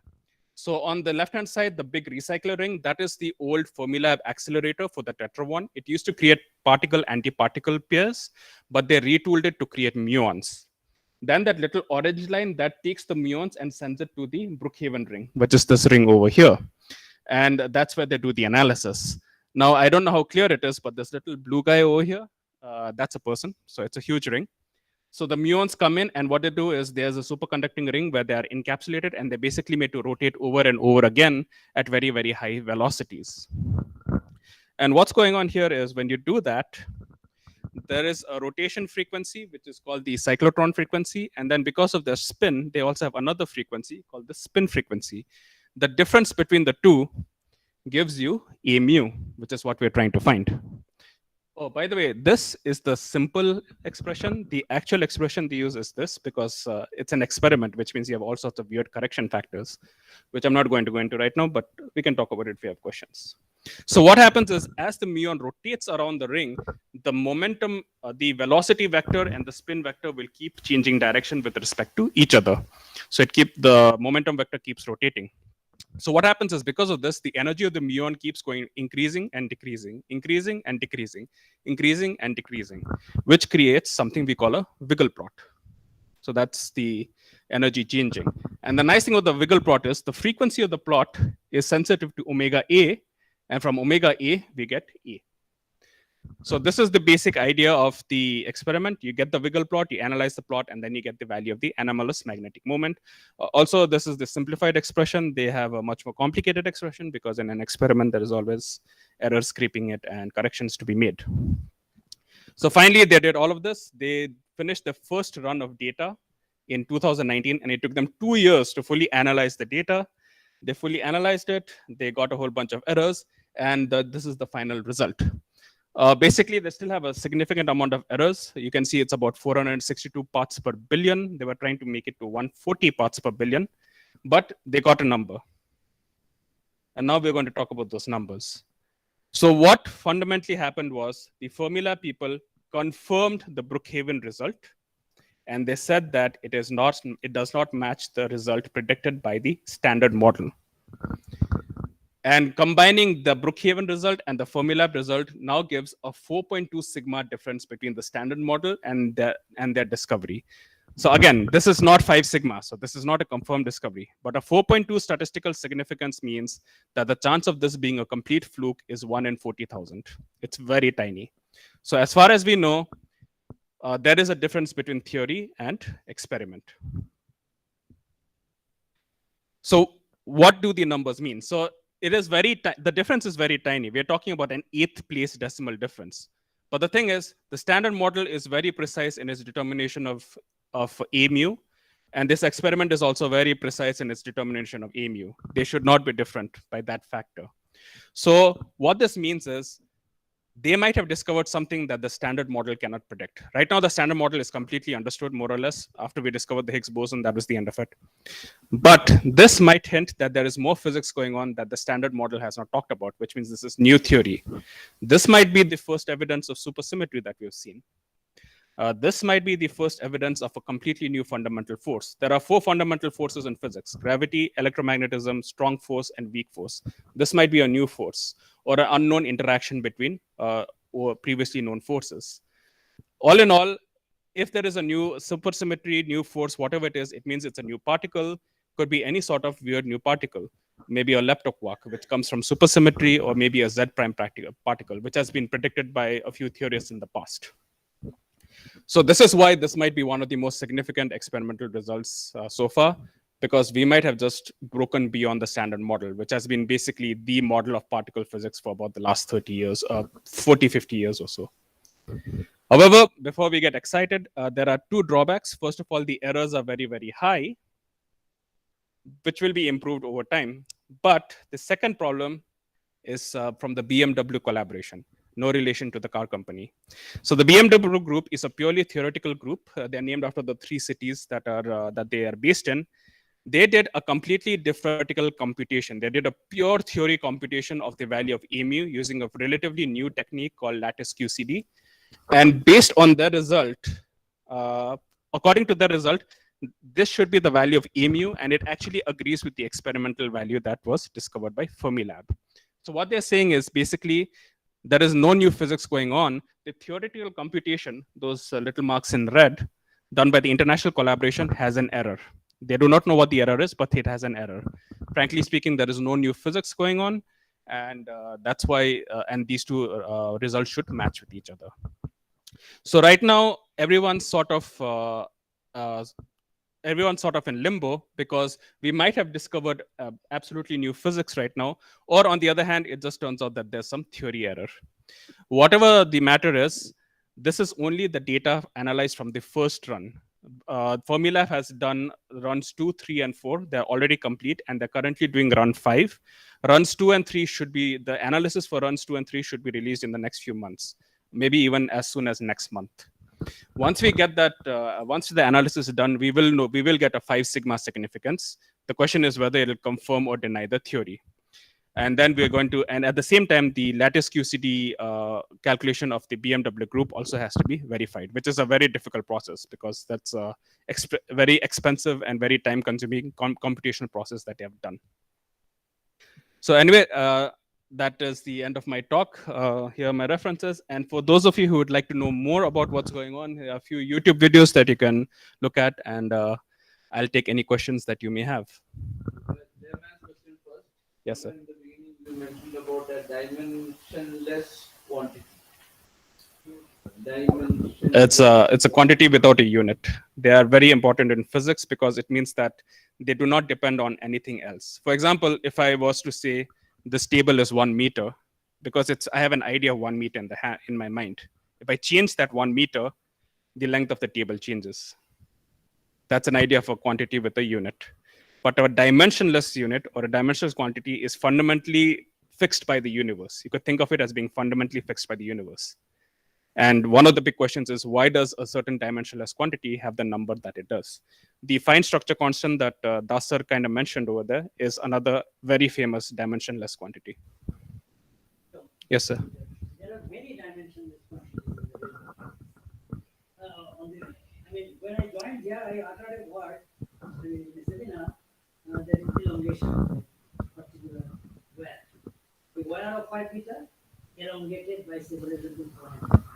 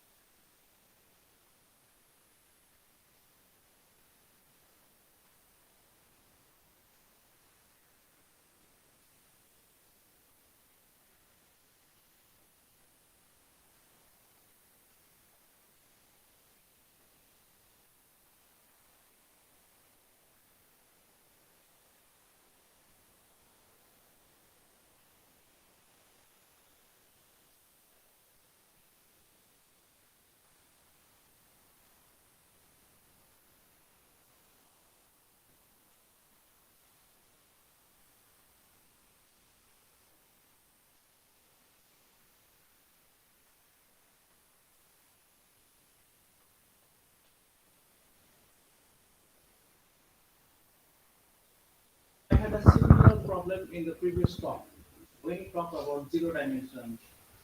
Very much easy. This quantum nanodot.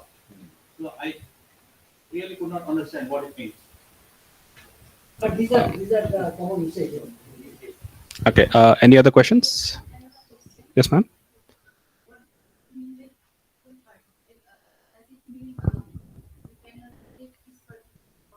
Well, if you don't mind me being a little technical, it's the exchange particles between forces. So, for example, if you have an electromagnetic interaction between two particles, it's because they are exchanging virtual photons. So that's kind of like a virtual particle. You can't directly detect them. That is true. Like you can't detect them like how we detect muons and photons, but they do exist. Any other questions? No? Okay, just one. If there are any other questions, thank you so much for listening to my talk. And if you have any other questions, please feel free to email me. Thank you and have a good day.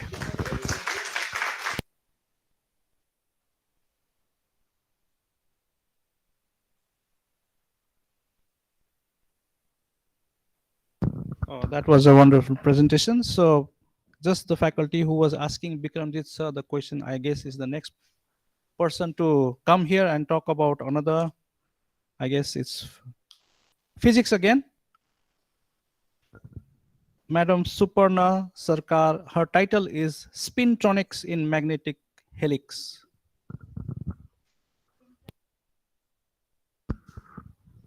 She is not yet with us. She has applied for a faculty post in our college. Yeah.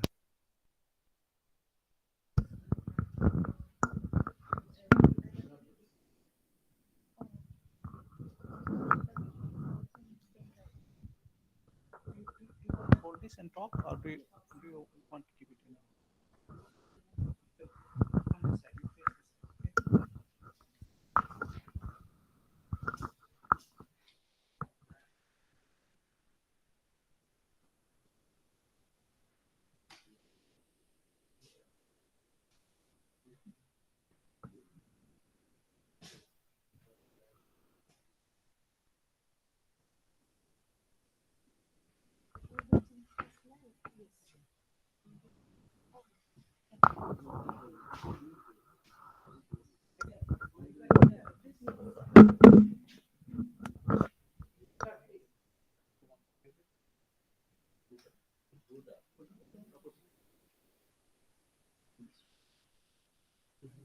Pointer. Oh, changing slide.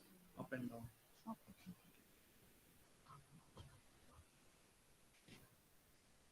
It's not working. Okay.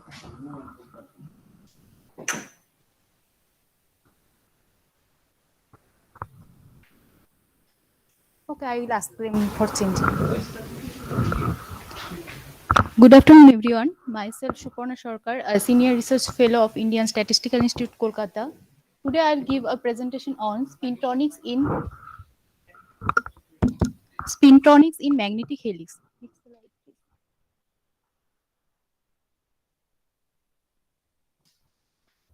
So before going to this particular topic, I will describe the transport properties in mesoscopic system. So the question is that what is mesoscopic physics? Mesoscopic physics is a branch of condensed matter physics where the dimension of the system lies between the macroscopic and the microscopic length scale. In macroscopic system, we can explain the transport properties by classical Boltzmann equation or any other classical approaches. But if we go to the low dimension, then we cannot explain these properties by by classical approach, and we need to consider the quantum mechanical treatment. In this length scale, there are different length scale that plays an important role, such as the Fermi wavelength, mean free path, or phase coherence length. And depending on this length scale, the mesoscopic physics can broadly divided in two regimes, such as the diffusive regime and the ballistic regime. In diffusive transport, the system size is very large compared to the electronic mean free path, and hence the electron suffers collision with the impurities in the channel. But in ballistic transport, the system size is very low compared to the electronic mean free path, and hence the electron travel through the conductor without scattering. Next slide, please. So our question is that why we are interested in mesoscopic regime? From the last few decades, there is an increased attention to study the transport phenomena in this region because several interesting phenomena occur when the size of the system is scaled down to the mesoscopic region. For example, after the discovery of the integrated circuit, the number of functions that can be accommodated in a single IC get doubled in every 2 years. And in this way, we can increase the functionality of an IC because more function can be accommodated in a single IC, and also it is faster. So if we reduce the system size reasonably, then we can design efficient and faster electronic devices that demands the further study of transport mechanism in this length scale. And in mesoscopic system, the interesting quantum mechanical features are Arnold-Bohm oscillations, conducting fluctuations, integer and fractional quantum Hall effect, persistent current, and many more. Next slide, please. Now I will focus on our work, spin selective transmission through a single stranded magnetic helix, which is published in Physical Review B in 2019. So spintronics or spin electronics is an emerging field where the active manipulation of electron spin degrees of freedom takes place along with its fundamental charge. The basic idea of this field is to generate new generation devices where the interaction of the electron spin is considered along with the magnetic properties of the materials. There are several advantages of taking these spintronic devices, such as they are faster, efficient, and also they are smaller in size, and they consume less power compared to the conventional charge-based devices. Now, in order to substantiate this fact, the first and foremost thing is the generation of spin polarization and its proper regulation. The ferromagnetic materials can one of the possible root of it, and the other possibilities are the intrinsic properties such as the spin orbit coupling, namely the Rashba and Resellus, among which Rashba spin orbit coupling plays an important role because we can tune this type of spin orbit coupling externally. And here, this is our model. Here we take the H dot sigma type interaction, where the electron spin sigma interacts with the magnetic moment at lattice sites. Next slide, please. So, in our study, we take the helical molecule as a spin filter. So, the question is that why helical? In 2011, Goheller and his co-worker have shown that a high degree of spin polarization is obtained with double-stranded DNA molecule, and this type of spin selectivity is called chiral induced spin selectivity. After this experiment, and a lot of work had been done to design the molecular-based spintronic devices, and to get the spin polarization of this kind of devices, we need the three thing essential, that is the spin orbit coupling, helical symmetry, and the environmental dephasing. Absence of any one which leads to the zero spin polarization. And also there is a critical role of the short range hopping model and the long range hopping model in spin selectivity. For example, single stranded protein is an efficient spin filter, whereas the single stranded DNA, the spin filtration efficiency is zero. The basic mechanism behind this is that for single stranded DNA, the short range hopping is dominating, but for single stranded protein, the long range hopping are also significant. Hence, for protein, electron can transport via multiple pathways. So, long range hopping plays an important role in spin selectivity. There is an interesting phenomenon occur when the helical molecule placed in external electric field. The system behaves like a correlated disorder one, the famous like Aubrey-Andre and Harper model. So by applying the external electric field, we can tune the spin selectivity externally. Here we take a magnetic helix structure. So the advantage of taking this type of structure is that no need to consider the spin orbit coupling or environmental dephasing. Also, we can design this type of structure experimentally. So the first objective of our work is obviously the generation of high degree of spin polarization, and next we'll explore the interplay between the long range hopping and the short range hopping magnetic helix. In this diagram, I have shown the upper panel is showing for short range hopping, and the lower panel is for the long range hopping, and left side is for left handed and right one is for right handed helical geometry. And thirdly, we study how to tune the spin polarization externally. For this, we have applied an external electric field. Here in this diagram, shows the projection of the lower bottom atom of the helical molecule and the external electric field in XY plane. And these are the structural parameters which define the helical structure, that is the radius r, twisting angle delta phi, and the stacking distance delta h. Lastly, we have explored the effect of chirality and helical dynamics in spin selectivity. Next. So this is our model. Here we take a single standard helical structure which is attached between the two electrodes, source and drain, and each lattice site of this helical geometry is subjected to an magnetic moment of strength H, and these are the values of structural parameters. These are the for short range hopping and this for long range hopping, and we use these parameters for the intercalculation. Next. And this somehow this is displaced, this dagger sign that would be on C. So here, this is the Hamiltonian for the magnetic helix structure. Here, Ci dagger represent the creation operator at site I, and Ci represent the annihilation operator at site I, and epsilon I is the on-site energy, and Hi dot sigma represent the spin dependent scattering factor, And in this diagram, I have shown the orientation of this magnetic moment in spherical polar coordinate system. The second term of the Hamiltonian represent the long range hopping. Here Tj represent the hopping between I and I plus j atom, and the expression of Tj is look like this, where T1 represent the nearest neighboring hopping, Lj measure the distance between I and I plus j atom, L1 is the nearest neighboring distance, and Lc is the decay constant. In terms of structural parameter of the helical geometry, the length Lj is look like this, and we have calculated some neighboring distance for short range hopping and the long range hopping model, and these distances increases rapidly for SRH1. Next slide, please. Here we use the Green's function formalism to study the transport properties. The spin-dependent transmission probability is given by this, where GR and G advance represent the retarded and advanced Green's function. Here E is the energy and I is the identity matrix. H, M, H represent the Hamiltonian of the magnetic helix, and sigma S and sigma D represent the self-energy corrections for source and then electrodes.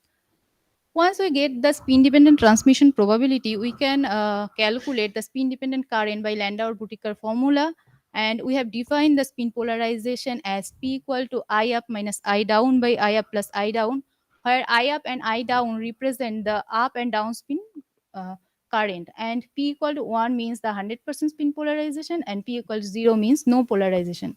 Next slide, please. Here I have shown the some essential result.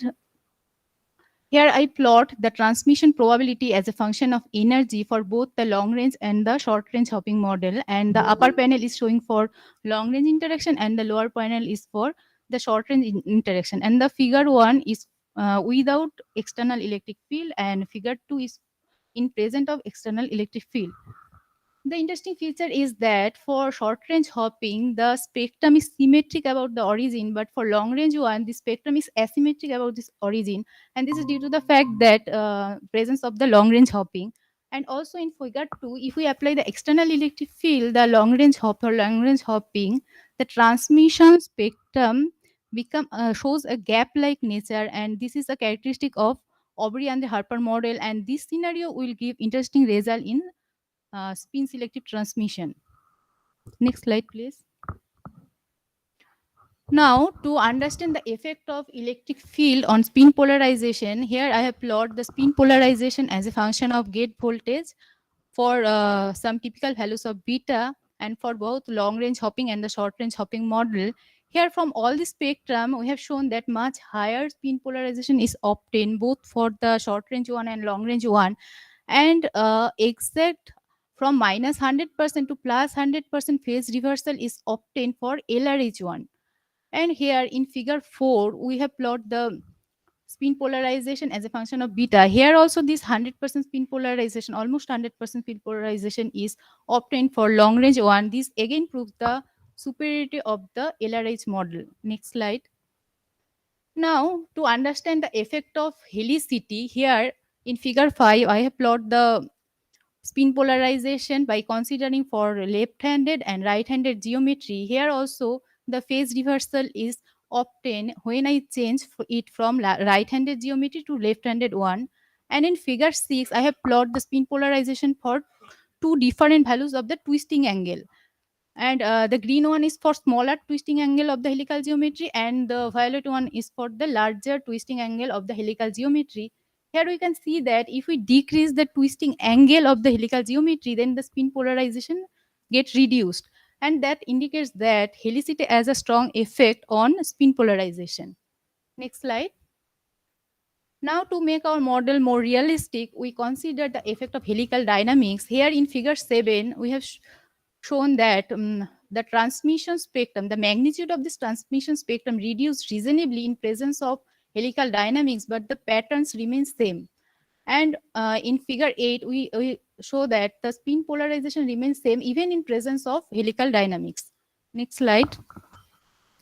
So to conclude, here we get a high degree of spin polarization by taking our magnetic helix structure, and the much more superior nature is obtained for long range hopping. And here also we do not need the environmental dephasing and any spin orbit coupling. And we can tune the spin polarization by the external electric field. Also, the helical dynamics do not perturb the result essentially, and our precision can be implemented in any other magnetic helical geometry having long range hopping or the short range hopping integral. Next slide. These are some publications related to the helical structure. These are my publications. And next slide. These are some important references regarding this talk. And next slide. And I would like to thank the organization committee of the session Courage to give me the opportunity to present my work. And thank you all for listening. Yes, sir. Yes, sir. It is theoretical. Have you taken DNA helical structure as the model for Mimicking the DNA structure, we computing in Mathematica, and we have used those structural parameters that are calculated from density functional theory. Has there been any work between 1962 to till date by a physicist or a group of chemists on DNA helical structure? Yes, there are lots of work DNA helical structure. In 2011, they also proved that the spin-dependent scattering, Goheler and their group, and that paper published in Nature. And our paper is published in PRB in 2019. Physical Review B. Yes, sir. Thank you all. Yes, yes. Chirality, that I have shown you the length LJ expression of LJ. In that term, I have included the effect of chirality. Yes. No, no. This is in absolute zero temperature, and we can do it in finite temperature also. By in that case, the formula for calculating the current will change. There will be some Fermi distribution function. Yes. No, no, non-equilibrium green function formalism. Any GF. Yes.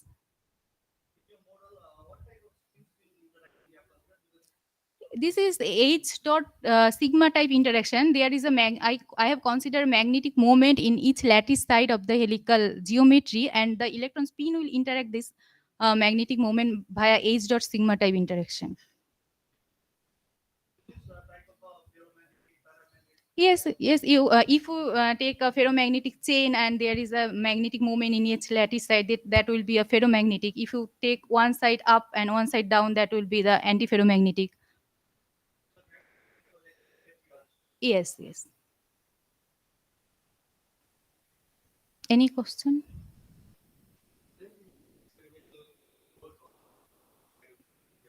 Yes, there are lots of work like molecular electronics or taking the DNA. Zero temperature. I will incorporate it by taking the Fermi distribution function in calculating the current. Actually, there is an expression for. Can you go back? Yes, yes, yes, yes. In the middle, I sigma sigma prime. Here, I have take only T sigma sigma prime as a function of energy, and I have integrated this. Since I have take the zero temperature, there is no Fermi function there. If I go,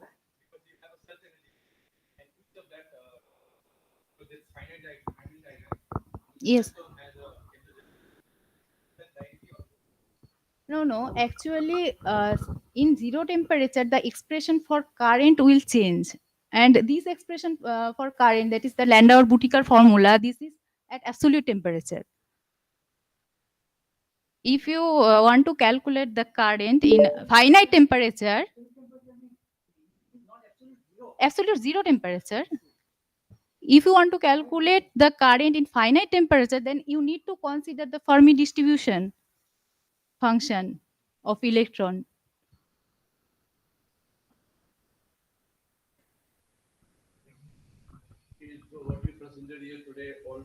Note, in this case, suppose V1, V2 are the corresponding eigenvectors corresponding to lambda and lambda 2. This is the direction vectors of the eigenvectors. In this case, this is our fixed point here. Now, as this fixed point, both of the eigenvalues are negative, so with the change of time, This point, this system will converge toward the fixed point x0, y0. Suppose this point is the x0, y0. Then, if I start from this or this point, that is any point from the face plane, the system will converge towards the fixed point. Now, if one root is negative and one root is positive, that is one of the eigenvalue is positive and one of the eigenvalue is negative. As I told, this point is the saddle point, this is also unstable point. In this case, suppose the blue lines are the corresponding eigenvectors. This line, the eigenvector corresponding to the negative eigenvalue, and this line is the eigenvector corresponding to the positive eigenvalue. Then, with the increase of time, if I start from this point, then first end will go to towards the fixed point. But when it will come such vicinity of the unstable manifold, then it will again diverge towards infinity. That is, the solution starting from any point from the phase plane, it will not tend or converge towards the unstable fixed point. This is the saddle point. When both roots are positive, that is unstable node. This is the one eigenvector, this is another eigenvector, both eigenvectors are outward direction. In this case, if you start from any initial point in vicinity of the equilibrium point, then it will converge at outwards direction. It is clear from this figure. Finally, when this is stable spiral means, as I told, the roots are of the from alpha plus minus I beta. Then if alpha less than 0, then what will happen? With the increase of time, amplitude will decay. So this will converge towards the equilibrium point. This is the stable spiral, and finally this is the unstable spiral when when alpha positive, that is a real part of the root is positive. Now the basic epidemic model. This epidemic model, this was first proposed in 1932 by MK. The basic epidemic model is the SIR model. S means the susceptible population, I means the infected population, and R means the recovered population. Here DSDT means the rate of change of S class, DIDT means the rate of change of I class, and DRDT means the rate of change of R class. In first case, if I avoid the birth rate, then I can write DSDT is equal to minus beta SI. What is beta SI? Beta is when an infected person come interaction with the susceptible person, some of them will be infected and some of them will not infected. That is, the beta portion will be infected. And in this case, the people from the susceptible class will transfer to the infected class. The infected class will will go to the recovered class after recovery from infection. But currently there are so complex model. I will describe one of the complex model later. Now it is obvious that equation 4 is redundant with respect to equation 2 and 3. Now first I divide these two. Dids is equal to 1 minus this. Okay, in this case the fixed point is s equal to my beta by alpha. So alpha by beta. So if s greater than alpha by beta or less than alpha by beta, the system will give some the characteristic. Okay. Obviously, at the stationary value, that is max or mean value, di by ds is equal to 0. So my s equal to beta by alpha. Then after integration, if I write this I equal to I0 plus this form, then obviously this is my H0, this the characteristic value here. So I equal to I0 plus this quantity, this is a fixed constant, and this is changing with time.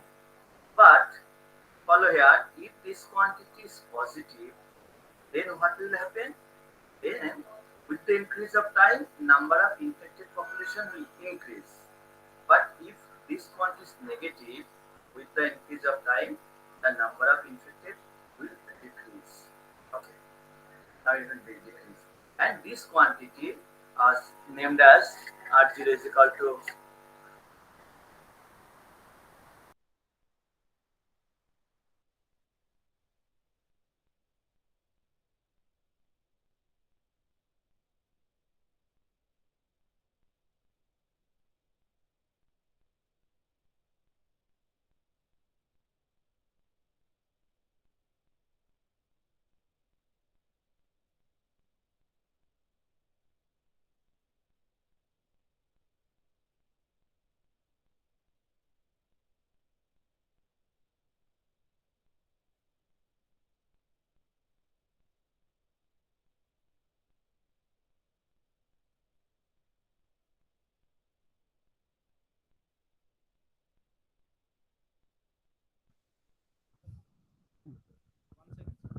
Hello, sir. I think you have muted yourself. We cannot hear you.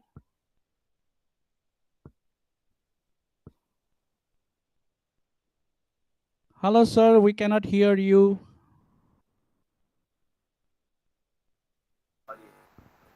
sorry. Yeah, now I think now it's okay, sir.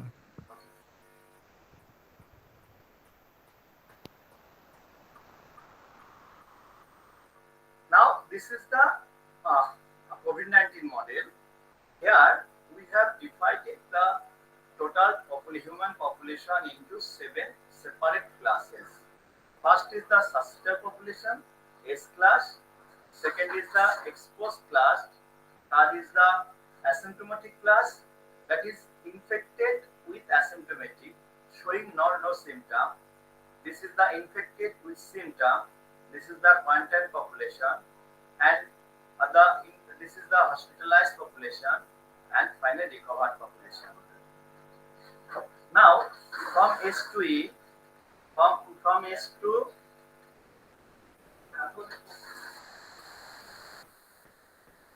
from S to E, E means the infected population who are not showing the any symptom.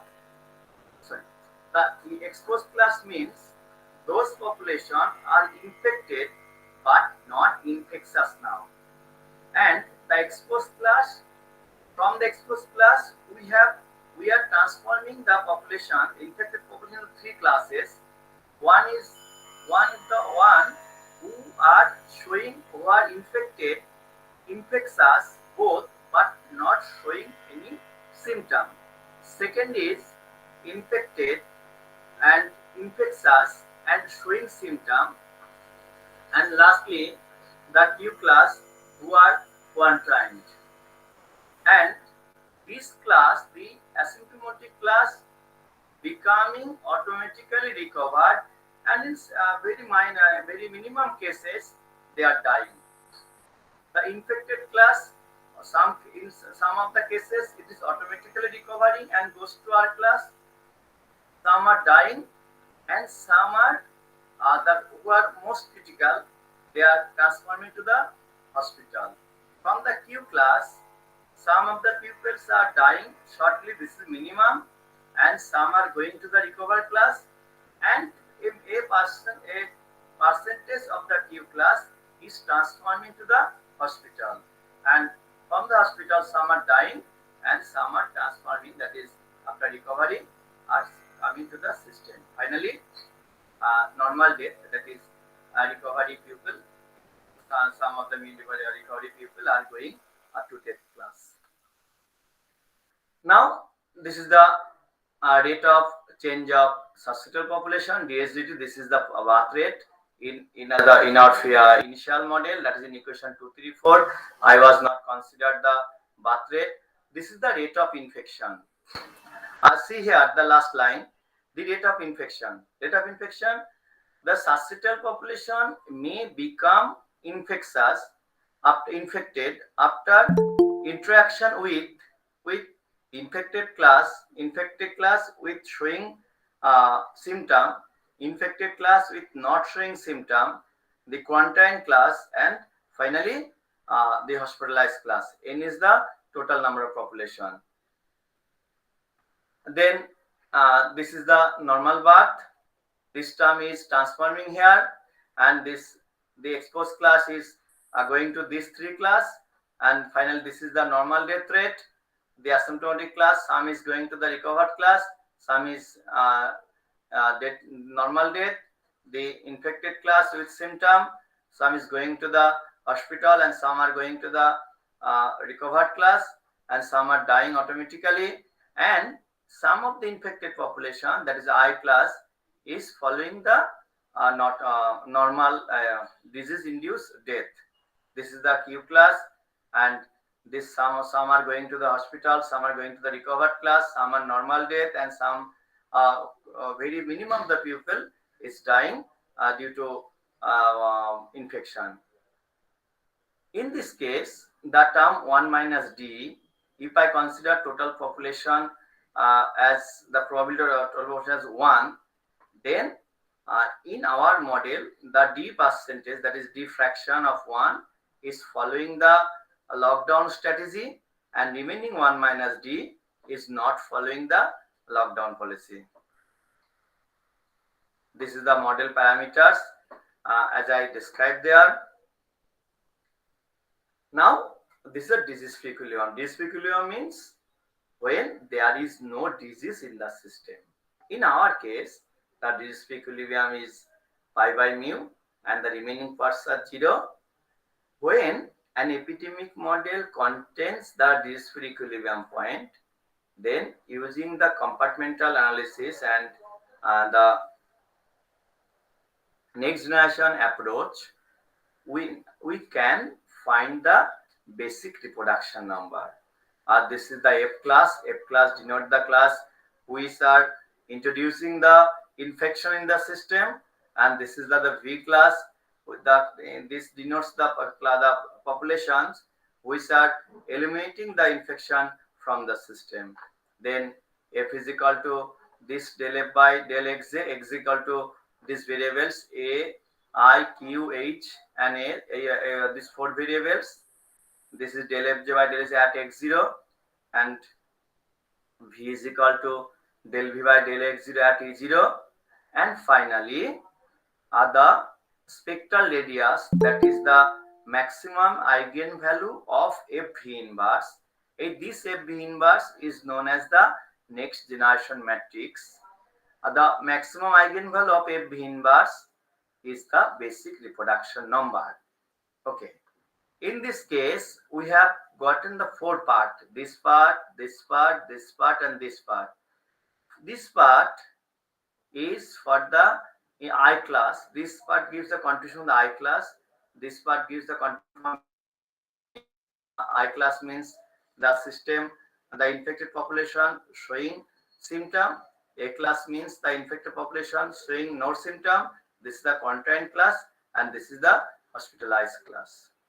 And in numerical part, we will show that the A part, that is the infected person with no symptom, is contributing most in basic reproduction number, that is contributing most to spreading the disease. Now, the stability analysis of the disease-free equilibrium point. The variational matrix, as I told before, the variational matrix at the disease-free equilibrium point is J of E is equal to, this is the equilibrium point, Jacobian, that is variational matrix, and its eigenvalue are minus mu, and remaining 5 satisfies a fifth order polynomial equation. This is the fifth order polynomial equation. I write here. And we have verified that one can easily verify if I put P0 here, then this is the four part will give the R0, and this is R0 minus 1. Okay, suppose R0 greater than 1, and R0 greater than 1 means P0, this P0 is positive, and follow here, if lambda tends to infinity, then what is happening? If lambda tends to infinity, then this fourth term, this 5 term, all the term are going to 0. That is, here only contains the minus 1. That is when lambda tends to minus 1. There exists some large value of lambda for which p lambda is negative. that is P infinity is negative. That is P0 positive and P infinity is negative. So if we apply Descartes' rule of sign for this polynomial, then there occurs one sign change. Okay. The one sign change means there are exactly one positive root. Okay.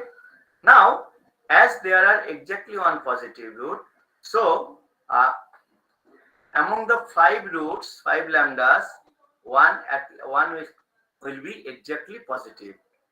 So in this case, if R0 greater than 1, then the disease equilibrium point is unstable. That is, a disease will persist in the system. And when R0 less than x, then P0 is less than 0. Now suppose P lambda equal to 0, have one root of the form x plus iy. Then P of x plus I equal to 0. And after simple calculation, we have shown that this quantity is less than 1. Okay. Which shows that this is at least 1 and P0 equal to 0, 1 less than, this is a contradiction. So it may have not any root of the form x plus iy for which x theta equal to 0. So all roots of these equations are negative for R0 less than 1. That is, the disease equilibrium point is stable in this case. Now we shall apply the data fit method. For data fitting purpose, in our case, we have considered the I class and Q content class. These two classes are counted actually in our case, because the A class we will not report it to the hospital or in any system. So in any time, the IT and QT, that is infected showing a symptom, and the content class, these two class will give the exact report to the health authority. This is the cumulative number of infected people, QT5. 5 is the model parameters. And if QJ bar, QT bar is the exact number of cumulative number of infected populations, then our target is to minimize the standard residual, squared residual, that is QT from the model prediction and QT from the exact value, its square value, such that the model parameters phi will be estimated. Here we have used the MATLAB package to estimate the model parameters. This is the blue line is the model predicted cumulative number of infected data, and the red dots are the exact number of cumulative number of infected data. And this is the residual. Residual means a difference of these two. Obviously, this residual is distributed randomly. If the residual is distributed randomly, then the model fit is more or less okay. Okay. This is our estimated model parameters. Among the model parameters, we have this is pi is the birth rate of India and mu is the death rate. This is collected from the Government of India site, and remaining parameters are estimated.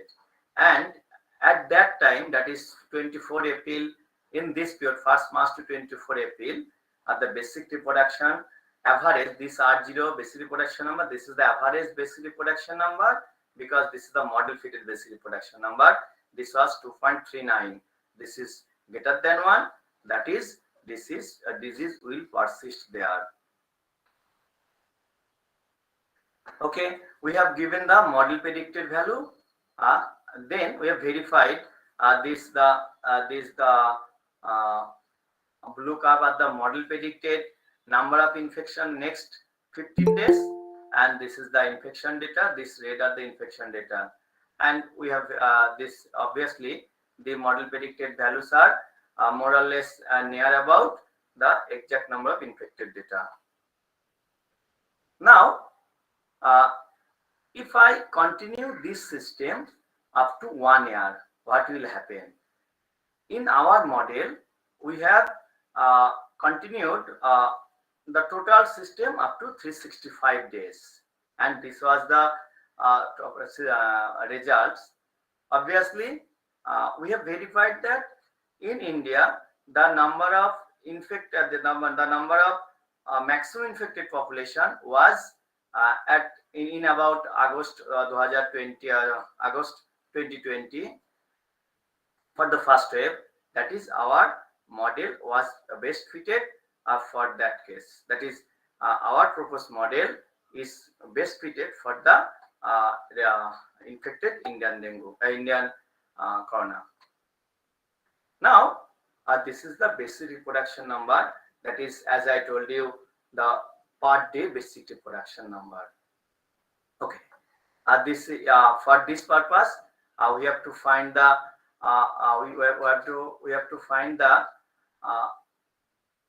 exact force of infection.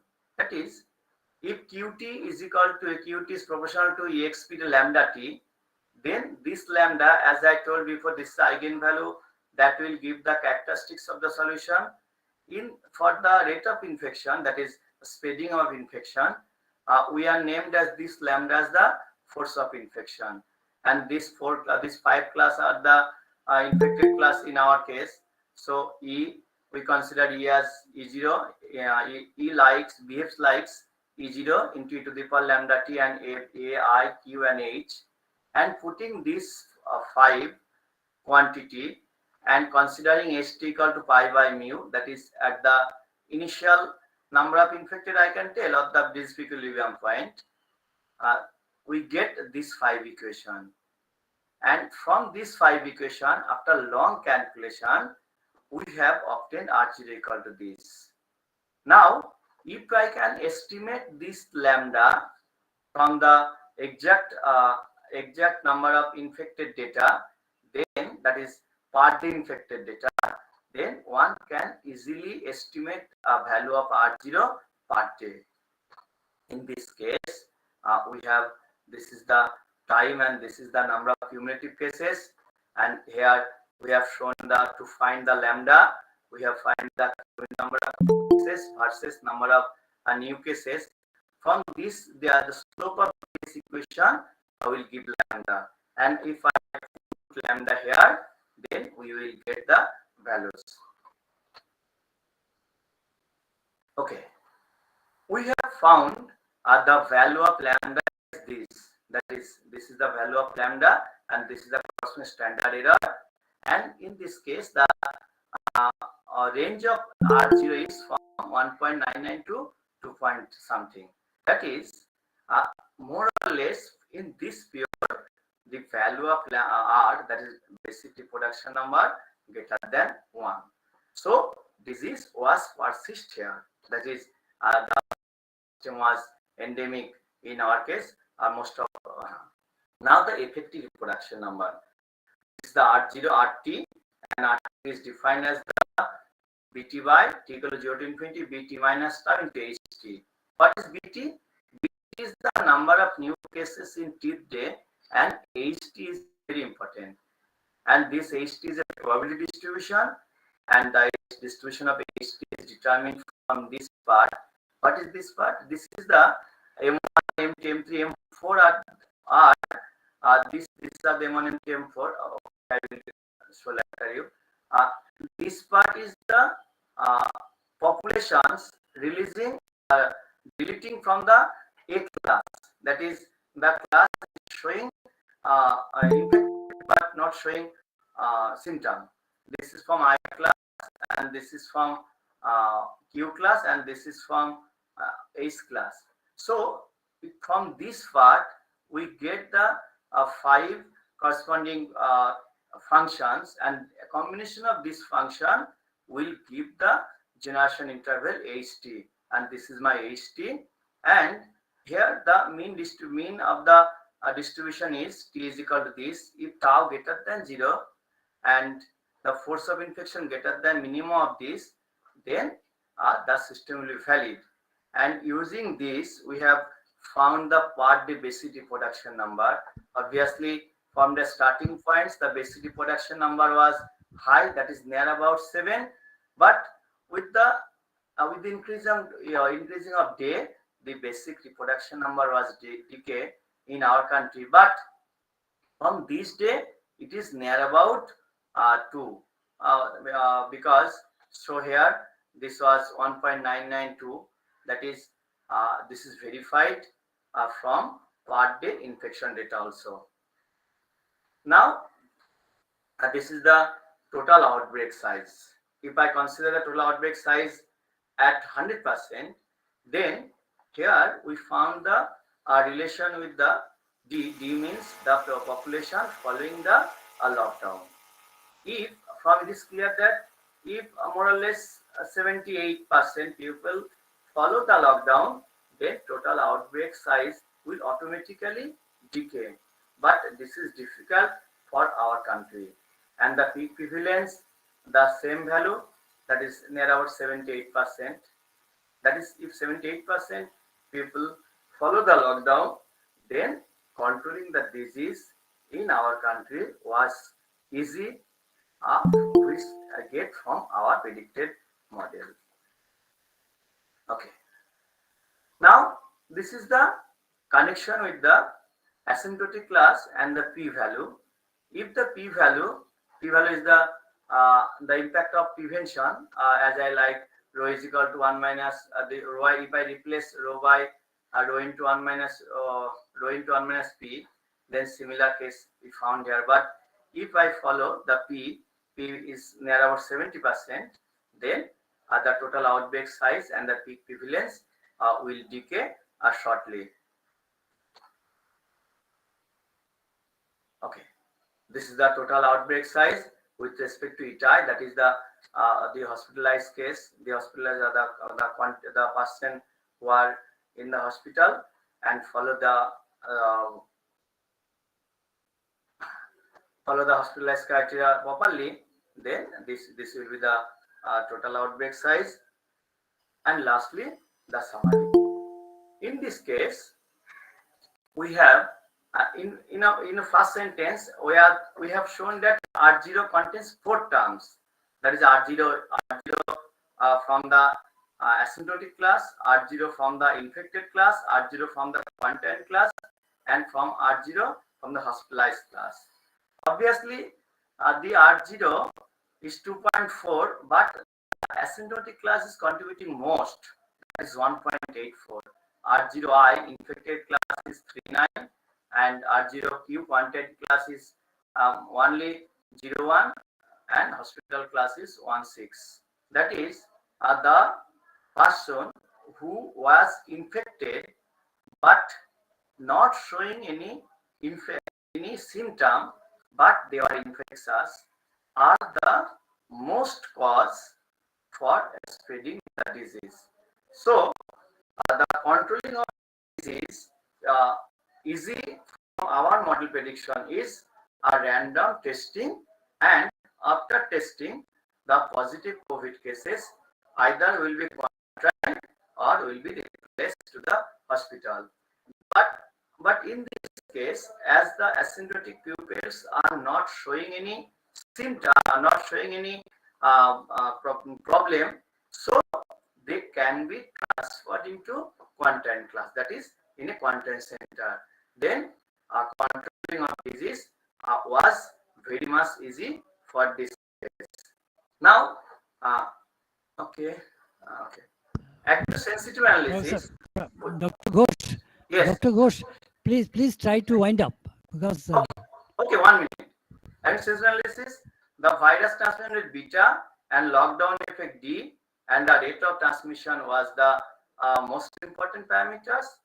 So they are giving influence more or less 2.20 on the basic reproduction number, and we have shown that the effective reproduction number is lie between 6.19 to 1.995. That is starting from 6.91 and end as for this from data as you consider 1.995.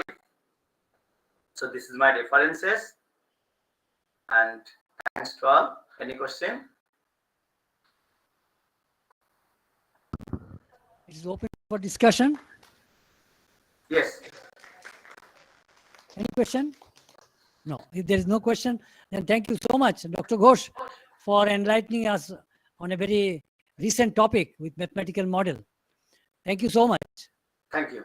Thank you again for inviting me for this one-day conference, and especially the principal of this college and management committee, and also the head of the this department, and also Vikram for inviting me. Okay. Now I'm leaving. May I now request Snigdha Roy to present her paper.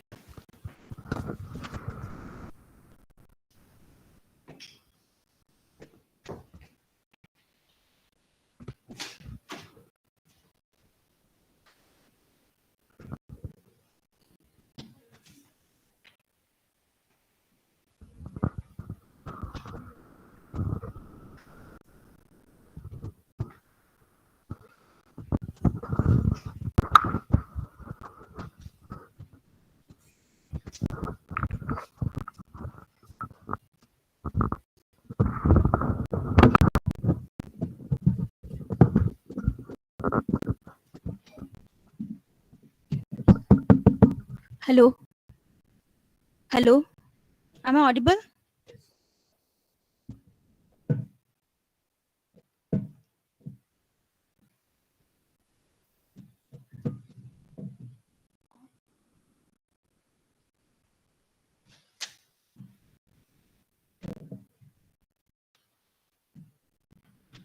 Okay, so introducing myself, I am Snigdha Roy from Department of Mathematics. So today I'm going to speak about a very famous theorem or conjecture, which is saying four-color map theorem or four-color conjecture. So this is the first slide, an overview on graph coloring. So before knowing this thing, four-color map theorem, you have to know the graph coloring. So I have to speak a little bit about that, and then I'm going to go to the four-color map theorem.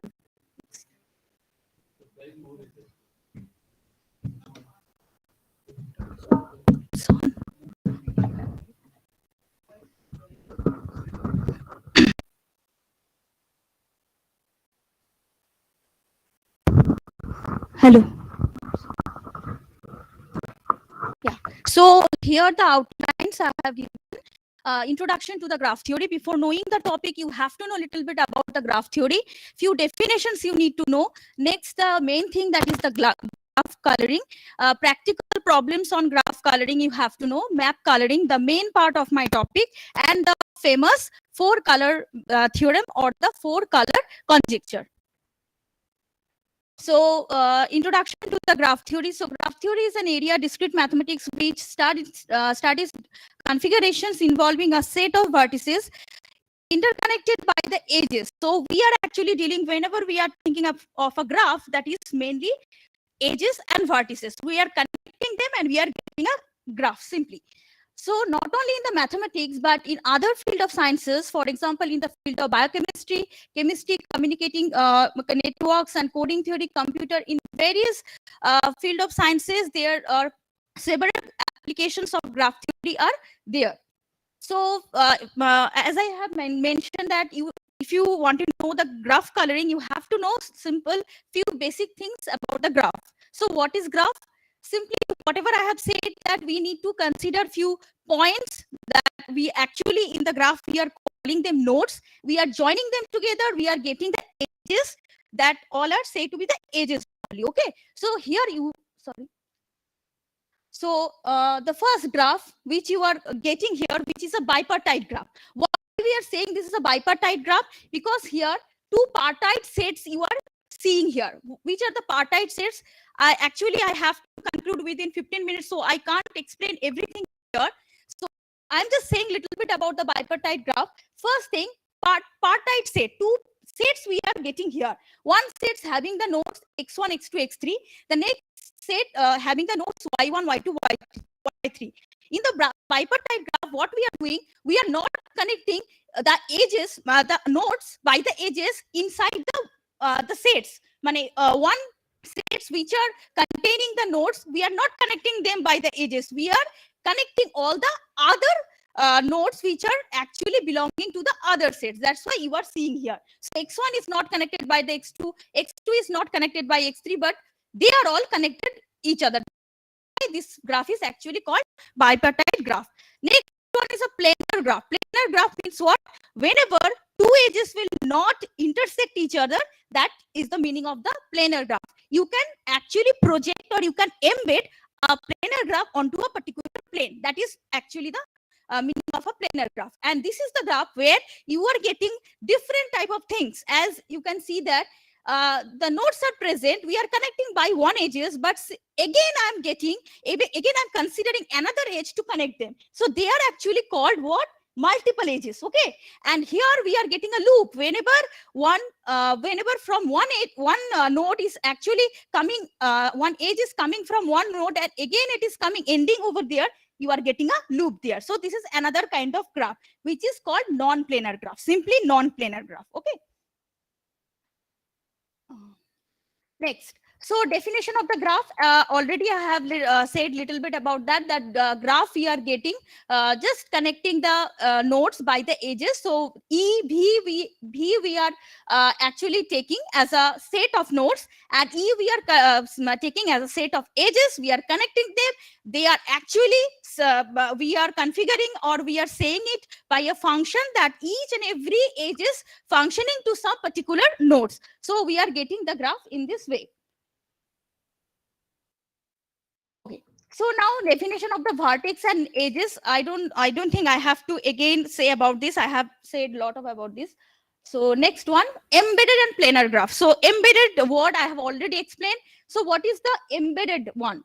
A graph is said to be embedded in a surfaces when it is drawn on a so that two edges will not intersect. So if two edges will intersect, that will be a non-planar graph, and you can't embed it on a particular plane. So here embedded, and after that definitely you have to say about the planar graph, because whenever a graph is embedded on a plane, that will be a planar graph. Okay. Geometric dual. Why I need this one particularly?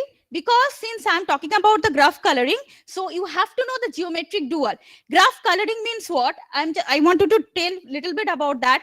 We can consider the graph or the map, actually the map coloring. We can consider the map of India. So different states are there. So we have to, in the map coloring theorem or four color map theorem, actually we are saying every map, you can take any kind of map from the earth, you can color by four colors on that particular map. You take the map of India, you can, that map of India can be four colorable. So every map on the earth can be four colorable. Okay.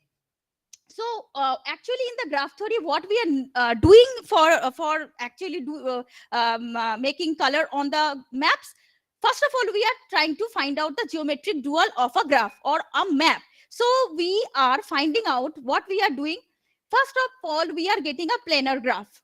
On the planar graph, we are getting different regions. So if I will compare this one with the map of India, so on India, several states are there.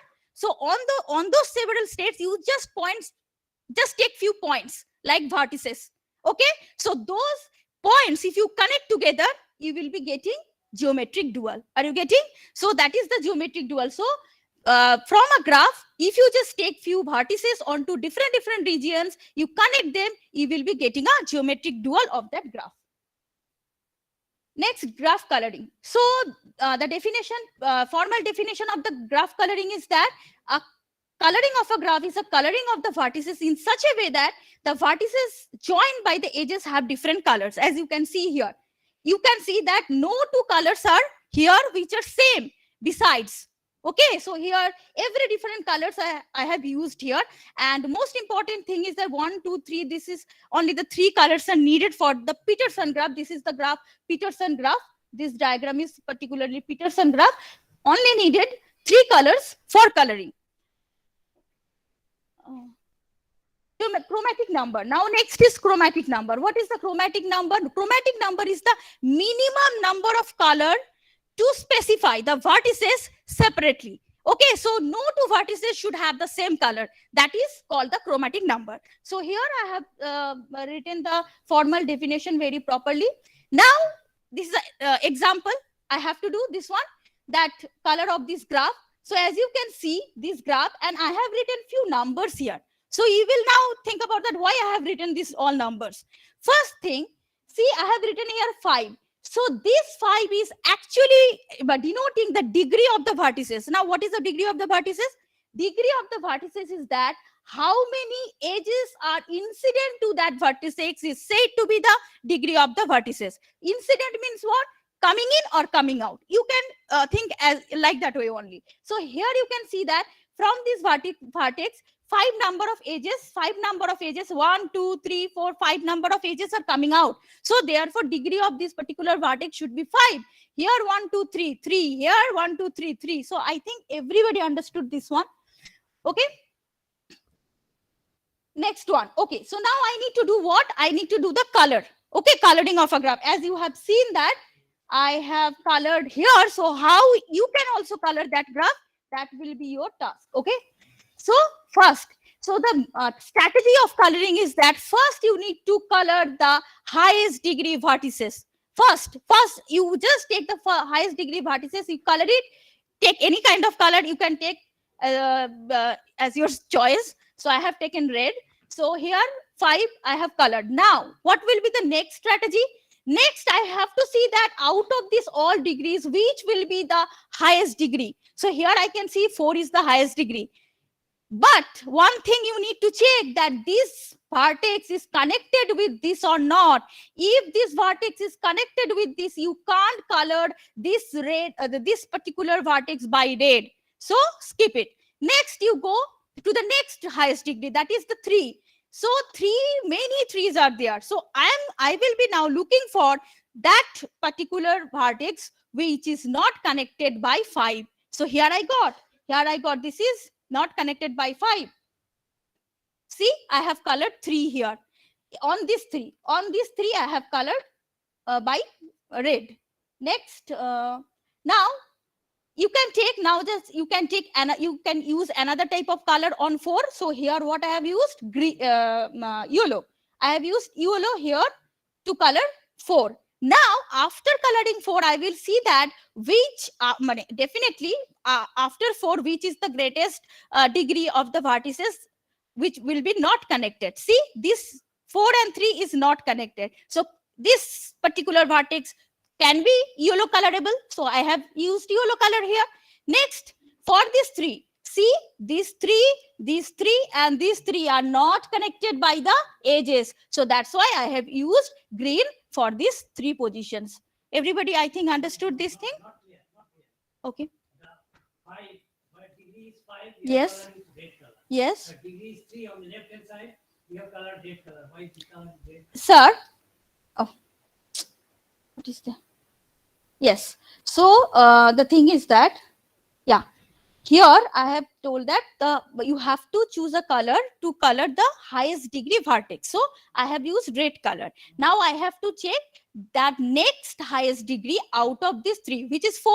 But this 4 is connected by 5. So I can't use red color to color this 4. Next, I will go for 3. Now 3, I can see that 5 is connected by 3. This is connected by 3. This is connected. Out of this all 3s, these 3 is not connected. So this red can be used here. That's why I have used. So I think all of you understood this thing. So practical. So now here why we are using this four color problem or 4 color conjecture. So few practical problems we are using this one. Scheduling problem in management science. Then most important part here I have seen that study of cell phone traffic. We are using GPS, no? So here big thing is there behind that, which is actually done by the graph theory, because we are going from somewhere to somewhere destination and several paths are there. So all those paths actually we are actually let us take this is a point and you wanted to go some another point. So many paths are there. Graph theory actually finding out the shortest route out of these all paths. And sometime you are seeing that in the GPS or in the whenever you are mapping the using the map, some red color, orange color they are using. They are actually used for the traffic. Why they are using those colors? Actually, many things are there behind that, which actually used by the graph theory. Weighted graph.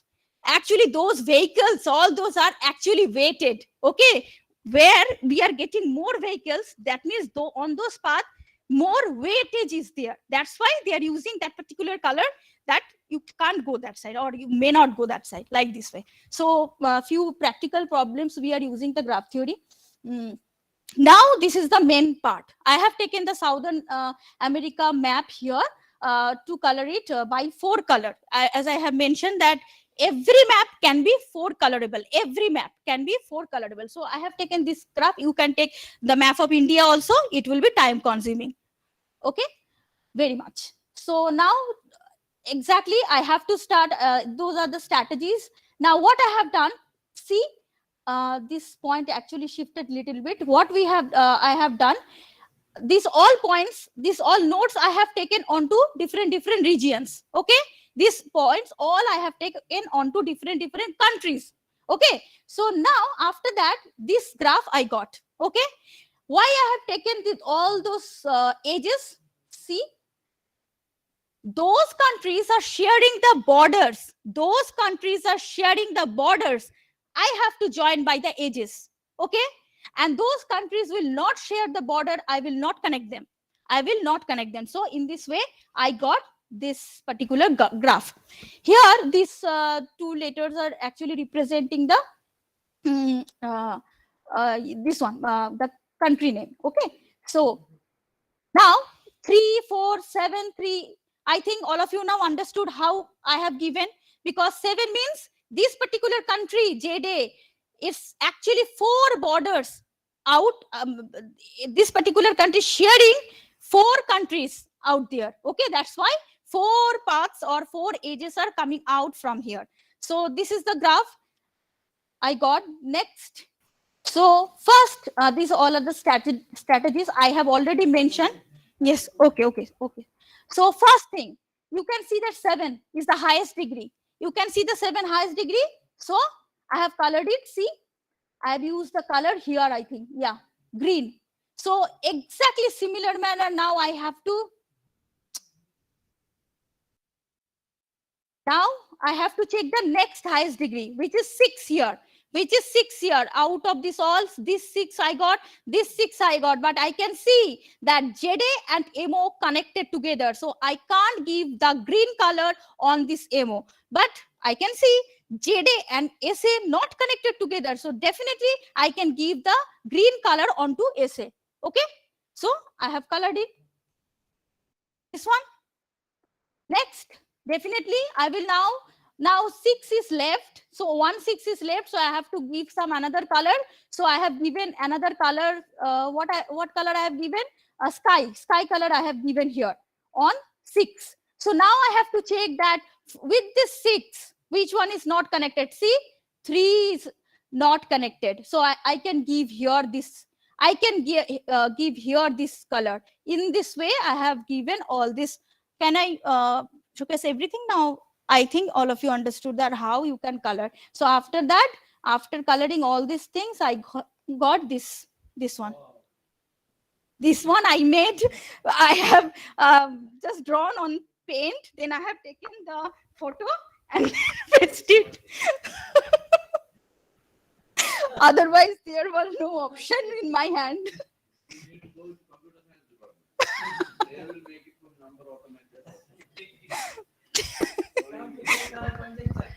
Yeah. And this is the 4 color theorem. Every planar graph is 4 colorable. Actually 150 years ago this particular theorem was observed, but in the year of 1976, Kenneth Appel and Wolfgang Haken actually by computer proved this one. Many mathematicians actually didn't recognize this thing because they have used the computer for that. After this, so many mathematicians proved this analytically, this particular theorem. Thank you.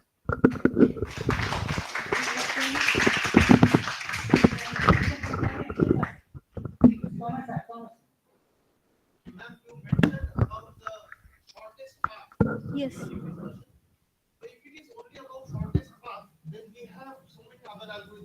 Dijkstra's algorithm is there, Prim's algorithm is there. Efficiency using this algorithm, this particular algorithm.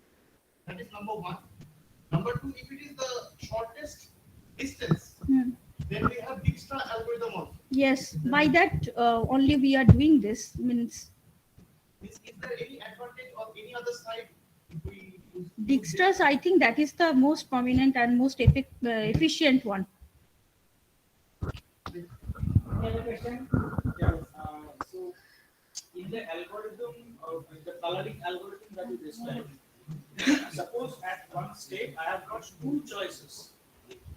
Okay. Okay. So suppose you started in that particular way, the highest one. The highest degree. Next highest degree. The next highest Hmm. degree or suppose at some stage I got two choices. Means highest degree 2 means 7 like Yeah, you. 7 7. Ha. And they are not joined. Ha.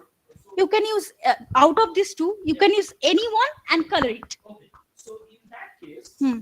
will the chromatic number be different? I don't think so.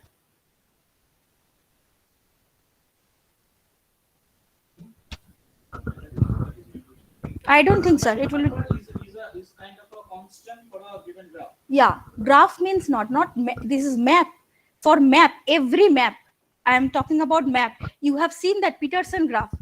That over there 3 color is only required. So this is not for graph. I am saying that if you wanted to color one map, then it is every time it will be 4 colorable. You can see. Yeah, that is just we are. What if I say the graphs are I think the 4 color is the maximum color that you need. Yeah, that will be less than equal. Yeah, maximum. Yes. Before that it was 5 colorable. Next it came down to 4. That I think, sir, that for that it will be less than equal. Means it will not exceed the 4. That I understand. Chromatic number is the number of Minimum color. Ha. To color a graph, right? Ha. So my question is the chromatic number constant for a given graph? No, sir. No. It will no. Not for any graph. For a given graph. No, it is not constant. But a constant is does it depend on the algorithm I choose to color the graph? That is my question. Suppose I get 2 random choices, 3 random choices. The choices will result in different number of chromatic numbers. That though I need to check. Yes, okay.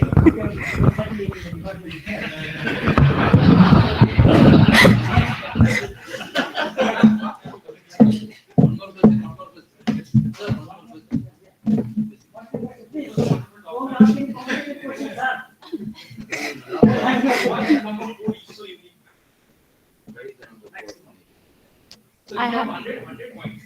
Even then you get 4. Yes, sir. I have tried with the means our graph means the India graph also map also. It came down to 4 only. Yeah. I think it will be 4 colorable.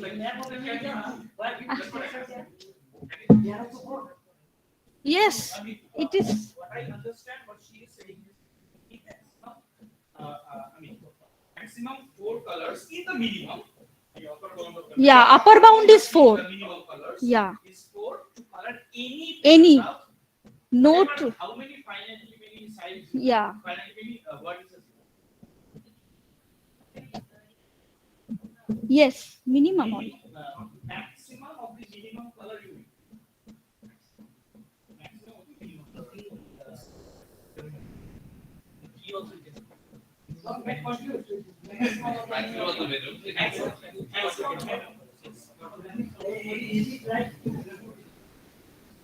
Okay,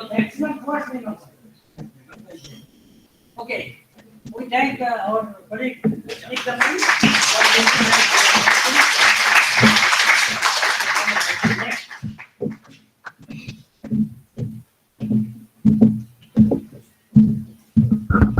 Can I invite the last speaker of the session, Dr. Pratip Basu of Siliguri College? Please connect. No, this time he is not coming. Connected? Good afternoon. Good afternoon, everyone. Okay, okay. Yeah.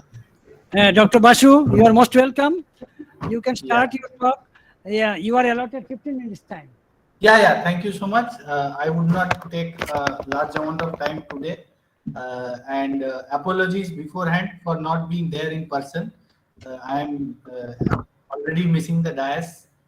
This would have been my fifth year uh, continuous appearance here there at Salesian. Anyway, so without much further ado, I would start with my presentation.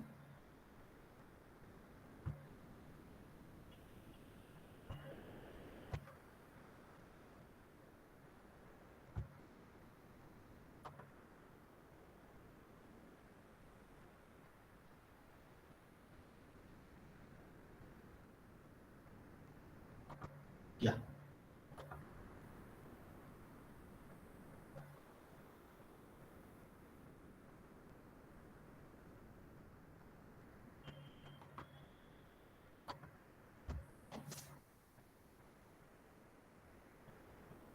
Okay, so as you can see, this year my topic is a bit different.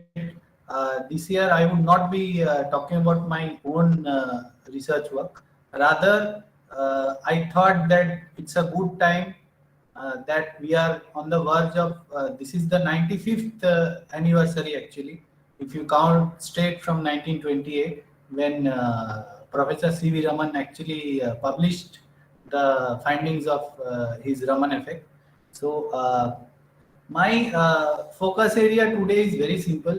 We in our everyday quest to find the different findings of our own research, what happens is that we tend to forget that around us we are using a lot of things, and all those inventions that are there, and there are a few remarkable discoveries as well.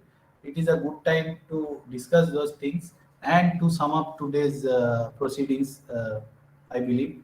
So my first area of concern today would be that what the Minister of Science and Technology announced this year was that, as everybody knows already, I won't be reading out them aloud, that integration of science is based on the four pillars, and the theme this year is integrated approach in science and technology for sustainable future. Now, with respect to all the things that he had said, I have my own reflections, which I will be sharing in my last slide for today. But moving ahead, as we already are suffering from a positive time, now why do we celebrate National Science Day? Because it's not just because of the Raman effect, but rather it is because he was the first person of Indian origin to win the prestigious Nobel Prize. And then our next concern should be that then what are the other inventions that we have used, that through the ages we have actually used them, and we have profited from them, and our civilization has also advanced in a way. So since there is a lack of time, I have only focused on 6 such inventions and discoveries. So the first of all is definitely the wheel, the watch that we wear, and the car that we drive, and the factories that are there where there is automation. Definitely the wheel has contributed in a large, the word is very small, the wheel, but the uh, advancement that it has brought about in our civilization is very huge. And with respect to that, the two major areas in which the wheel has contributed is, one is transport definitely, and secondly mechanization of industry as well as agriculture. And With respect to us, I feel that as a nation, one of the most famous wheels is this one, that is the charkha. So it has the wheel in this shape, and this form has also inspired us to become gain our independence. Now, moving ahead to the next invention that I feel is very important is the elevator. Why is the elevator so important? As you can see in the picture here, the elevator merely does not transfer us from one floor to the other. First of all, architecture has gained a lot from the use of the modern elevators, because now we can actually build so high structures. Then I think elevators have also contributed a lot to the crisis of housing in urban areas especially. And also we should not forget that whenever we are using a conveyor belt, in a conveyor belt we also have the wheel, but then whenever there is the use of the pulley, we are actually also using the elevator in essence. And it is amazing to know that the first reference of an elevator is almost 2200 years old. So Elisha Otis merely modernized the elevator, and from then onwards, in the last 170 years, I think we have only moved forward by the proper use of elevator. Moving ahead, we have the most important thing. As you are looking through this particular medium, like this medium, before that came the printed word. Now, whenever we find a book, we are so happy. But what we need not forget is that it was always not like this. 700 years back, it was like not 700, sorry, about 600 years back, people used to write their own books, and then other people used to copy those, and the material used was also different. And people actually did not own books as a whole. And but what Gutenberg actually contributed was that because before Gutenberg, if we go through the history of this particular contribution of science, we find that people used to use wooden blocks. But since Gutenberg used to work in a mint, he actually found the proper use of metal here, and then he actually designed a machine which later on became the modern printing press. The adjoining picture is a replica of the printing press that Gutenberg had built, and this is one of his creations here, as you can see in the picture here. Okay, now moving on to the fourth most important invention. Uh, mm, any guesses here would be very easy to do, because although the picture with which we represent this genius is not this one, we usually see the older picture of Mr. Charles Babbage. And as you can see on the right hand side, we have his invention, that is the analytical engine. So normally in those days when he invented the analytical engine, in quest of actually inventing something called a computer, the size of that was almost about that of a room in which you are sitting, or maybe in which I am sitting right now.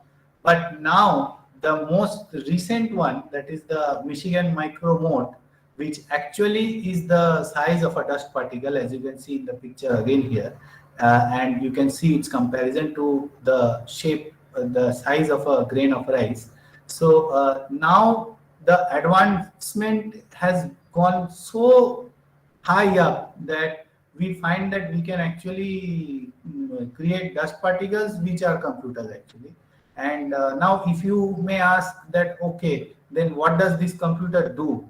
If you are working in the field of meteorology and ecology, and if you need to recent just in our last talk, ma'am was talking about maps. Now if we come from maps to then terrain, and if you're studying about a terrain and you are actually wanting to know the temperature and humidity of that place, this Michigan micro mode actually does exactly that, and it is very helpful for people who are in the who are studying field biology, that is ecology, and also for geographers. Now, moving from our technical spectacles, technical advancements to a bit of biology, because biology, I am myself a biologist, so we should not be forgetting what Edward Jenner has done for us. Edward Jenner merely found out that people were getting so much, there was so much widespread smallpox, and then he suddenly discovered the immunization, the process of immunization. Although we have records that even much more earlier than Edward Jenner, Buddhist monks used to immunize themselves with the help of snake venom, but that was not exactly a process of immunization or vaccination. Rather, it was the creation of antivenom, or even in a broader sense of the word, antidote creation. But now we see that we are using vaccines which are made up of vectored antigens or different subunits of the pathogens that are affecting us, or even genetically engineered stuff. It may be a protein, it may be a DNA, it may be an RNA. And in the picture, you can see the most common type of vaccine that is in vogue nowadays because of the still ongoing pandemic. And if any mention of vaccination cannot be complete without the mention of course, Typhoid Mary here on the right hand side. She was working as a cook in the United States, being an Irish migrant, and she was actually put through 30 years of isolation. The last 30 years she had to spend in isolation. The government had put her in isolation so that she could not actually infect others. So this is also one of the key concepts of vaccination, because in vaccination you actually infect a person, we actually get infected by this. And one of the very popular vaccines nowadays that doctors are giving during the season change, as we are going through the season change, is the influenza vaccine. And above that you can see the already eradicated smallpox in this picture. Last but not the least, definitely, we always confuse when we read high school biology that Anton von Leeuwenhoek is the father of the microscope. No, the microscope was first created by Galileo Galilei and a bit improved by Janssen and Lippershey. But Anton van Leeuwenhoek was the person who can be said to be the father of microscopy. So why? Because he used glass lenses to enlarge objects, and he was actually one of the first persons to observe a large number of bacteria. So definitely, he's the founder of the study of microscopy. And in the picture on your right hand side, you can see the microscope that he had made. And without fail, we can also say that he's one of the fathers of microbiology as well.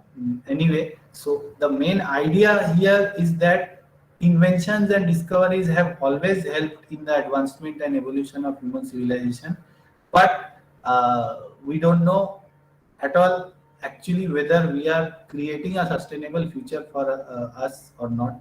Uh, that being the theme of this year's National Science Day. Finally, my interpretation of the integrated approach that should be there, and I believe that this has been the same case through the ages. First is the coming together of brilliant minds to work on different problems that we face from day to day, and this solving of problems has actually contributed to manifold advancement of human civilization. Because I would comment here that the Sumerian civilization or the Egyptian civilization, those people didn't know when they were building their architectures or when they were building their pyramids, that how much they are contributing by creating the rudimentary stone or wooden wheel. Furthermore, the extended integration of the technical engineering and medical knowledge has already led to creation of different interdisciplinary and multidisciplinary branches. I myself, being a bioinformatician, is a person who is a practitioner of an interdisciplinary branch of science.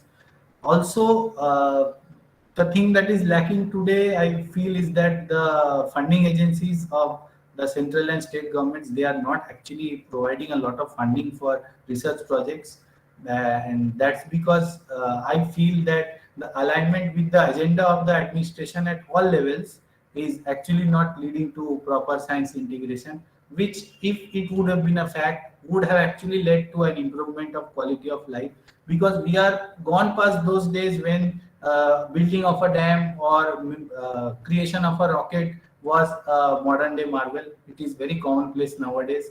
And finally, we also need this approach to be used in industrial as well as entrepreneurial development. Entrepreneurial development here means that we need to encourage more and more startups, because slowly, as we feel that government jobs are drying up, and suppose a scientist or an engineer cannot just look for a particular safe and secure job in the government or the public sector. So I think that is very important. So thank you so much. Thank you, Dr. Vasu. Hope, I hope I have kept it short and sweet, like a okay. nice desert. Thank you so much. Nice representation. Okay then. Okay, thank you so much. Unfortunately, I cannot sit through the valedictory full. I had already told the organizers I have to start online for giving a talk to Bombay University students, 40 of them at 4 o'clock. So my words of congratulations to the organizers, to the science department, all the HODs and the dean and father vice principal for this beautifully organized event and for very well presented papers. And I hope we will have at least some of them, like what we just listened to from Pradeep, which is very useful for students and to be for our magazine or our books. If it is not yet published, we would like to have your write-ups to be included.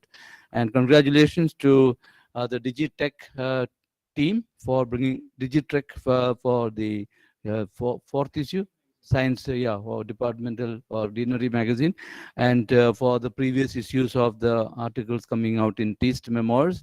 And a very special congratulations to Subhajit Paul for his metric spaces. Yeah, congratulations, and over to sir.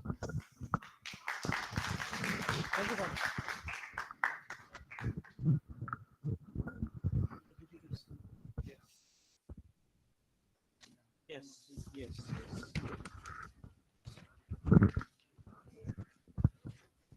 Okay, now we are in a very special ceremony. We have come to the technical end of the technical rounds, and now we are in the valedictory session. And I would like to invite our Vice Principal, Father C.M. Paul. We have release of 3 items. One is the Digitrek magazine, that is the science engineering magazine, and this is a 6 monthly or half yearly magazine. So the issue, last year's second half issue, July to December, was due, so we have prepared it. So that will be the first item. And the second is, I think, probably the very first book written by any faculty in Salesian College. If not the first, I think there have been 1 or 2 other faculty from other departments. But yes, from the science engineering, the very first book written by our very own faculty, our Subhadip Paul sir, from head of the Department of Mathematics. So he had been on it for fairly long time. And then the book is titled Metric Spaces. So that is the second one. And the third one is, this is the 6th round of Tist we are conducting. So whatever articles we have received till the last 5 rounds, the complete articles, not the PPTs only. Here we have included only the complete articles. So we have called it as Tist memoirs. So Father Vice Principal, Father CM Paul, would you kindly come here?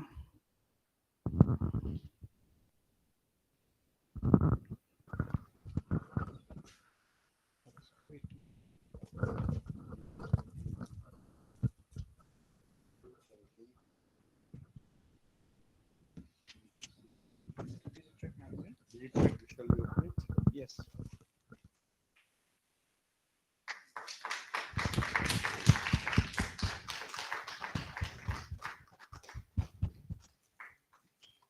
Yeah, it's very tightly packed by our librarian. Yep. So congratulations, sir. Thank you so much, It's Father. very, very elaborately done. So we have all the reports of the deanery, as well as some articles by our teachers and students also. Yes, the second one is the book written by Subhajit Paul, sir, Metric Spaces. Subhajit, sir, we are honored to have you here. Yes. In person. Yes, in person. Yeah, let's give a big hand to Subhajit, sir. This trend is to be followed, huh? Yes. The trend needs to be continued. Many more faculty to write books like this. This is a textbook.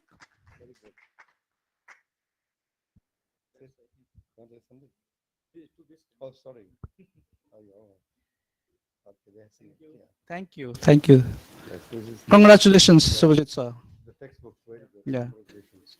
So we give to sir. Yeah. Give to the dean. Yeah. Yeah, show them, show them. Yes. Thank you. Thank you. Thank you. All right. Metric spaces.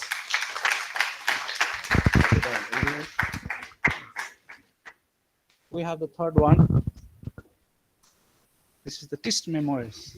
Somebody else here who should be releasing this. I am releasing all this. We'll call the senior faculty from the department. Yeah, the HODs can come. All the HODs, all the HOD head of the departments, please. This is the Tist memoir. All the complete articles of the previous Tists.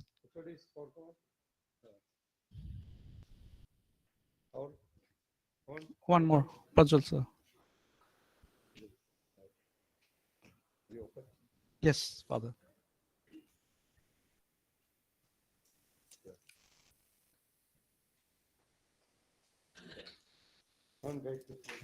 Let's give a big hand to all the HODs. That's the camera inside. Yeah. Okay.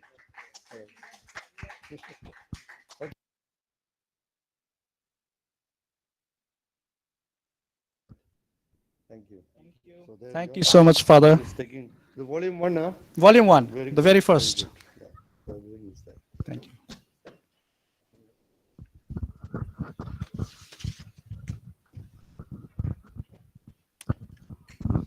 We had kept the certificate distribution right now. So I would like to invite our Snigdha ma'am as well to be helped by our president of the Science Deanery, Elma, to give out the certificates, at least to our guests who are attending, and the rest of us we can take later on.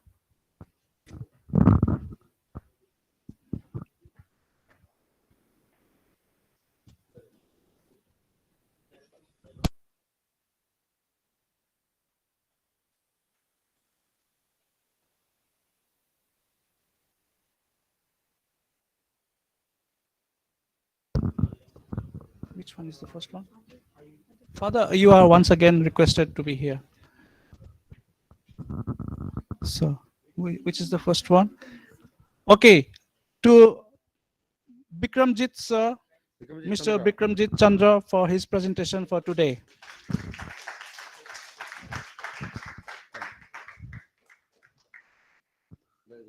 Congratulations, sir.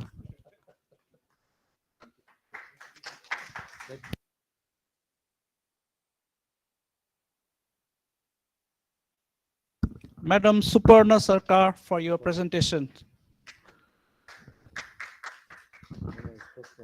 Yes. Congratulations.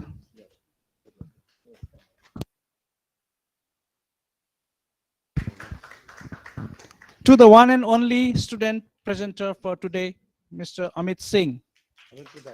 Yes, his final year.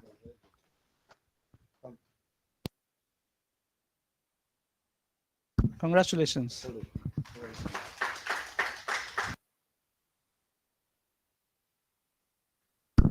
From the side. Mrs. Snigdha Roy, for your presentation. Congratulations, ma'am.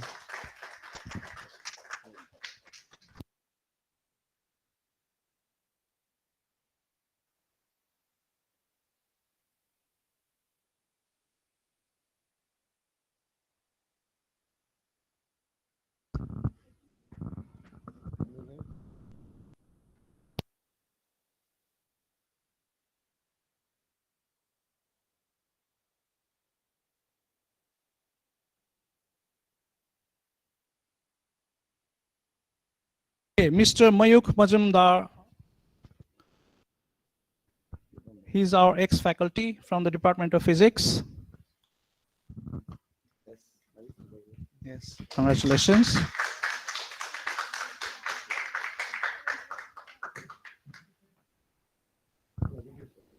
Mr. Indra Bahadur Khati from the Little Angels School. Yes, very good. Yeah, congratulations, sir. Thanks for attending. Thanks for attending.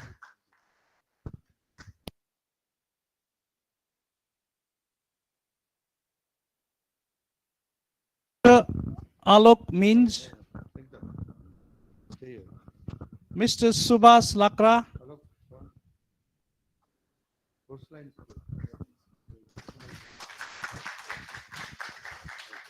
Subhas Lakra.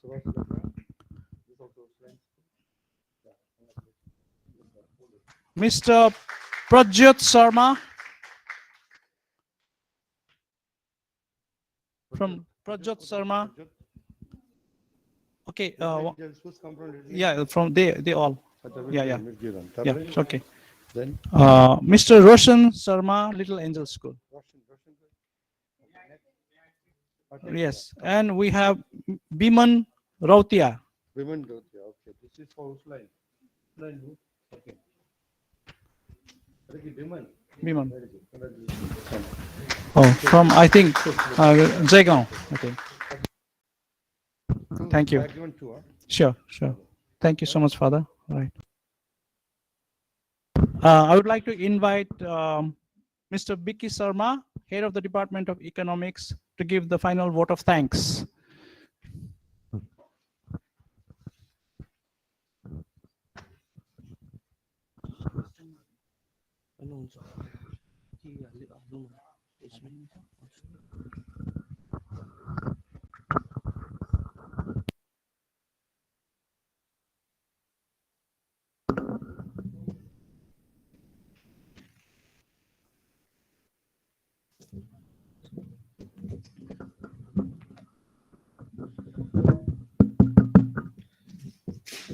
Good afternoon, all.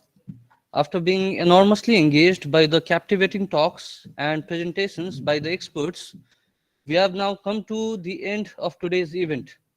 I personally hope that the talks presented today will intrigue us all, especially our students, to inquire further, to challenge ourselves more, and to find solutions and to have a broader outlook.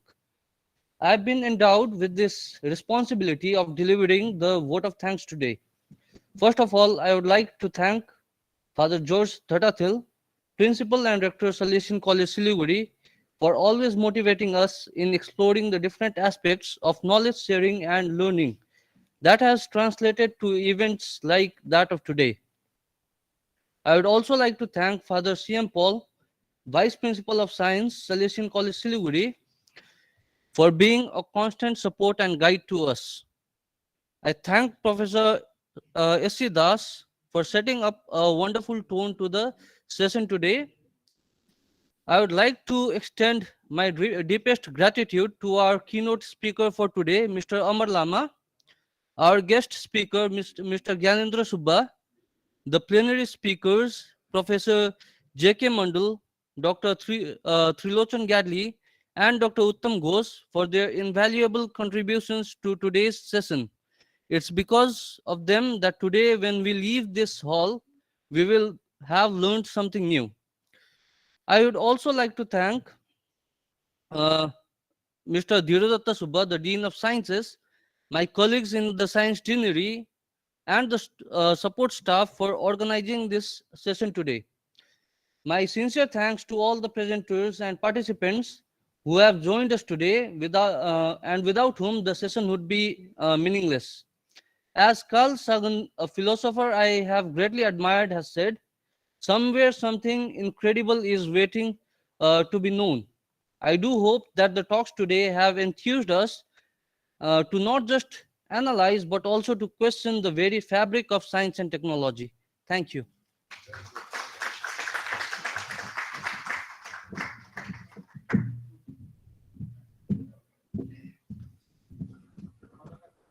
Yes.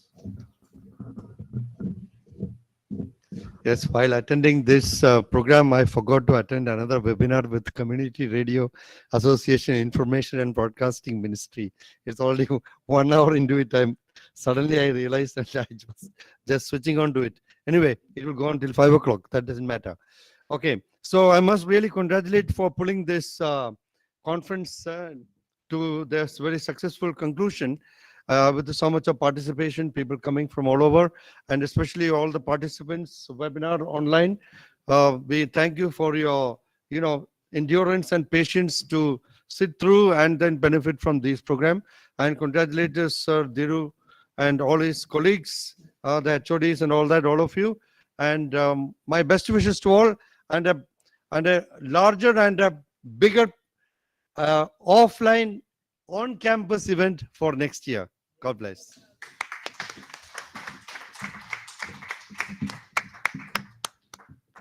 Thank you, Father, and thank you, everybody. So as we go down, let's just assemble for our group photo. Just outside the portico, okay? Thank you.